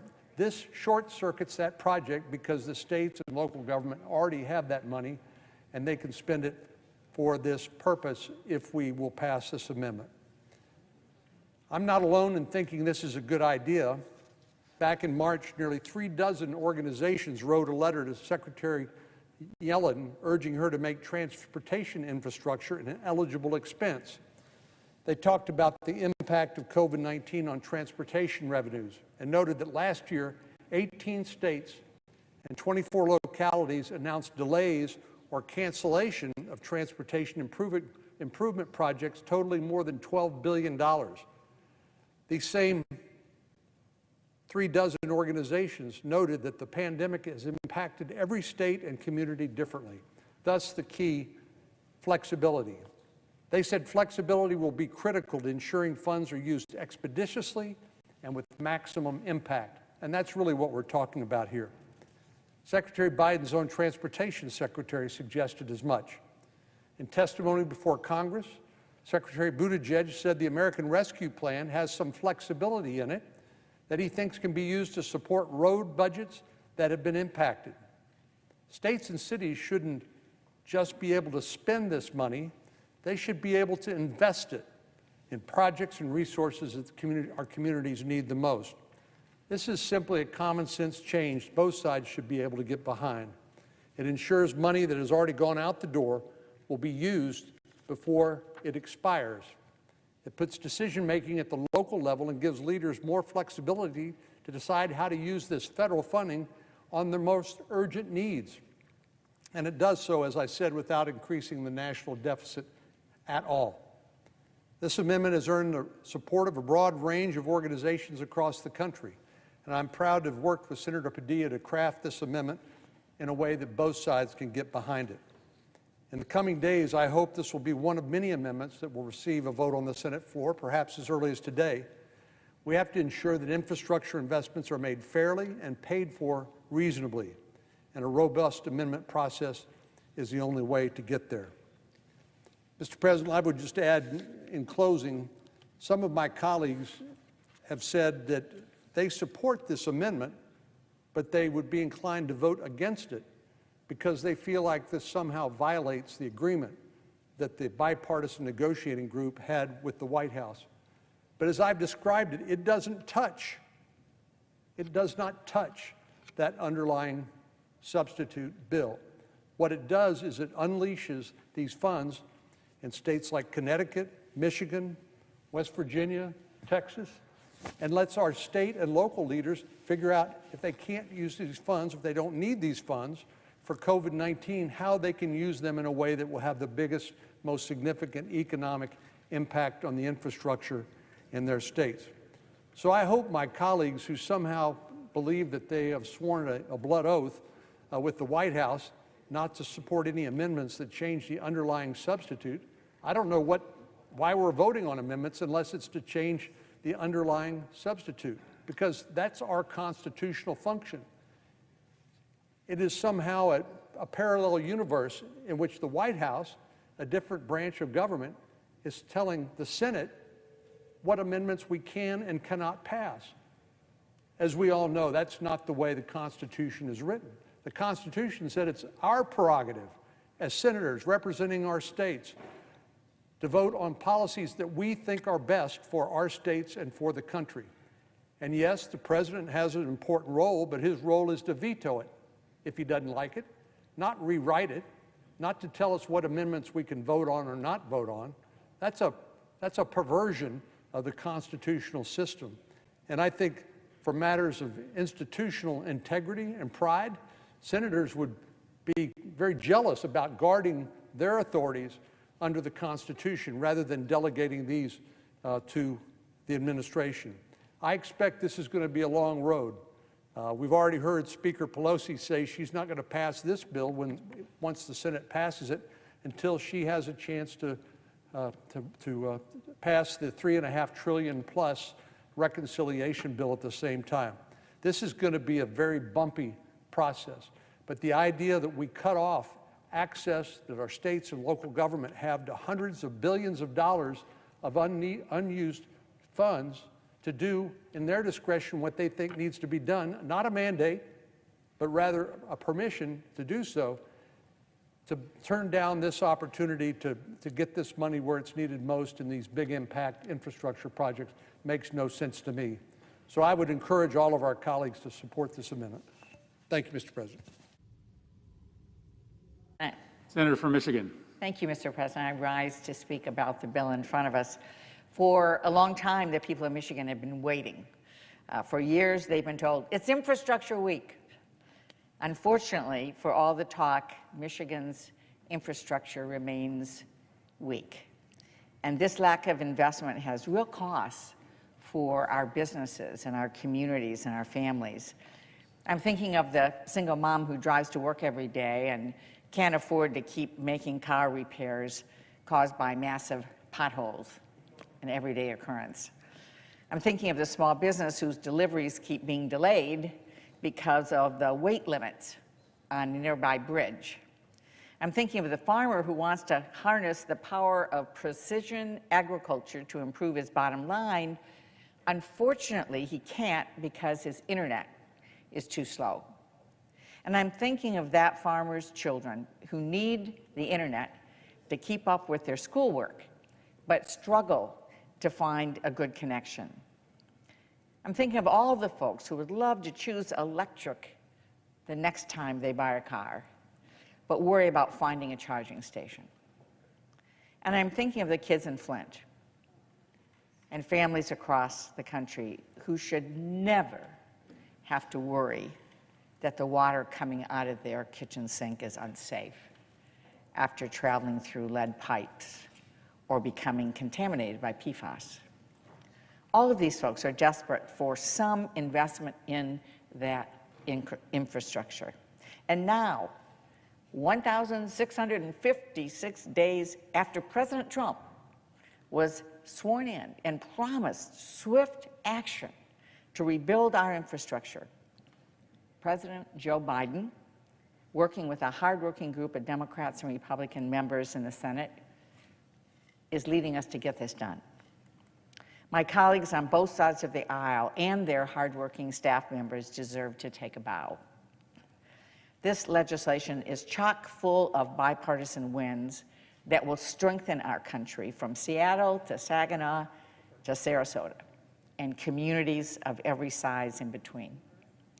This legislation isn't just going to finally fix our cracking roads and crumbling bridges and spotty internet.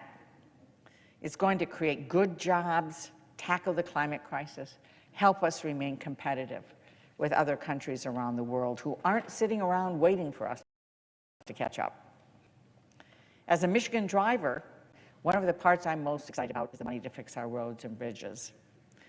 Hey, Governor Whitmer, now you can get some help to fix those roads.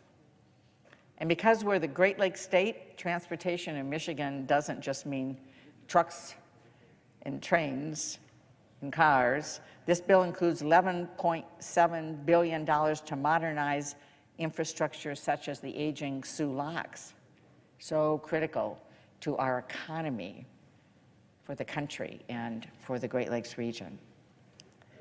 And it includes $1 billion for the Great Lakes Restoration Initiative to clean up contamination, restore wetlands, and fight invasive species. And I want to thank my partner as co-chair of the Great Lakes Restoration, the Great Lakes Caucus, Senator Portman, for working on this. That's the single largest investment ever made in the Great Lakes Initiative. This will make a big dent in resolving areas of concern like the Detroit River and the Rouge River, which were polluted decades ago.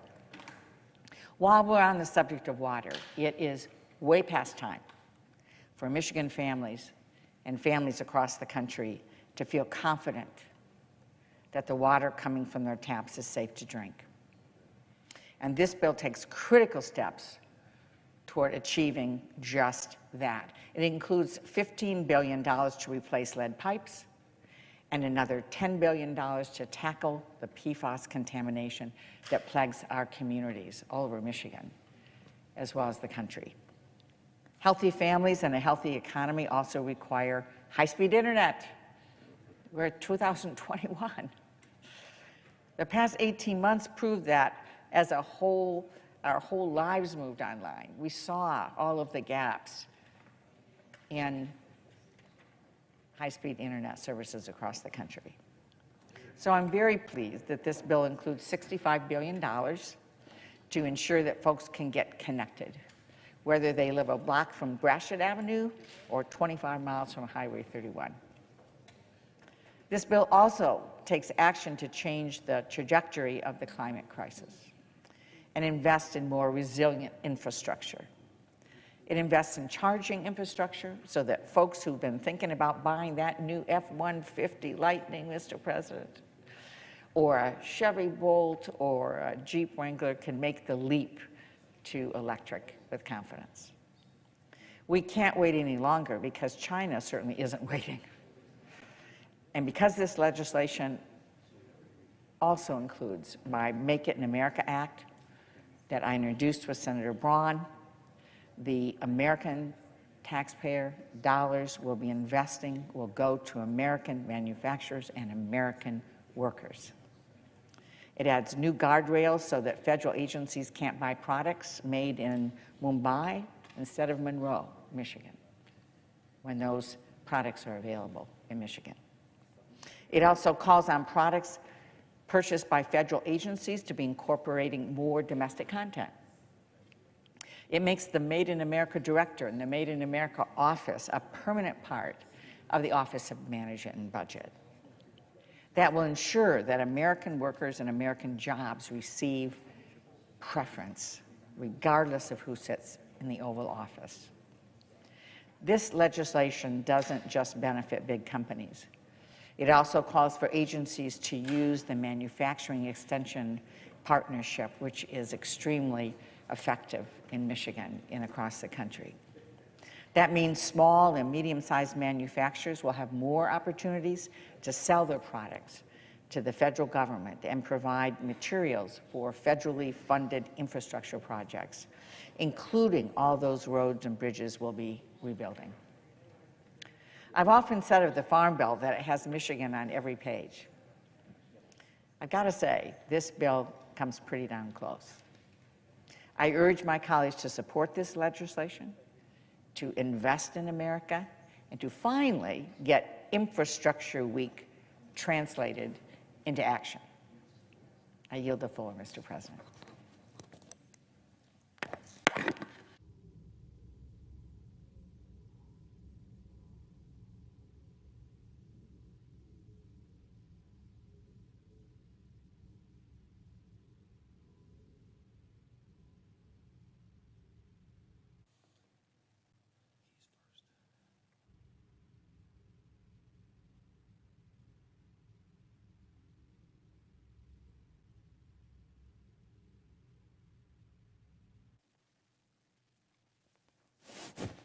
Mr. President.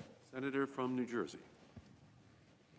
Mr. President, I'm proud to come to the floor today to ask for unanimous consent on this bipartisan resolution expressing solidarity with the people of Cuba. This resolution passed out of the Foreign Relations Committee by a voice vote with overwhelming bipartisan support. I want to thank the senior senator from Florida for his partnership on this resolution, which has the support of Senators Durbin, Kane, Senator Risch, the ranking member on the Foreign Relations Committee, as well as many others on both sides of the aisle. In passing this resolution today, the U.S. Senate can send a powerful message about the truly historic events occurring in Cuba in recent weeks. On July 11th, in an unprecedented wave of demonstrations across the island, the Cuban people peacefully took to the streets and raised their voices to call for freedom and an end to tyranny. We saw the courage of the Cuban people. Images of Cubans chanting "Abajo la dictadura," which means "or down with the dictatorship," and singing "Patria y Vida," or fatherland and life, spread around the globe. Yet the Diaz-Canel regime responded with an authoritarian crackdown and violent repression out of a fear of losing its iron grip over the Cuban people. The regime cut the internet to stop the Cuban people from accessing social media, a tool they were bravely using to open the eyes of the world. Who does that? Only a country that fears its people shuts down the internet. But it was too late. The truth went viral. The regime has arrested more than 700 people, and most remain incommunicado. Dozens more are already being subjected to summary trials without access to legal defense or even a veneer of due process. Human Rights Watch, Amnesty International, the UN High Commissioner for Human Rights have all spoken out against the Cuban regime's campaign of repression. President Biden rightfully and repeatedly denounced the regime's actions and has announced 2 rounds of global Magnitsky sanctions on human rights abusers. The president has brought together allies of Cuban freedom, both at home and abroad. On Friday, the president convened a meeting of Cuban-American leaders to discuss this crisis and hear our suggestions on how to best support the pro-democracy efforts underway in Cuba. Last week, Secretary of State Blinken led a coalition of 20 countries in a joint statement to express international solidarity with the Cuban people and their rights to freedom of expression, freedom of assembly, freedom to determine their own future. And while important steps are being taken, more needs to be done. The Cuban people in this unprecedented hour of uncertainty and need cannot afford anything less than our full support. With this resolution, the Senate will add its voice to the ongoing efforts and reinforce U.S. solidarity with the Cuban people and their efforts to restore democracy and human rights in their country. The same resolution that is also being offered in the House of Representatives on the same bipartisan basis. So therefore, I ask unanimous consent that the Senate proceed to the immediate consideration of calendar number 111, S-Res 310. Further, that the committee reported substitute amendment to the resolution be agreed to, the resolution as amended be agreed to, the preamble be agreed to, and that the motions to reconsider be considered made and laid upon the table. Is there objection? Mr. President. The senator from Florida. Mr. President, I rise today in solidarity with the brave Cuban people fighting for freedom. For decades, the Cuban people suffered atrocities, oppression, and misery at the hands of the illegitimate communist Castro regime. I've repeatedly told the story of Celia Villaleon, a Cuban woman who was attacked by communist Cuban security forces in 2015. They cut off her hand and stuck her arm in the mud to make sure it got infected. Her crime, she complained that the regime was going to shut down a school in her neighborhood.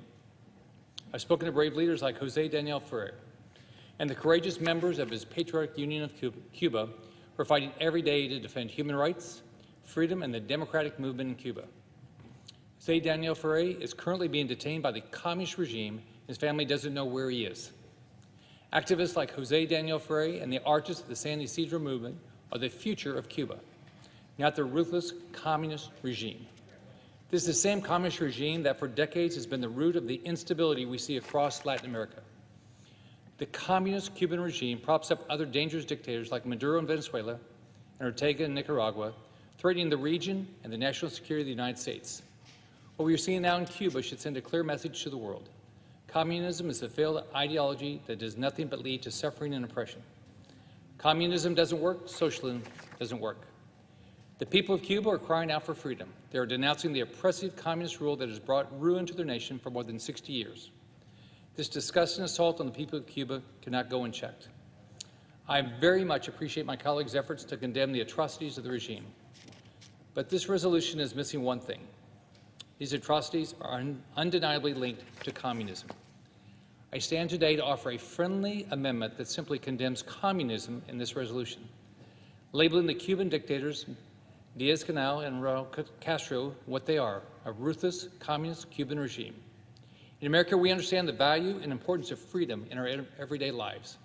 It is our duty to support and stand up for those who are oppressed by dictators and denied the right to live freely. It is our duty to speak the truth about communism. I stand proudly with the heroic freedom fighters across Cuba that have taken to the streets determined to regain their freedom and put an end to the communist Castro dictatorship. To the people of Cuba, you're not alone. Together, we will defeat communism. The freedom of Cuba is closer than ever, and we're not going to stop until we see a new day of freedom, democracy, and patria vida in Cuba. I urge my colleagues to support my important amendment today. Therefore, I ask that the Senator modify his request to include my amendment, which is at the desk, so that the resolution as amended be agreed to, the preamble as amended be agreed to, and the motions to reconsider be considered made up and laid upon the table. Does the senator so modify his request? Mr. President, reserving the right to object. I totally agree that the Castro regime and its prodigy is a communist, socialist dictatorship, a tyranny. Before the senator was ever in this institution or involved with the issue, for 30 years, I've been saying exactly that. The senator, however, knows that in order to accept an amendment to a resolution that has been hotlined in both caucuses, this process could not move forward. I cannot simply accept the amendment. I'd have to go through the whole process. And the fact of the matter is, I think there is a fierce urgency of now. This resolution already has the approval of 99 senators. And if the senator were to insist on his amendment, the junior senator from Florida would be the only one standing in its way. This bipartisan resolution is co-sponsored by 19 senators. The initiative is led by Senator Rubio, the senior senator from Florida, the ranking member of the Senate Subcommittee on Western Hemisphere Affairs. It's sponsored by Senator Risch, the ranking member of the full Foreign Relations Committee.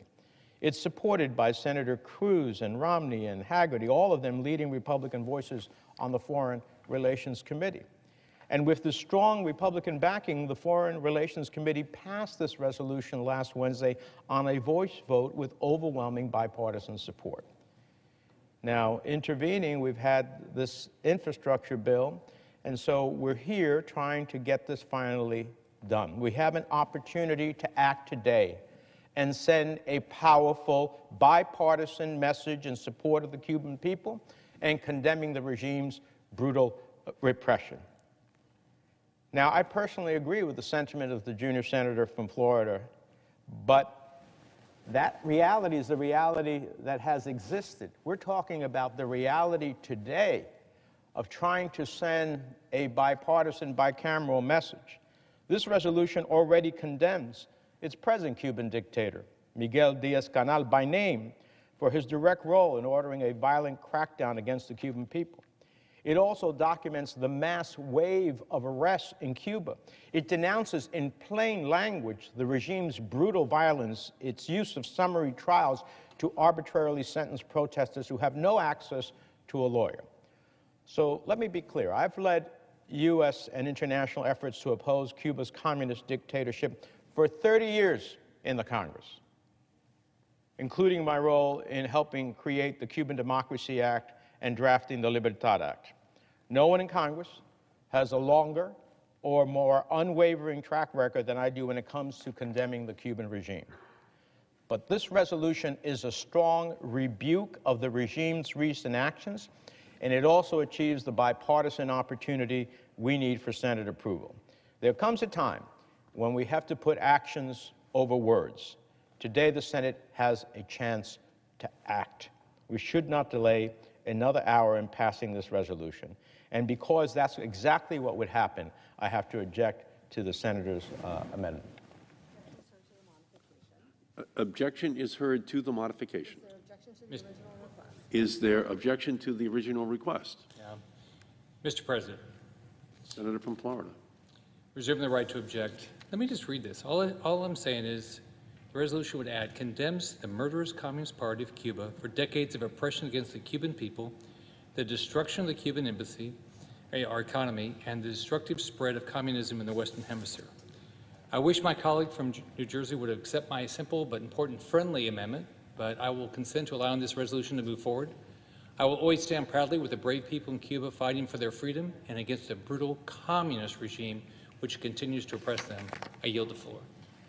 Mr. President. Without objection. So ordered. The senator from very briefly, Mr. New President, Jersey. I just want to appreciate that the senator from Florida, while I share his sentiments, did not press forward on insisting the amendment, which would have delayed this. And most importantly, I think the Cuban people are the ones who are going to thank you as well. Thank you, Mr. President. I yield the floor.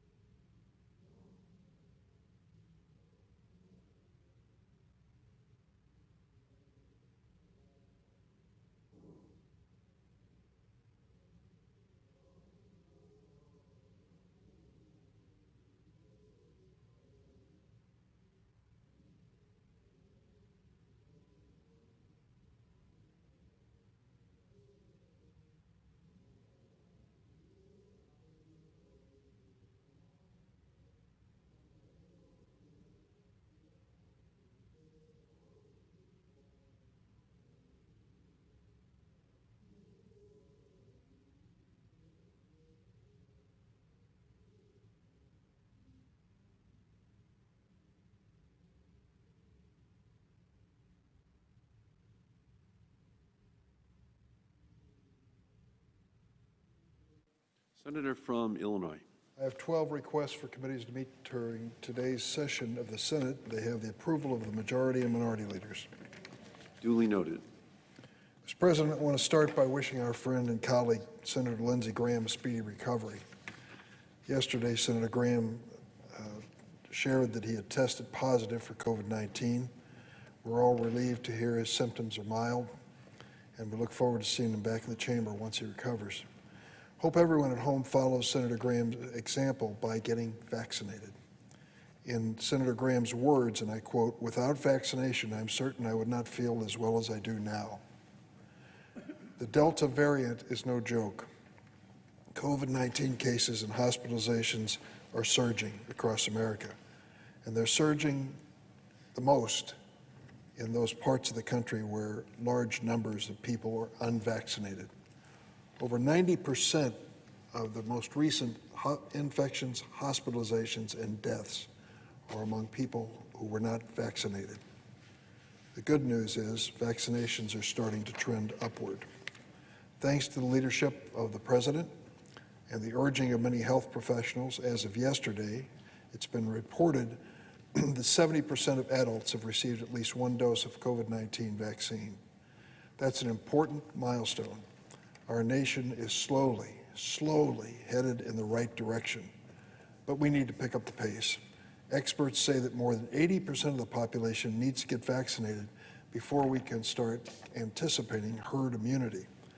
So please listen to my friend Senator Graham's advice, get vaccinated. It'll save your life as well as the lives of those you love. Mr. President, on another matter, yesterday we received word that a fourth police officer who responded to the January 6th insurrection here in the Capitol has died by suicide. Officer Gunther Hashida was a member of the D.C. Metropolitan Police Department, and he was a hero. I also want to note that hours after Officer Hashida's death was announced, the Metropolitan Police Department confirmed that another officer, Kyle Freytag, died by suicide last month. As we all witnessed last week, many of the Capitol and Metropolitan Police officers who defended us and the Capitol on January 6th are still grappling with the physical and emotional trauma of the day.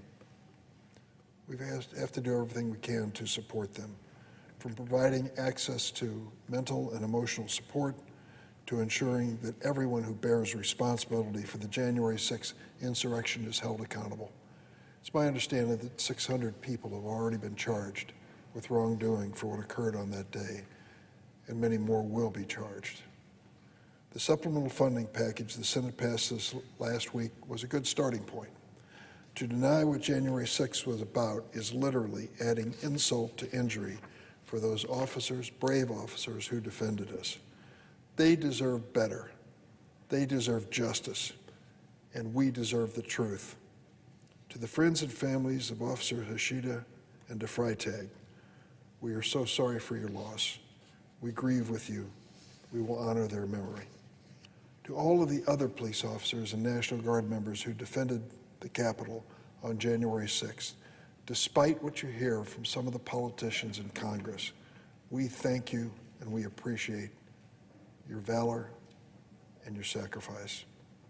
Earlier this morning, Senators Klobuchar and Blunt introduced a bipartisan resolution to award these heroes the Congressional Gold Medal. I'm proud to support that effort. Mr. President, on one more topic, forever chemicals. It's a phrase that sounds ambiguous and ominous. Some of these pollutants, known as PFAS chemicals, are used in cleaning supplies, stain-resistant clothing, cosmetics, polishes, waxes, and the kind of foam that firefighters use to fight fires. And although they have practical applications, these forever chemicals present a major problem. They don't go away. They don't break down. Once they're introduced into the environment, they stick around forever. And a growing body of research suggests that forever chemicals are linked to a whole host of human health complications: cancer, kidney disease, liver damage, birth defects. Sadly, it's estimated that most people already have trace amounts of these chemicals in their bodies. But imagine if you or your children were forced to ingest these toxic forever chemicals multiple times a day, every day. That's the dangerous reality for many American families. I'm sorry to report it, they include thousands of families in my home state of Illinois. On Friday, the Chicago Sun-Times published a story on the presence of these chemicals in water systems in the Chicago area, Lake Forest, Waukegan, South Elgin. Water system managers in these areas have found enough evidence of the chemicals that the Illinois EPA is calling for further testing. That additional testing is just in the preliminary stage. As I mentioned, these contaminants are impressively imperishable, and they're being found everywhere. As an example, a few years ago, a dairy farmer in Maine discovered one of these forever chemicals had seeped into his farmland through a fertilizer that he'd used. He only found out because the chemicals were showing up in the milk of his cows. He ended up having to shut down his dairy farm that had been in the family for generations. He had to destroy his dairy herd, and he lost his savings. If these contaminants are too dangerous for a dairy farm, too dangerous for cows, they're certainly too dangerous for our kids. We must protect our communities and families from forever chemicals immediately. Unfortunately, eliminating this public health threat is proving challenging. For one, in Illinois, it's not clear where they came from. According to the Sun-Times article, I quote, "Among the water systems managers contacted by the newspaper, none of them could identify the culprit causing the contamination. The Environmental Working Group has identified more than 1,700 potential sources in my state, from sewage treatment facilities to landfills. The culprit could be anyone or a combination. As of now, there's no definitive answer." In other words, the analogy is an arsonist still running through the forest, and the only signs are the trees he leaves burning. The other difficulty in remedying this public health threat is it costs money. As we all learned from Flint, Michigan, repairing and replacing an entire city's drinking water system is no small task. Municipal officials throughout my state are still waiting on state officials to provide guidance, as well as funding, to remove these forever chemicals from their water system. But when it comes to protecting our children's health and well-being, solutions cannot wait, and states like Illinois cannot address this threat on their own. Pending before the United States Senate at this moment is the bipartisan infrastructure deal. This deal is good for us, good for America, and starts to address this problem. This historic bipartisan plan will make our nation's largest ever investment in clean water. That investment includes $10 billion for addressing the forever chemical challenge and other emerging contaminants from drinking water and wastewater systems throughout America. That's a big deal. It's estimated that more than 200 million Americans, nearly 2/3 of this country's population, could be drinking forever chemicals in their tap water. With the bipartisan infrastructure deal, lawmakers on both sides of the aisle are coming together as we should to help ensure every family in America has access to clean and safe drinking water. Because the infrastructure package will also invest billions of dollars to replace dangerous, decaying lead service lines throughout the country, it's a game changer. Game changer for the city of Chicago. I'm proud to represent my home state of Illinois. You see, there's no acceptable level for lead consumption. None. Zero. Much like forever chemicals, lead service lines that hook up the water main in the street to your home, business, school, daycare center, these lead service lines can cause lasting harm to the growing bodies and minds of our kids. And as lawmakers, we have an obligation to correct the mistakes made by previous generations of Americans. I understand that until about 35, 40 years ago, lead service lines were mandated in construction in Illinois, in my state, in some areas. We made a mistake. Now we know it. What are we going to do about it? This bill addresses it. And I want to thank my colleague, Senator Tammy Duckworth, while I'm on the subject. When it comes to commitment to water infrastructure, she is just leading the pack in the United States Senate. She really cares about this. As a senator, for sure, but equally important as a mom of two lovely little girls. We can establish a new, healthier foundation for future generations if we pull together. That's exactly what this bill will do. Marshaling the resources of our federal government so that all of America's kids can grow up and lead healthy, productive lives. That's what bipartisanship is all about. And I look forward to joining my colleagues in voting in favor of this bill, either in just next few days. Mr. President, I yield the floor. Suggest the absence of a call. The clerk will call the roll. Ms. Baldwin.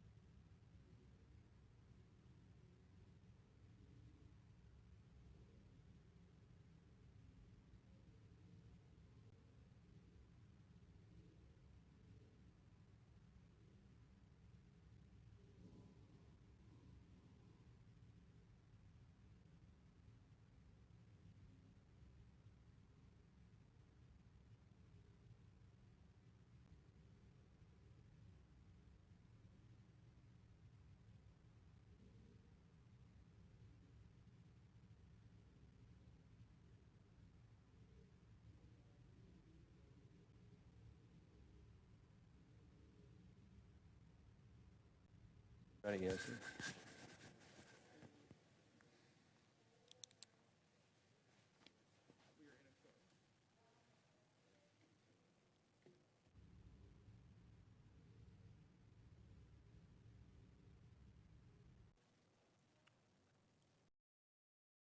President. Senator from Ohio. Mr. President, the provisions of Section 80603 for the Infrastructure Investment and Jobs Act included. Senator, the Senate is in the quorum call.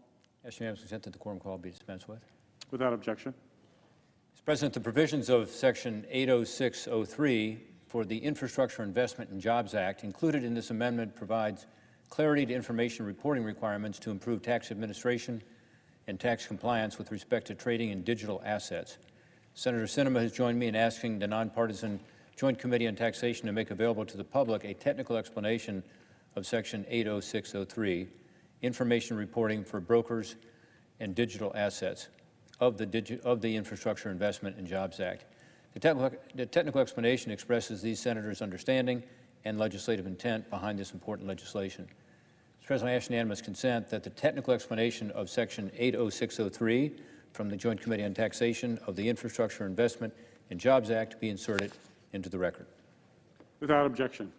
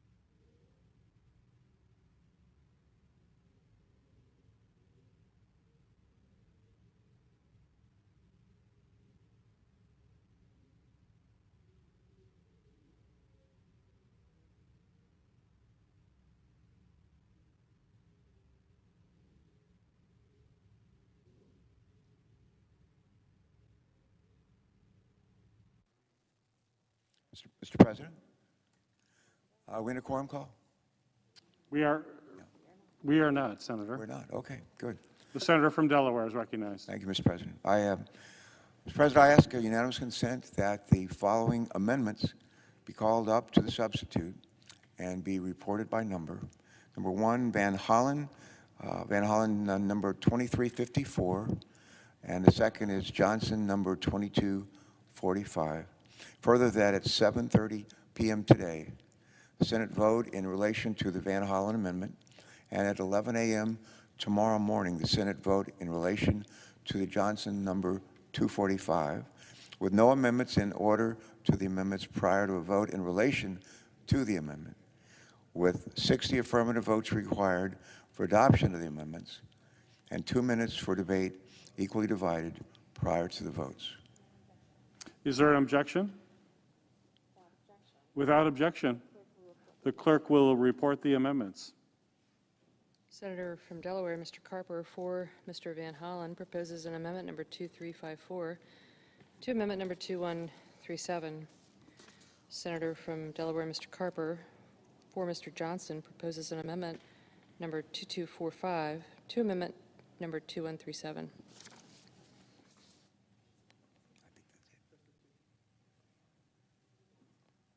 With that, Mr. President, I note the absence of a quorum. The clerk will call the roll. Ms. Baldwin. Recognized. Thank you, Mr. President. Thank you, Mr. President. I come to the floor today because I'm great. And a quorum call? Well, the lights weren't on, that's why I didn't ask for it. It was right at the cusp. Okay. I asked it to be lifted. Without objection. All I can do is go by the lights. Okay. I come to the floor because I'm greatly concerned as to whether the Department of Justice is committed to fighting the violent crime committed by the gang known as MS-13.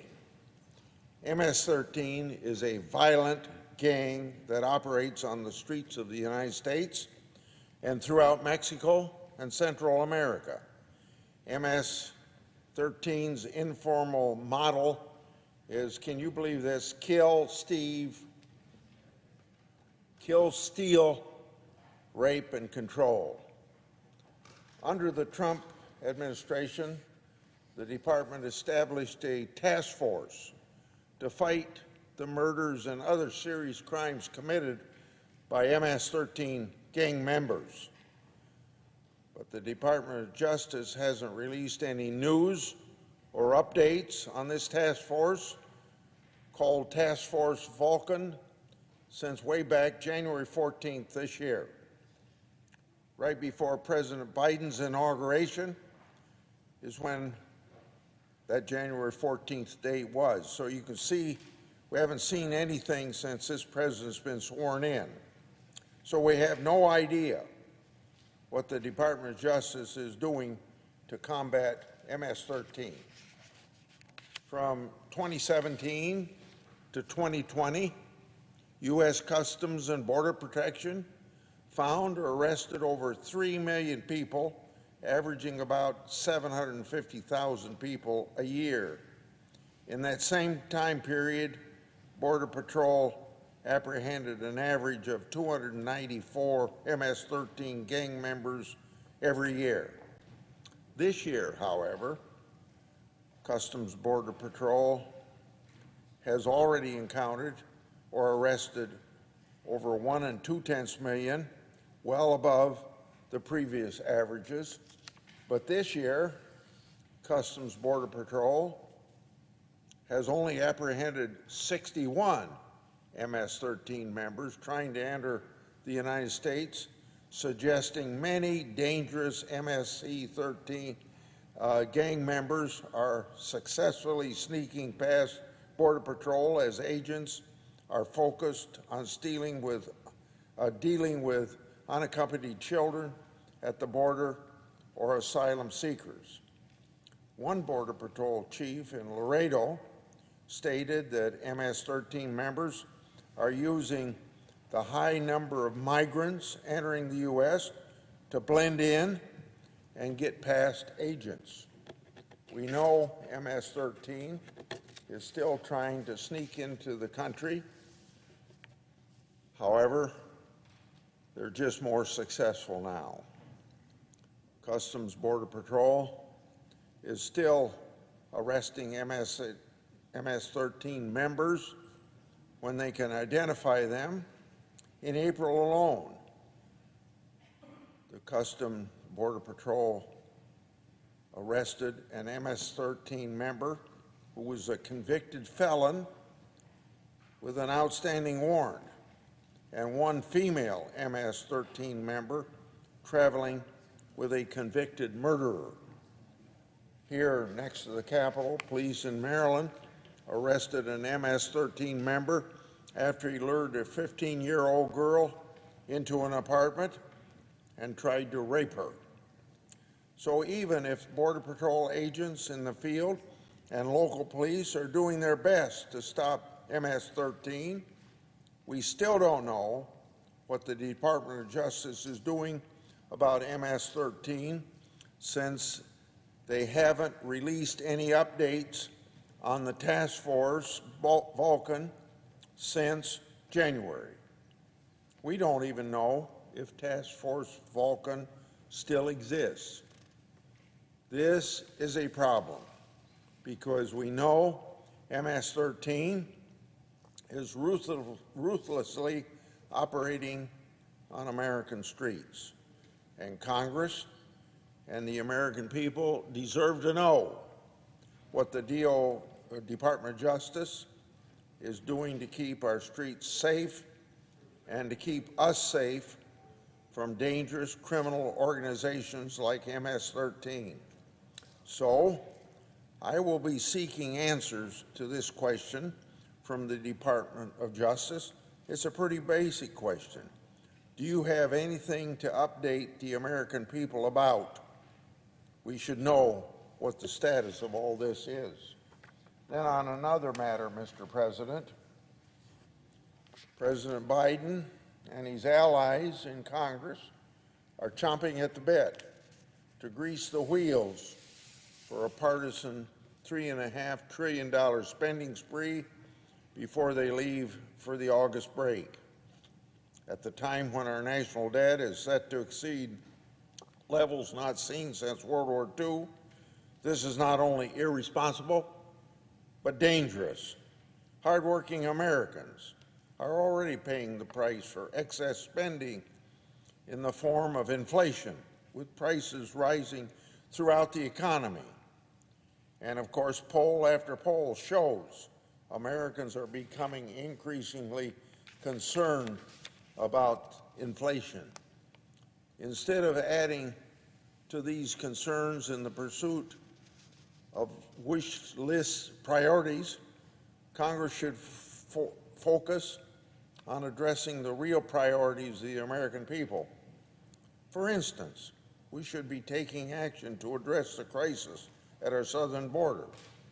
In June, U.S. Customs and Border Protection encountered 188,000 people. That's up 471% from the same time last year. As a result of the Biden's administration irresponsible immigration policies, Customs and Border Patrol has encountered over 1.1 million illegal immigrants at the southern border during this fiscal year. That's 5 times larger than the population of Iowa's capital city, Des Moines. The crisis is undeniable, but Senate Democrats are trying hard to deny it. Instead of taking action to secure our borders and deter illegal immigration, Senate Democrats are attempting to use reckless tax and spending bill to offer amnesty to millions of illegal immigrants living in the United States. It's deeply irresponsible.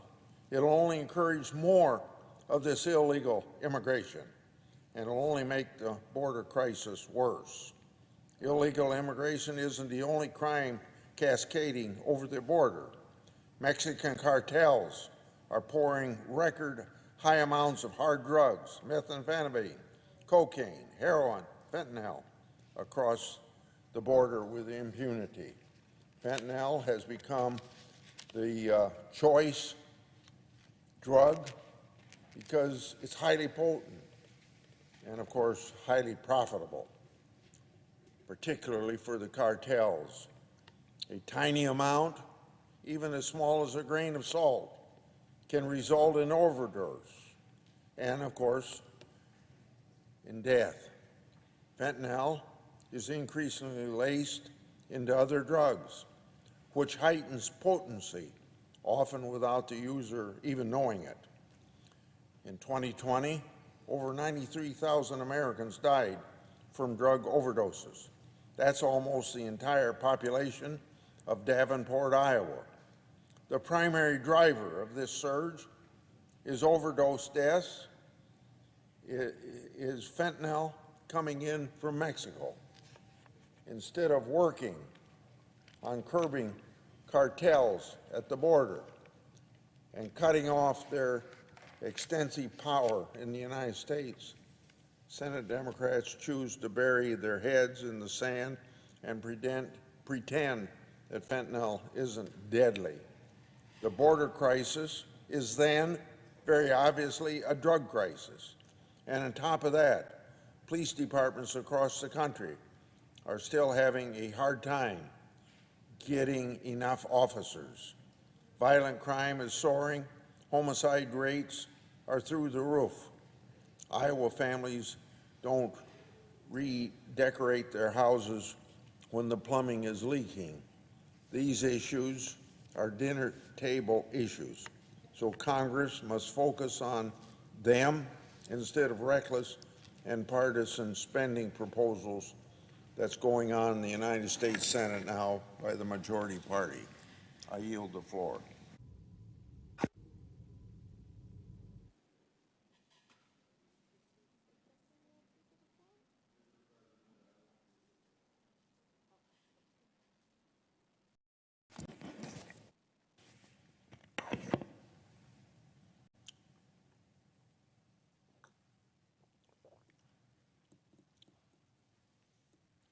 In the past few weeks, there's been a lot of talk about increasing IRS enforcement to bring in more money to the government. That'd be fine if we could trust the IRS to keep taxpayers' information safe and secure and actually using that information to enforce the tax code. Now, unfortunately, that notion is waffling on pretty shaky ground at this very moment. In June, the nonprofit journalism webpage, ProPublica, began publishing stories that appear to contain confidential taxpayer information that might have come from the IRS. Unfortunately, attention has focused more on the private tax affairs of the victims of these actions than on the apparently illegal actions taken to produce the data that forms the basis of these ProPublica stories. By law, the confidentiality of taxpayers' information is sacrosanct. That comes from Section 6103 of the tax code, a section that was put in law in the 1970s, I believe, to see that what Nixon did to use the IRS to go after his enemies never happened again. So why is this information sacrosanct? Because a federal income tax return contains some of the most sensitive information that there is about our fellow Americans. A tax return is essentially a blueprint for how families and individuals live their lives. Aside from detailing where and how taxpayers support themselves and earn money, tax returns potentially detail what charities, including even religious institutions, that a taxpayer supports, Tax returns can also detail where and how they take care of their children, their medical status, and lots of other deeply personal information. In part, to protect tax compliance, Congress decided that in exchange for collecting sensitive information needed to enforce the Internal Revenue Code, the IRS must treat this information carefully and protect it from unauthorized access and disclosure. That's what Section 6103 is all about. And it carries with it significant criminal and civil penalties for any violations of those terms. Nevertheless, the ProPublica stories published in a series entitled, quote, "The Secret IRS Files Inside the Tax Returns of the 0.001%, are plainly derived," that's the end of the quote, "but these are plainly derived from the confidential taxpayers' information. The folks in charge of enforcing the tax code quickly recognized that they had a big problem here. That very morning, the IRS Commissioner Reddick was testifying before the Senate Finance Committee and said that he appreciated the confidential nature of the information collected by the IRS and how very important it is that people are able to trust the IRS with that information. Commissioner Reddick isn't the only Treasury official to express that concern. When asked about this apparent abuse of taxpayer information at the Finance Committee hearing on the President's fiscal 2022 budget request held on June the 16th, Treasury Secretary Yellen said she agreed the situation was very serious and that the matter has been referred to the Justice Department. The week before, appearing before a different Senate committee, Attorney General Garland also said this was a very serious matter and that people are entitled to the privacy regarding their tax information. I agree with Commissioner Reddick, Secretary Yellen, and General Garland that the apparent leak of confidential information is a very serious issue. For one thing, we don't know exactly where the information came from. Was it a leak? Was it a hack? We don't seem to know. We also don't know the full scope of the information at risk. According to ProPublica, it has, quote, obtained a vast trove of Internal Revenue Service data on the tax returns of thousands of the nation's wealthiest people, covering more than 15 years, end of quote. So let me say that again. ProPublica claims that it has thousands of tax returns. Americans know the risk of having their private information unsecured in the wind. They know the risk, for example, of fraud and identity theft. And of course, Nixon's political enemies knew the risk of letting the IRS run loose. According to the most recent IRS Electronic Tax Information Advisory Committee annual report to Congress issued in June of 2021, 185,000 identity theft affidavits were filed with the IRS in 2020. The report also notes that due to pandemic relief, higher levels of identity theft are expected during the 2021 filing season. Sure, in this case, ProPublica has decided that the wealthiest individuals are the ones worth targeting. But again, we don't know the full scope of the information that is at risk. Maybe you're not the owner of a sports team or the head of a multinational company or haven't built a vehicle in which you have recently traveled to outer space. The unauthorized access and disclosure of taxpayer information should be a concern to all taxpayers. If someone can expose the most private and sensitive information of the nation's wealthiest citizens, they can do it to anyone. Regardless of what anyone thinks about the known victims of this disclosure, no one should be absolutely confident that their information hasn't been compromised. As soon as the apparent disclosure of taxpayer information was known, I pressed authorities in the executive branch to take action. I questioned Commissioner Reddick about it during the Finance Committee that very day. 3 days later, I sent a letter to Leader McConnell and Finance Ranking Member Crapo I sent this letter with those two individuals to Attorney General Garland and FBI Director Christopher Wray, asking them to take action on this very important matter. In part, the letter reads, quote, "Find those responsible for these disclosures and ensure they're punished as directed by law. Unless you do, ordinary Americans will fall victim to these politicized and criminal disclosures, and trust in the IRS and our tax system will continue to erode."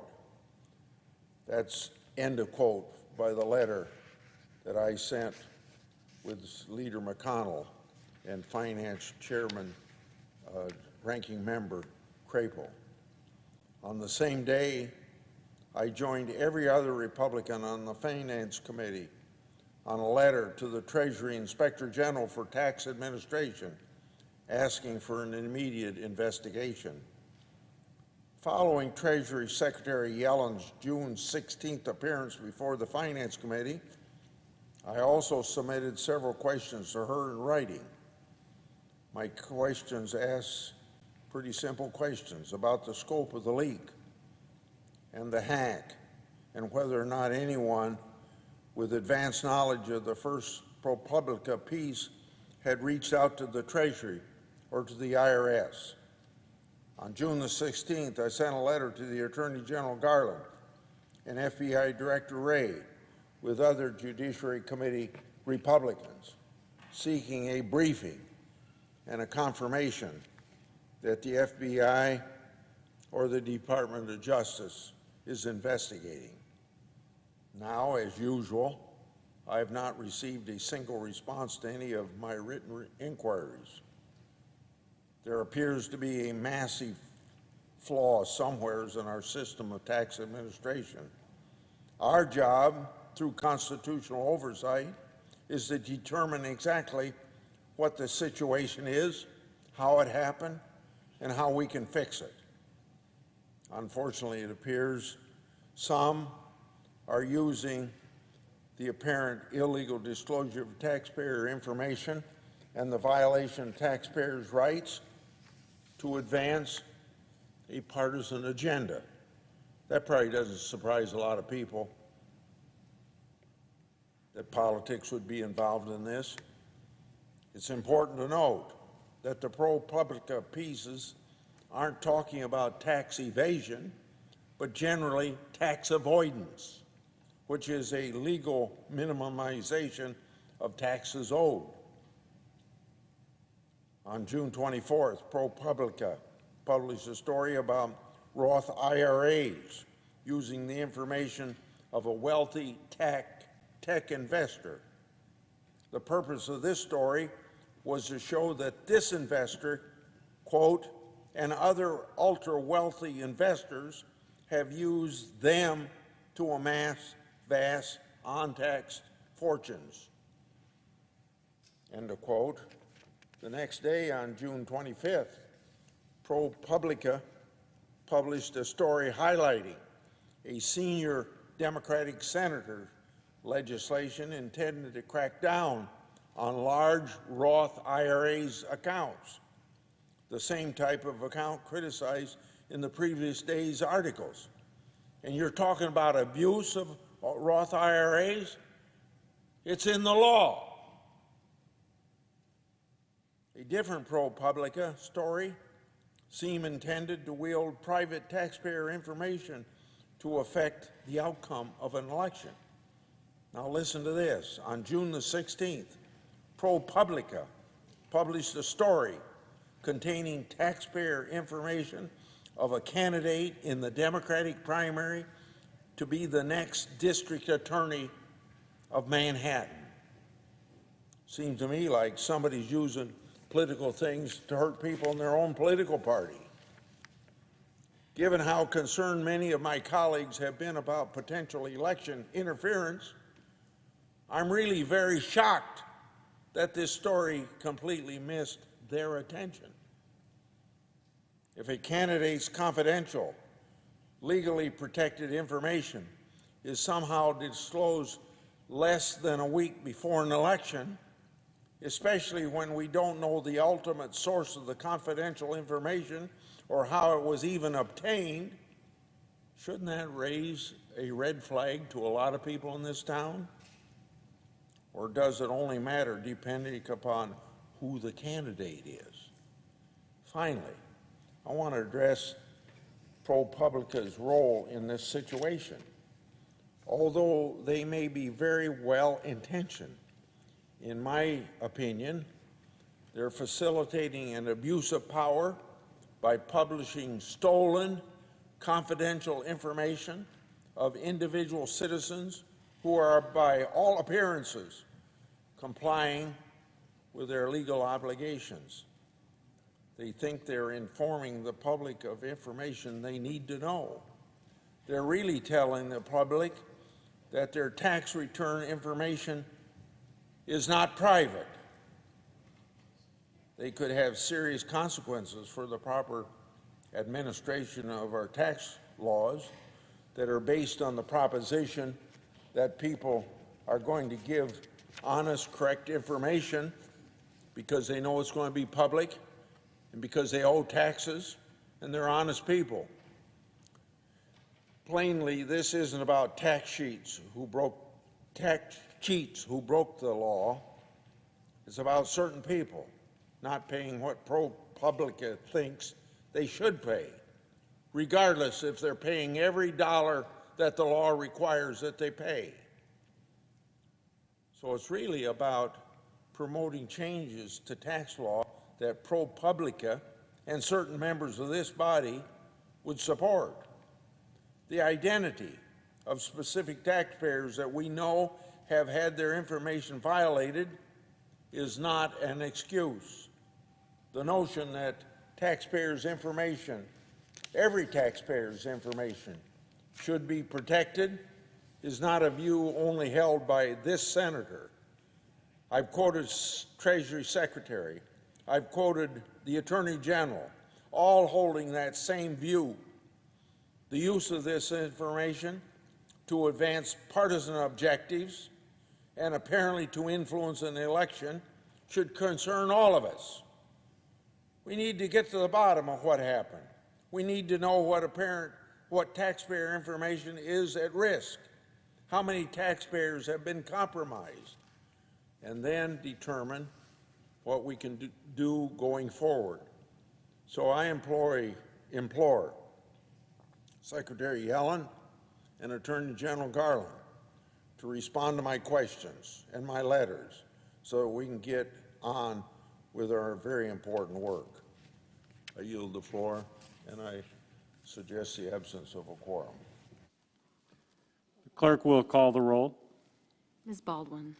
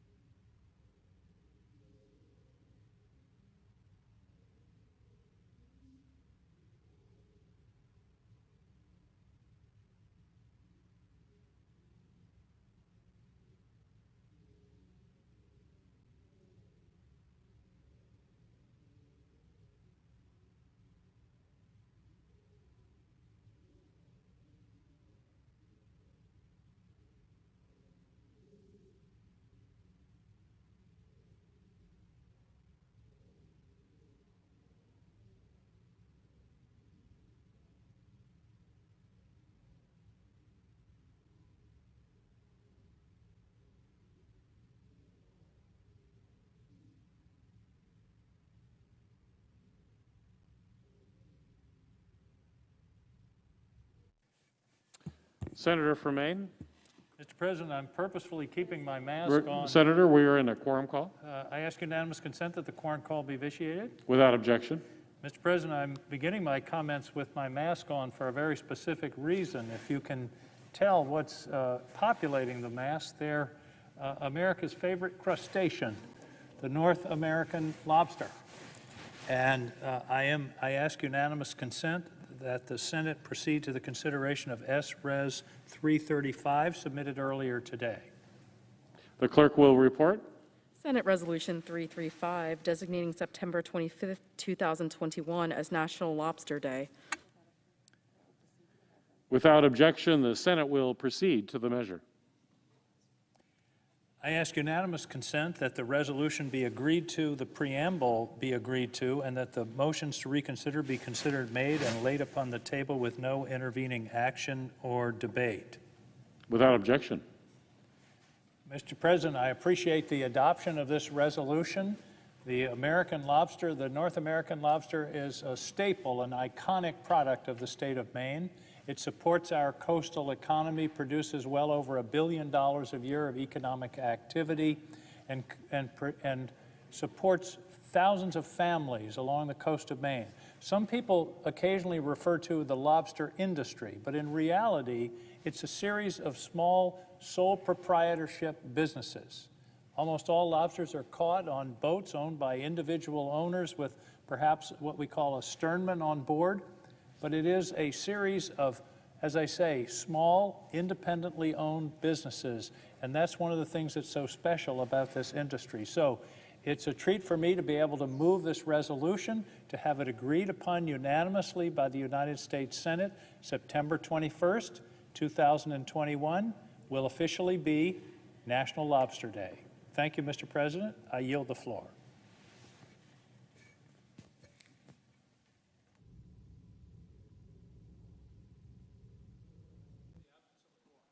The clerk will call the roll. Ms. Baldwin.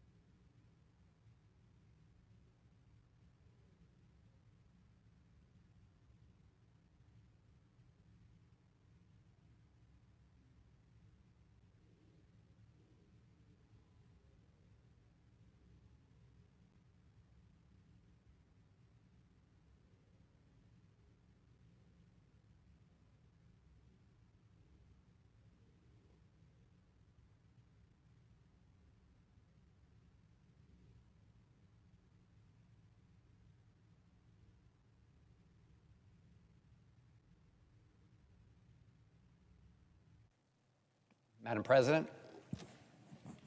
The senator from Maryland. Thank you, Madam President. I want to start by thanking some of our colleagues. The Senate is in a quorum call. Madam President, I ask that the quorum call be lifted. Without objection. Thank you. Madam President, I want to start by thanking some of our colleagues, Senator Rounds, Senator Ernst, and Senator Kelly for co-sponsoring the provisions of this amendment, and thank the chairman and ranking member of the Environment and Public Works Committee, Senators Carper and Capito, for their support as well. I also want to acknowledge the good work of our House colleague, Congressman Steve Lynch, on championing this issue. So what is this amendment about? It's a common sense amendment, Madam President, to ensure that as we work on a bipartisan basis to modernize our infrastructure for the 21st century, we also work together to ensure that new infrastructure projects that flow from this bill and others are financed securely. Most federal projects are financed securely by law. Most require some kind of surety bond. That's been the case for almost 100 years in this country.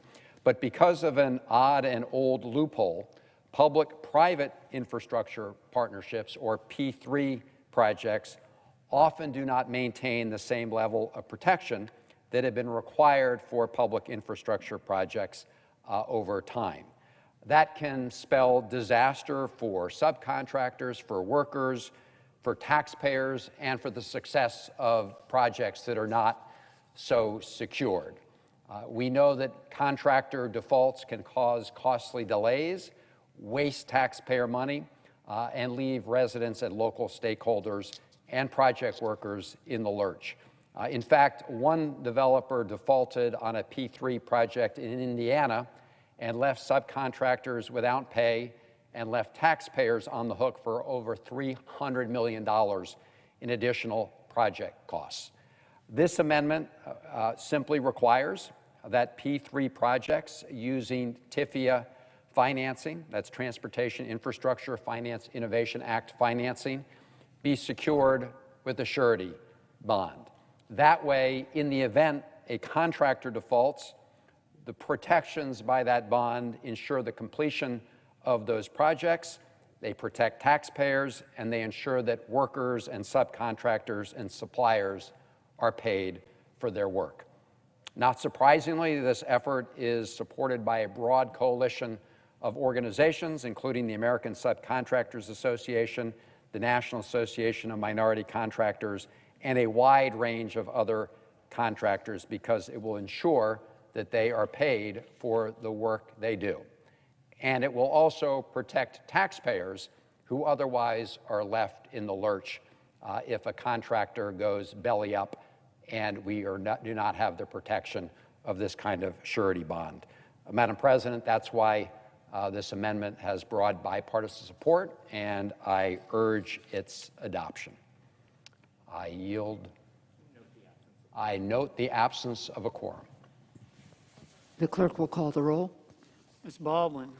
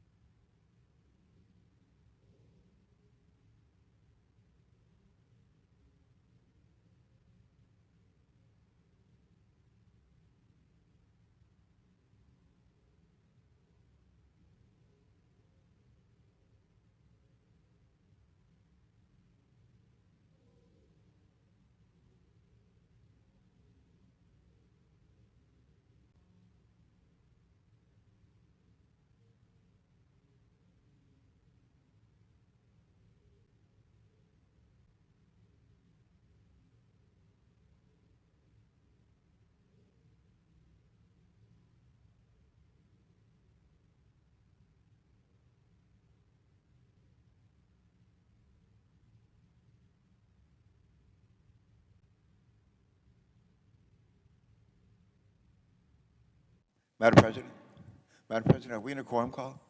Yes, we I'd are. ask unanimous consent that the quorum call be vitiated. Without objection. Thank you, ma'am. Madam President, I rise in support of the amendment offered by my old friend, Senator from Maryland, my neighbor, Senator Van Hollen, and also a young friend, Senator Ernst, and maybe there's one or two others that I'm not aware of.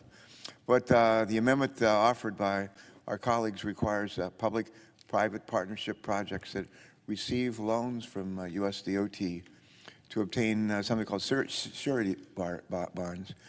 And surety bonds are a proven tool for ensuring that a loan recipient has appropriate payment and performance protections in place. And by requiring these bonds, this amendment would protect the workers, would protect suppliers, and it guarantees that any subcontractors, suppliers, and workers would receive the payment they deserve for their work on the projects, even if the borrower were to default. The amendment is based on bipartisan, bicameral legislation that is supported by a dozen organizations, including associations that represent the interests of minority-owned and women-owned small businesses. I urge my colleagues to support it. Before I yield to our colleague, ranking member of the EPW committee, I just want to say how pleased I am with the progress we've made today. A lot of amendments were offered and considered. We had the opportunity to vote on them, accept some not accepted. But the spirit was good. It's a good spirit here. And I think if most people around the country who think we never can work together and get anything done had a chance to see the way this place worked today, they'd feel better about this democracy. I yield to the gentlewoman from West Virginia.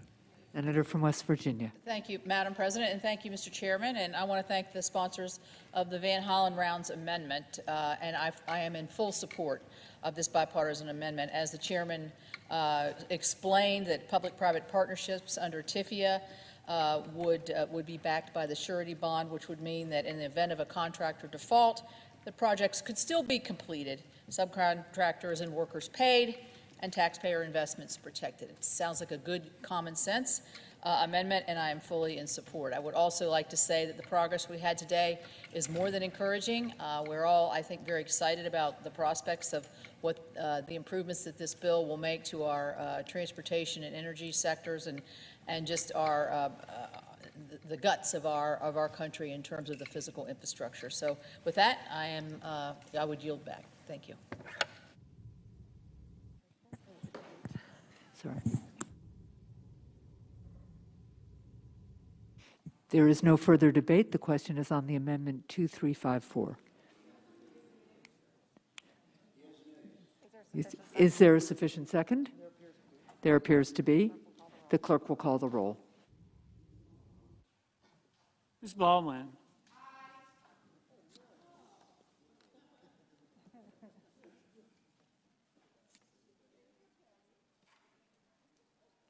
Mr. Barrasso.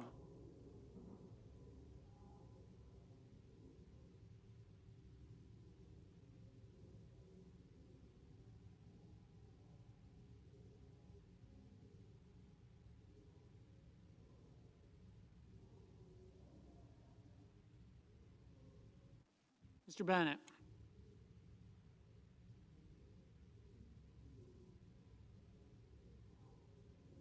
Mrs. Blackburn.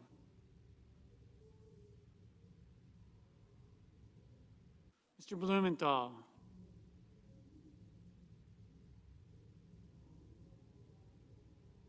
Mr. Blunt.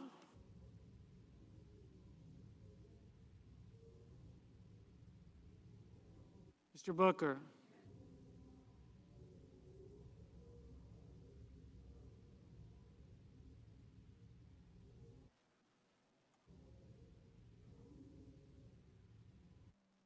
Mr. Bozeman. Mr. Braun. Mr. Brown. Mr. Burr.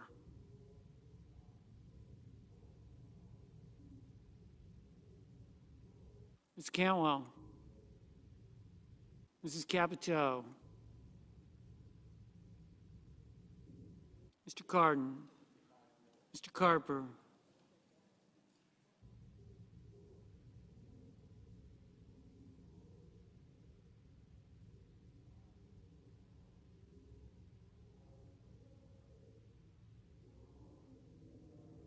Mr. Casey. Mr. Cassidy.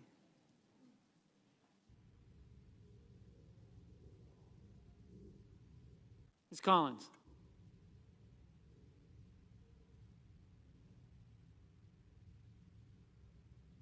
Mr. Coons. Mr. Cornyn.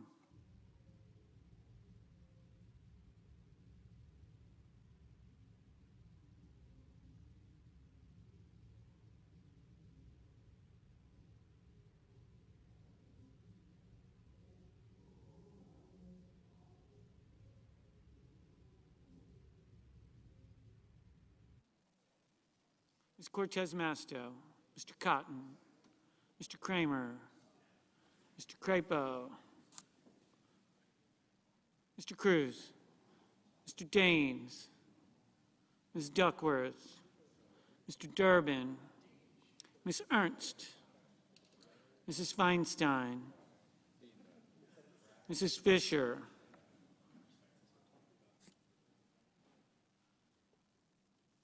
Mrs. Gillibrand.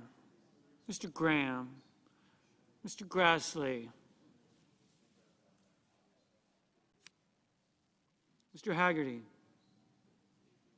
Ms. Hassan.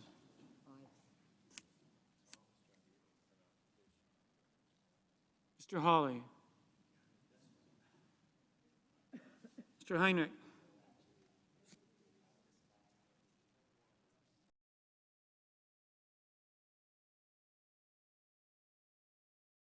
Mr. Hickenlooper.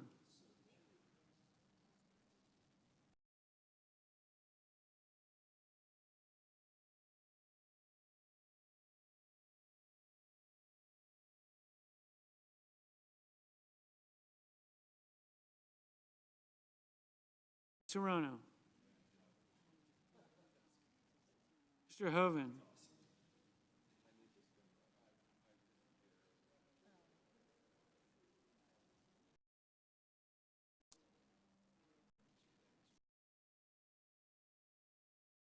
Mrs. Hyde Smith.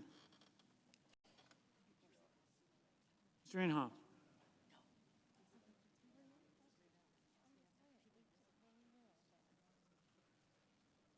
Mr. Johnson. Mr. Kane.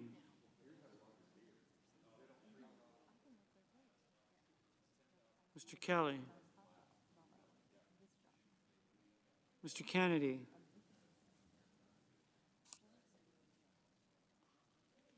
Mr. King.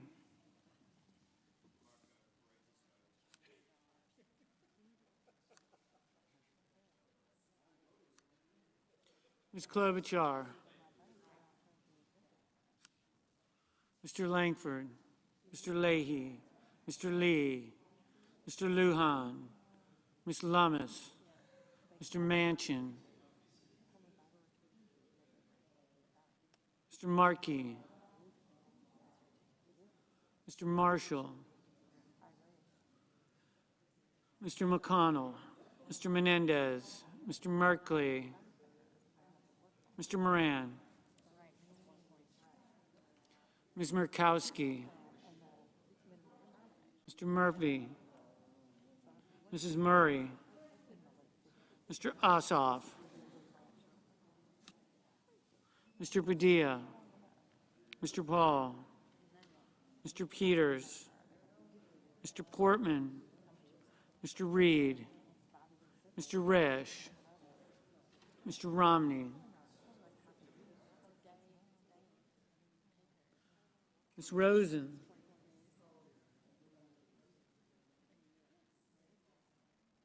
Mr. Rounds.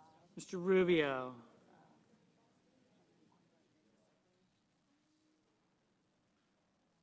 Mr. Sanders.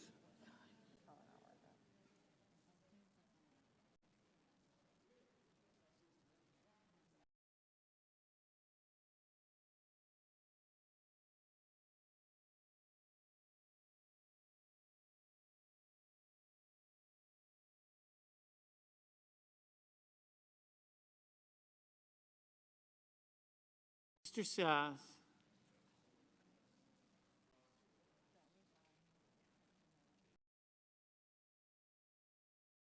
Mr. Schatz.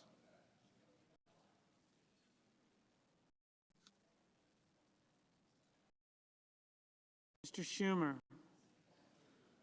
Mr. Scott of Florida. Mr. Scott of South Carolina.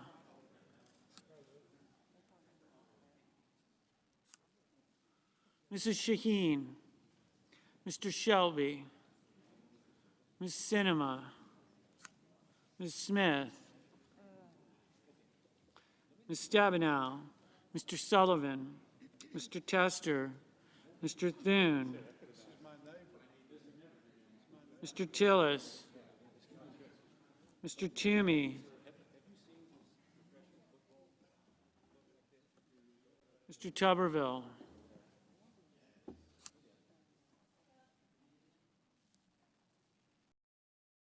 Mr. Van Hollen. Mr. Warner.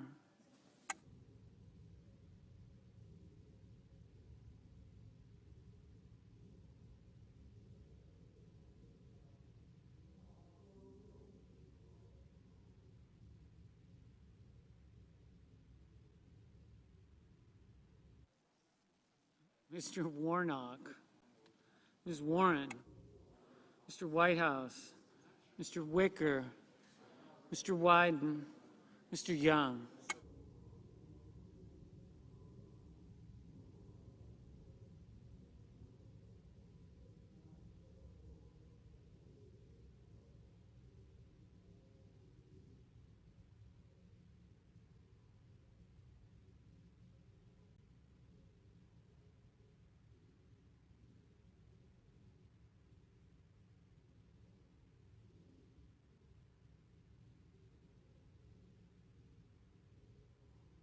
Senators voting in the affirmative: Baldwin, Bozeman, Brown, Burr, Cardin, Carper, Cassidy, Coons, Cornyn, Cortez Masto, Cotton, Kramer, Crapo, Duckworth, Durbin, Fisher, Grassley, Hassan, Hawley, Heinrich, Leahy, Menendez, Murphy, Murray, Peters, Rubio, Sass, Schatz, Shelby, Smith, Stabenow, Thune, Tillis, Tuberville, Van Hollen, Wicker, and Young. No senator voted in the negative. Mr. King, aye. Mrs. Feinstein. Mrs. Feinstein, aye.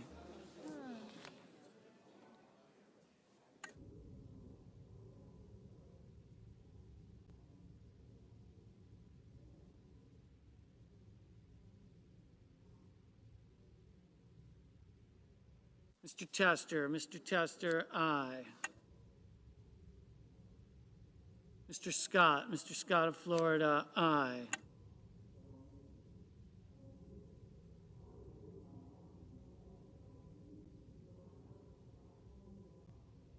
Mr. Manchin, aye.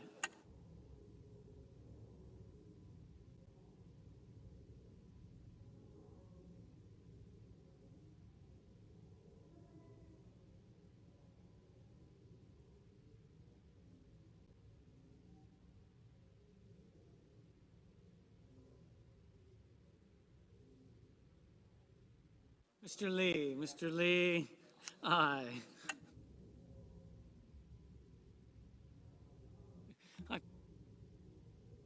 Mr. Rounds, aye.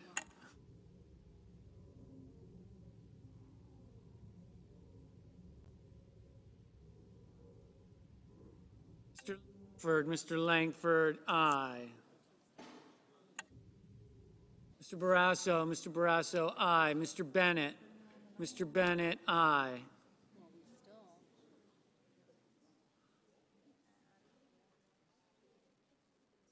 Mr. Paul, aye. Mr. Kelly, aye.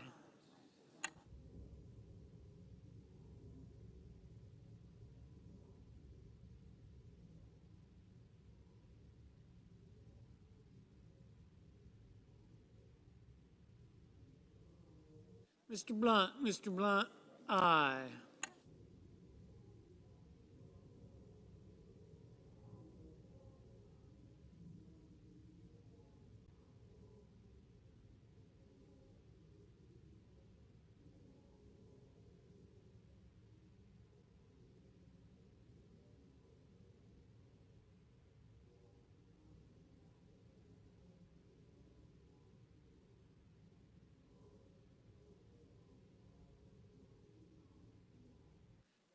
Mrs. Shaheen, aye. Mr. Lujan, aye.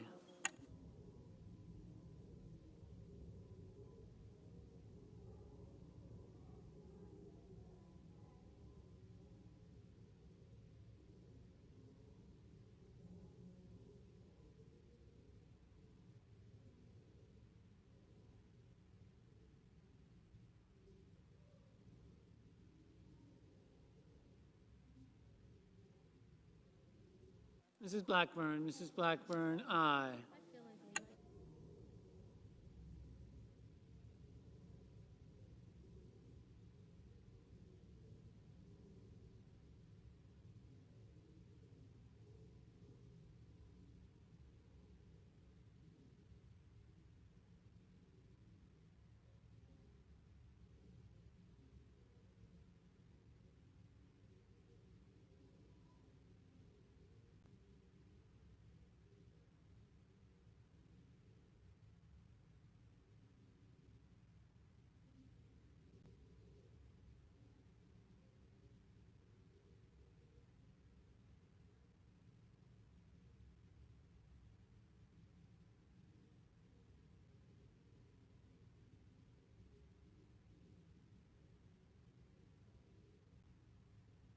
Mr. Reed, aye. Mr. Padilla, aye.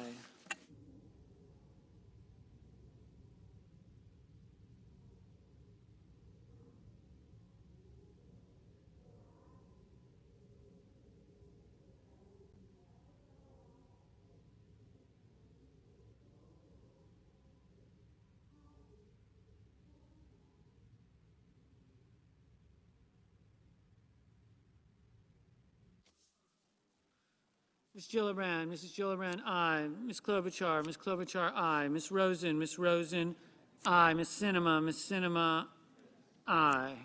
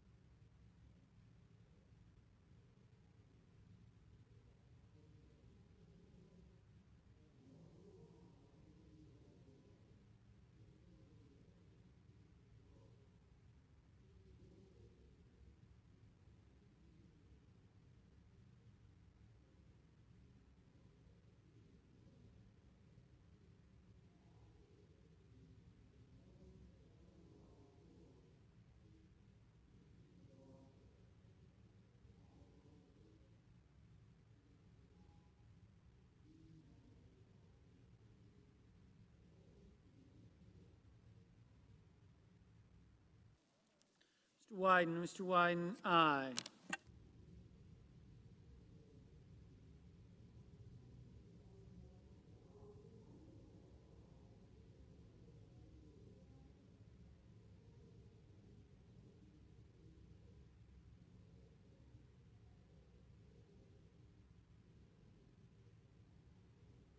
Mr.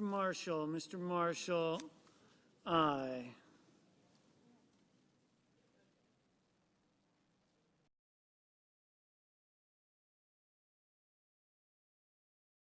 Van Hollen, amendment number 2354 was agreed to. Oh, thank you. Mr. Ossoff, aye. Mr. Cruz, aye.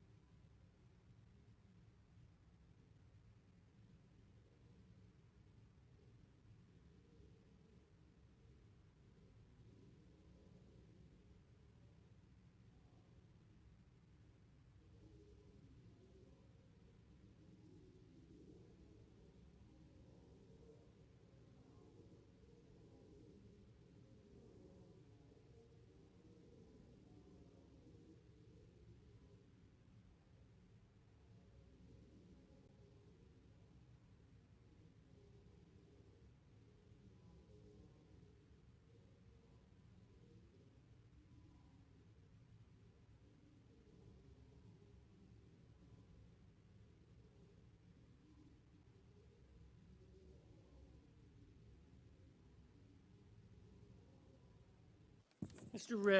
Risch, aye. Mr. Toomey, aye.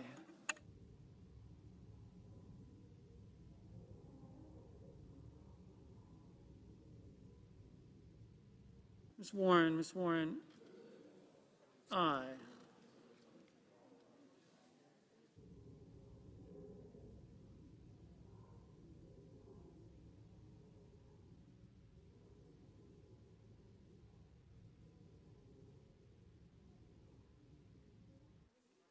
Mr. Warner, aye. Mr. Haggerty, aye. Ms. Collins, aye. Ms. Lummis, aye.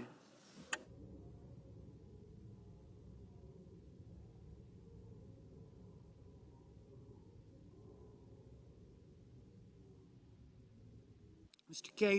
Casey, aye. Mr. Booker, aye. Mrs. Hyde Smith, aye. Hmm?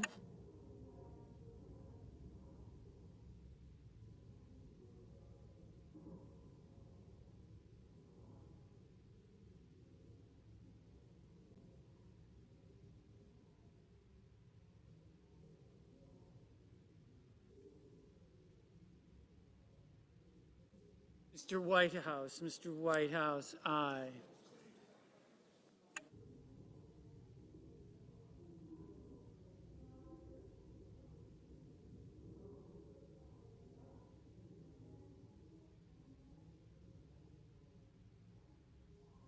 Ms. Ernst, aye.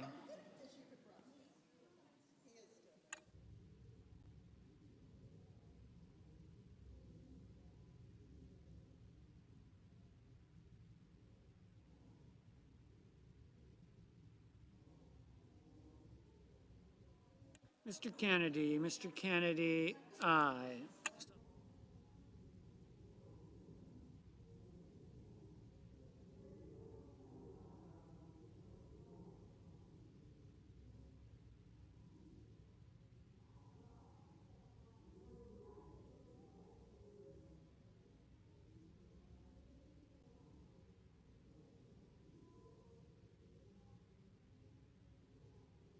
Mr. Hoven, aye.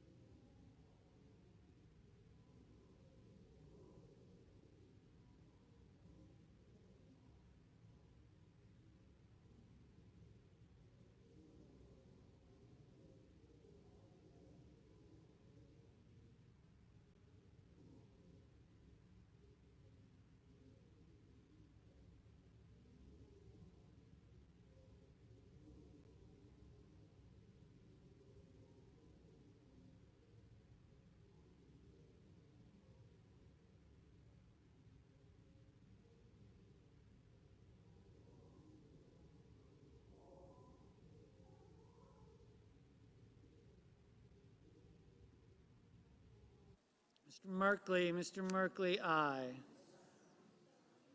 Mr. Hickenlooper, aye.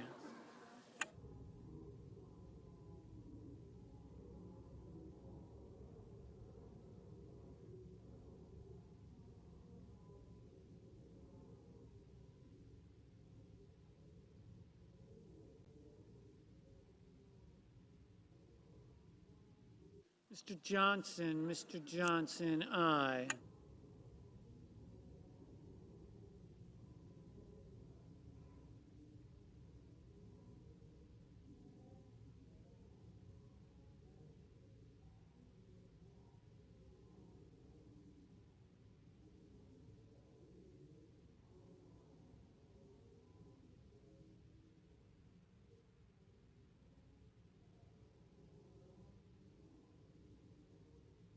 Mr. Moran, aye.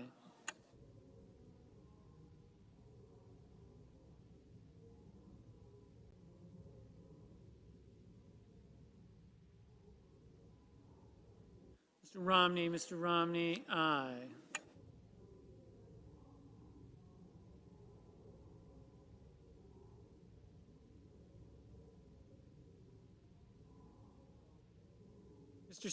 Mr. Scott of South Carolina, aye. Mr. Daines, aye.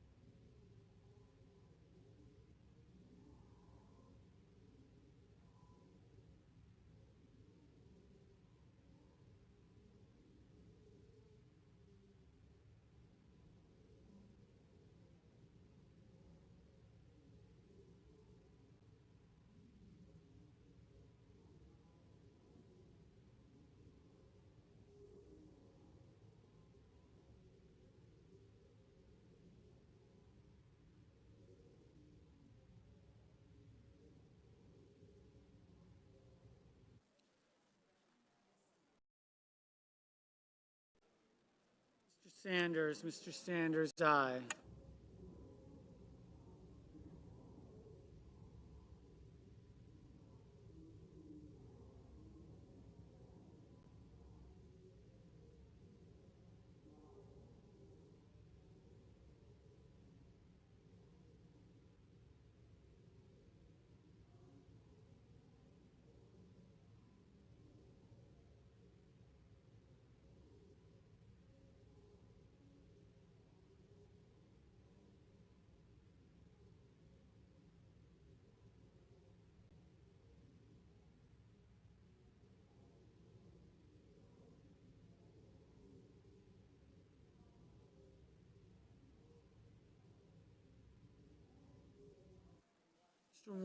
Mr. Warnock, aye.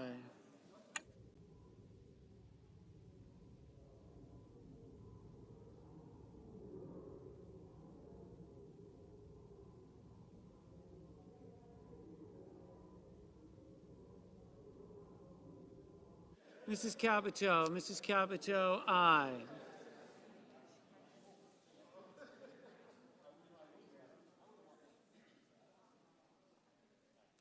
Mr.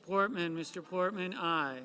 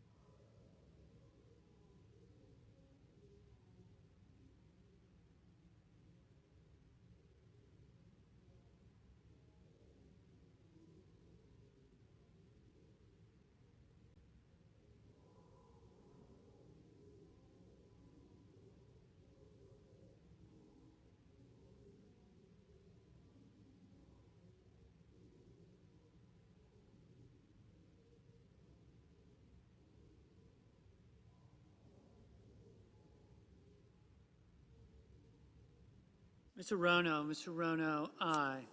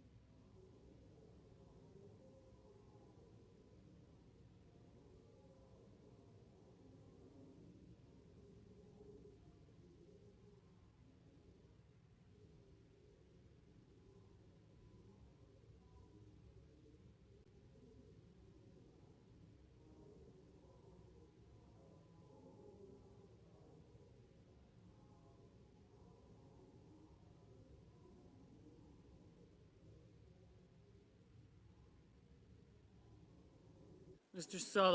Sullivan, aye. Mr.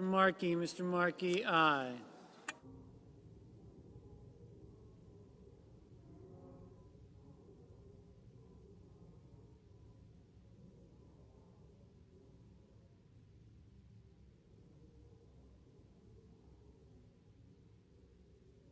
Mr. Blumenthal, aye.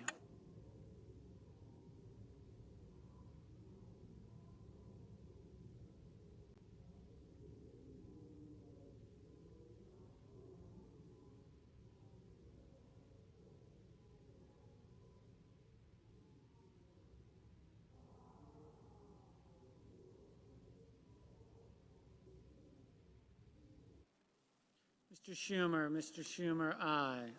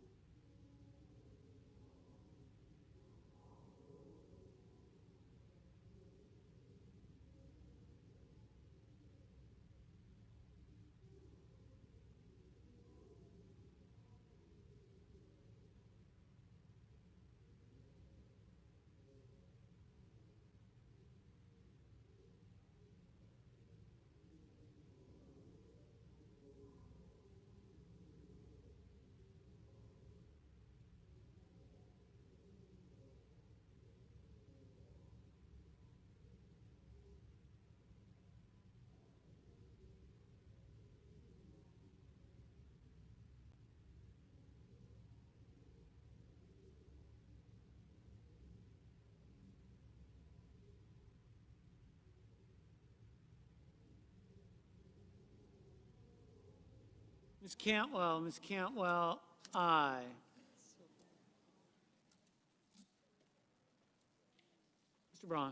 Mr. Braun, aye.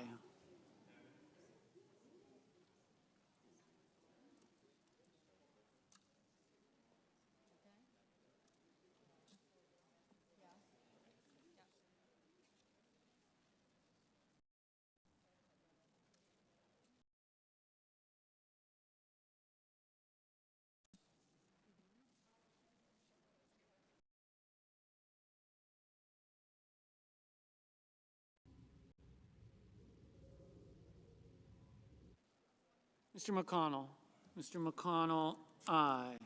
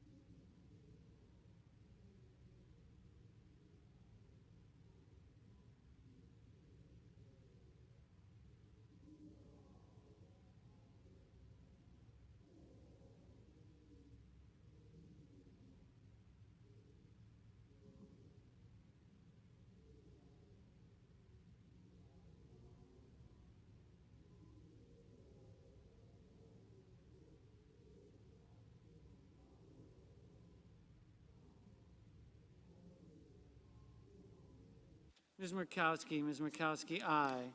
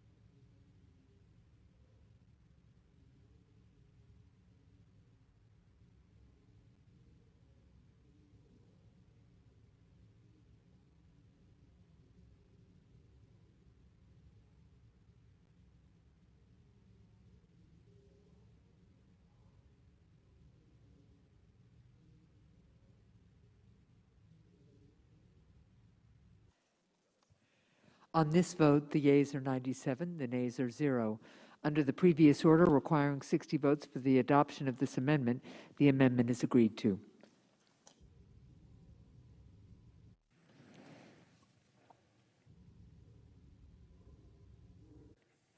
The Majority Leader. I ask unanimous consent that the vote on the Johnson Amendment 2245, scheduled for 11 a.m. tomorrow, occur at 12 p.m. tomorrow, August 4th. Without objection, so ordered. 12:15, what did I say? 12:15 tomorrow, please. Without objection, so ordered. Very important to the workings of the Senate. Next, I move to proceed to executive session to consider Calendar 250. Question is on the motion. All in favor say aye. Aye. Those opposed, no. The ayes appear to have it. The ayes do have it. The motion is agreed to. Clerk will report the nomination. Nomination, the Judiciary, Eunice C. Lee of New York to be United States Circuit Judge for the Second Circuit. And might I parenthetically add a great nominee from New York. Clerk, I send a cloture motion to the desk. The clerk will report the cloture motion. Cloture motion, we, the undersigned senators, in accordance with the provisions of Rule 22 of the Standing Rules of the Senate, do hereby move to bring to a close debate on the nomination of Executive Calendar Number 250, Eunice C. Lee of New York to be United States Circuit Judge for the Second Circuit, signed by 17 senators as follows. I ask consent the reading of the names be waived. Without objection. I ask consent the mandatory quorum call for the cloture motion filed today, August 3rd, be waived. Without objection. Madam President, under the rule, this cloture vote on the nominee will occur 1 hour after convening on Thursday.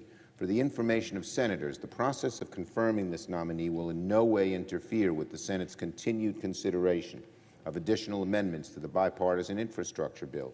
We already have a vote on an amendment scheduled tomorrow and expect further votes as well. Madam President, I ask unanimous consent the Senate consider the following nomination, Calendar 294. The clerk will report. Nomination, Office of the Director of National Intelligence, Stacey A. Dixon of the District of Columbia to be Principal Deputy Director. I ask consent the Senate vote on the nomination without intervening action or debate, and if confirmed, the motion to be reconsidered be considered made and laid upon the table, all without intervening action or debate, that no further motions be in order to the nomination, that any statements related to the nomination be printed in the record, that the President be immediately notified of the Senate's action. Is there objection? Without objection. The question is on the nomination. All in favor say aye. Aye. Those opposed, no. The ayes appear to have it. The ayes do have it. The nomination is confirmed. Madam President, I ask unanimous consent that the Senate proceed to legislative session and be in a period of morning business with senators permitted to speak therein for up to 10 minutes each. Without objection. Madam President, I ask unanimous consent that the appointment at the desk appear separately in the record as if made by the chair. Without objection. Madam President, I ask unanimous consent that when the Senate completes its business today, it adjourn until 10:30 a.m. Wednesday, August 4th. That following the prayer and the pledge, the morning hour be deemed expired, the journal of proceedings be approved to date, the time for the two leaders be reserved for their use later in the day, and morning business be closed. That upon the conclusion of morning business, the Senate resume consideration of H.R. 3684. Without objection. If there is no further business to come before the Senate, I ask that it stand adjourned under the previous order. The Senate stands adjourned until 10:30 a.m. tomorrow.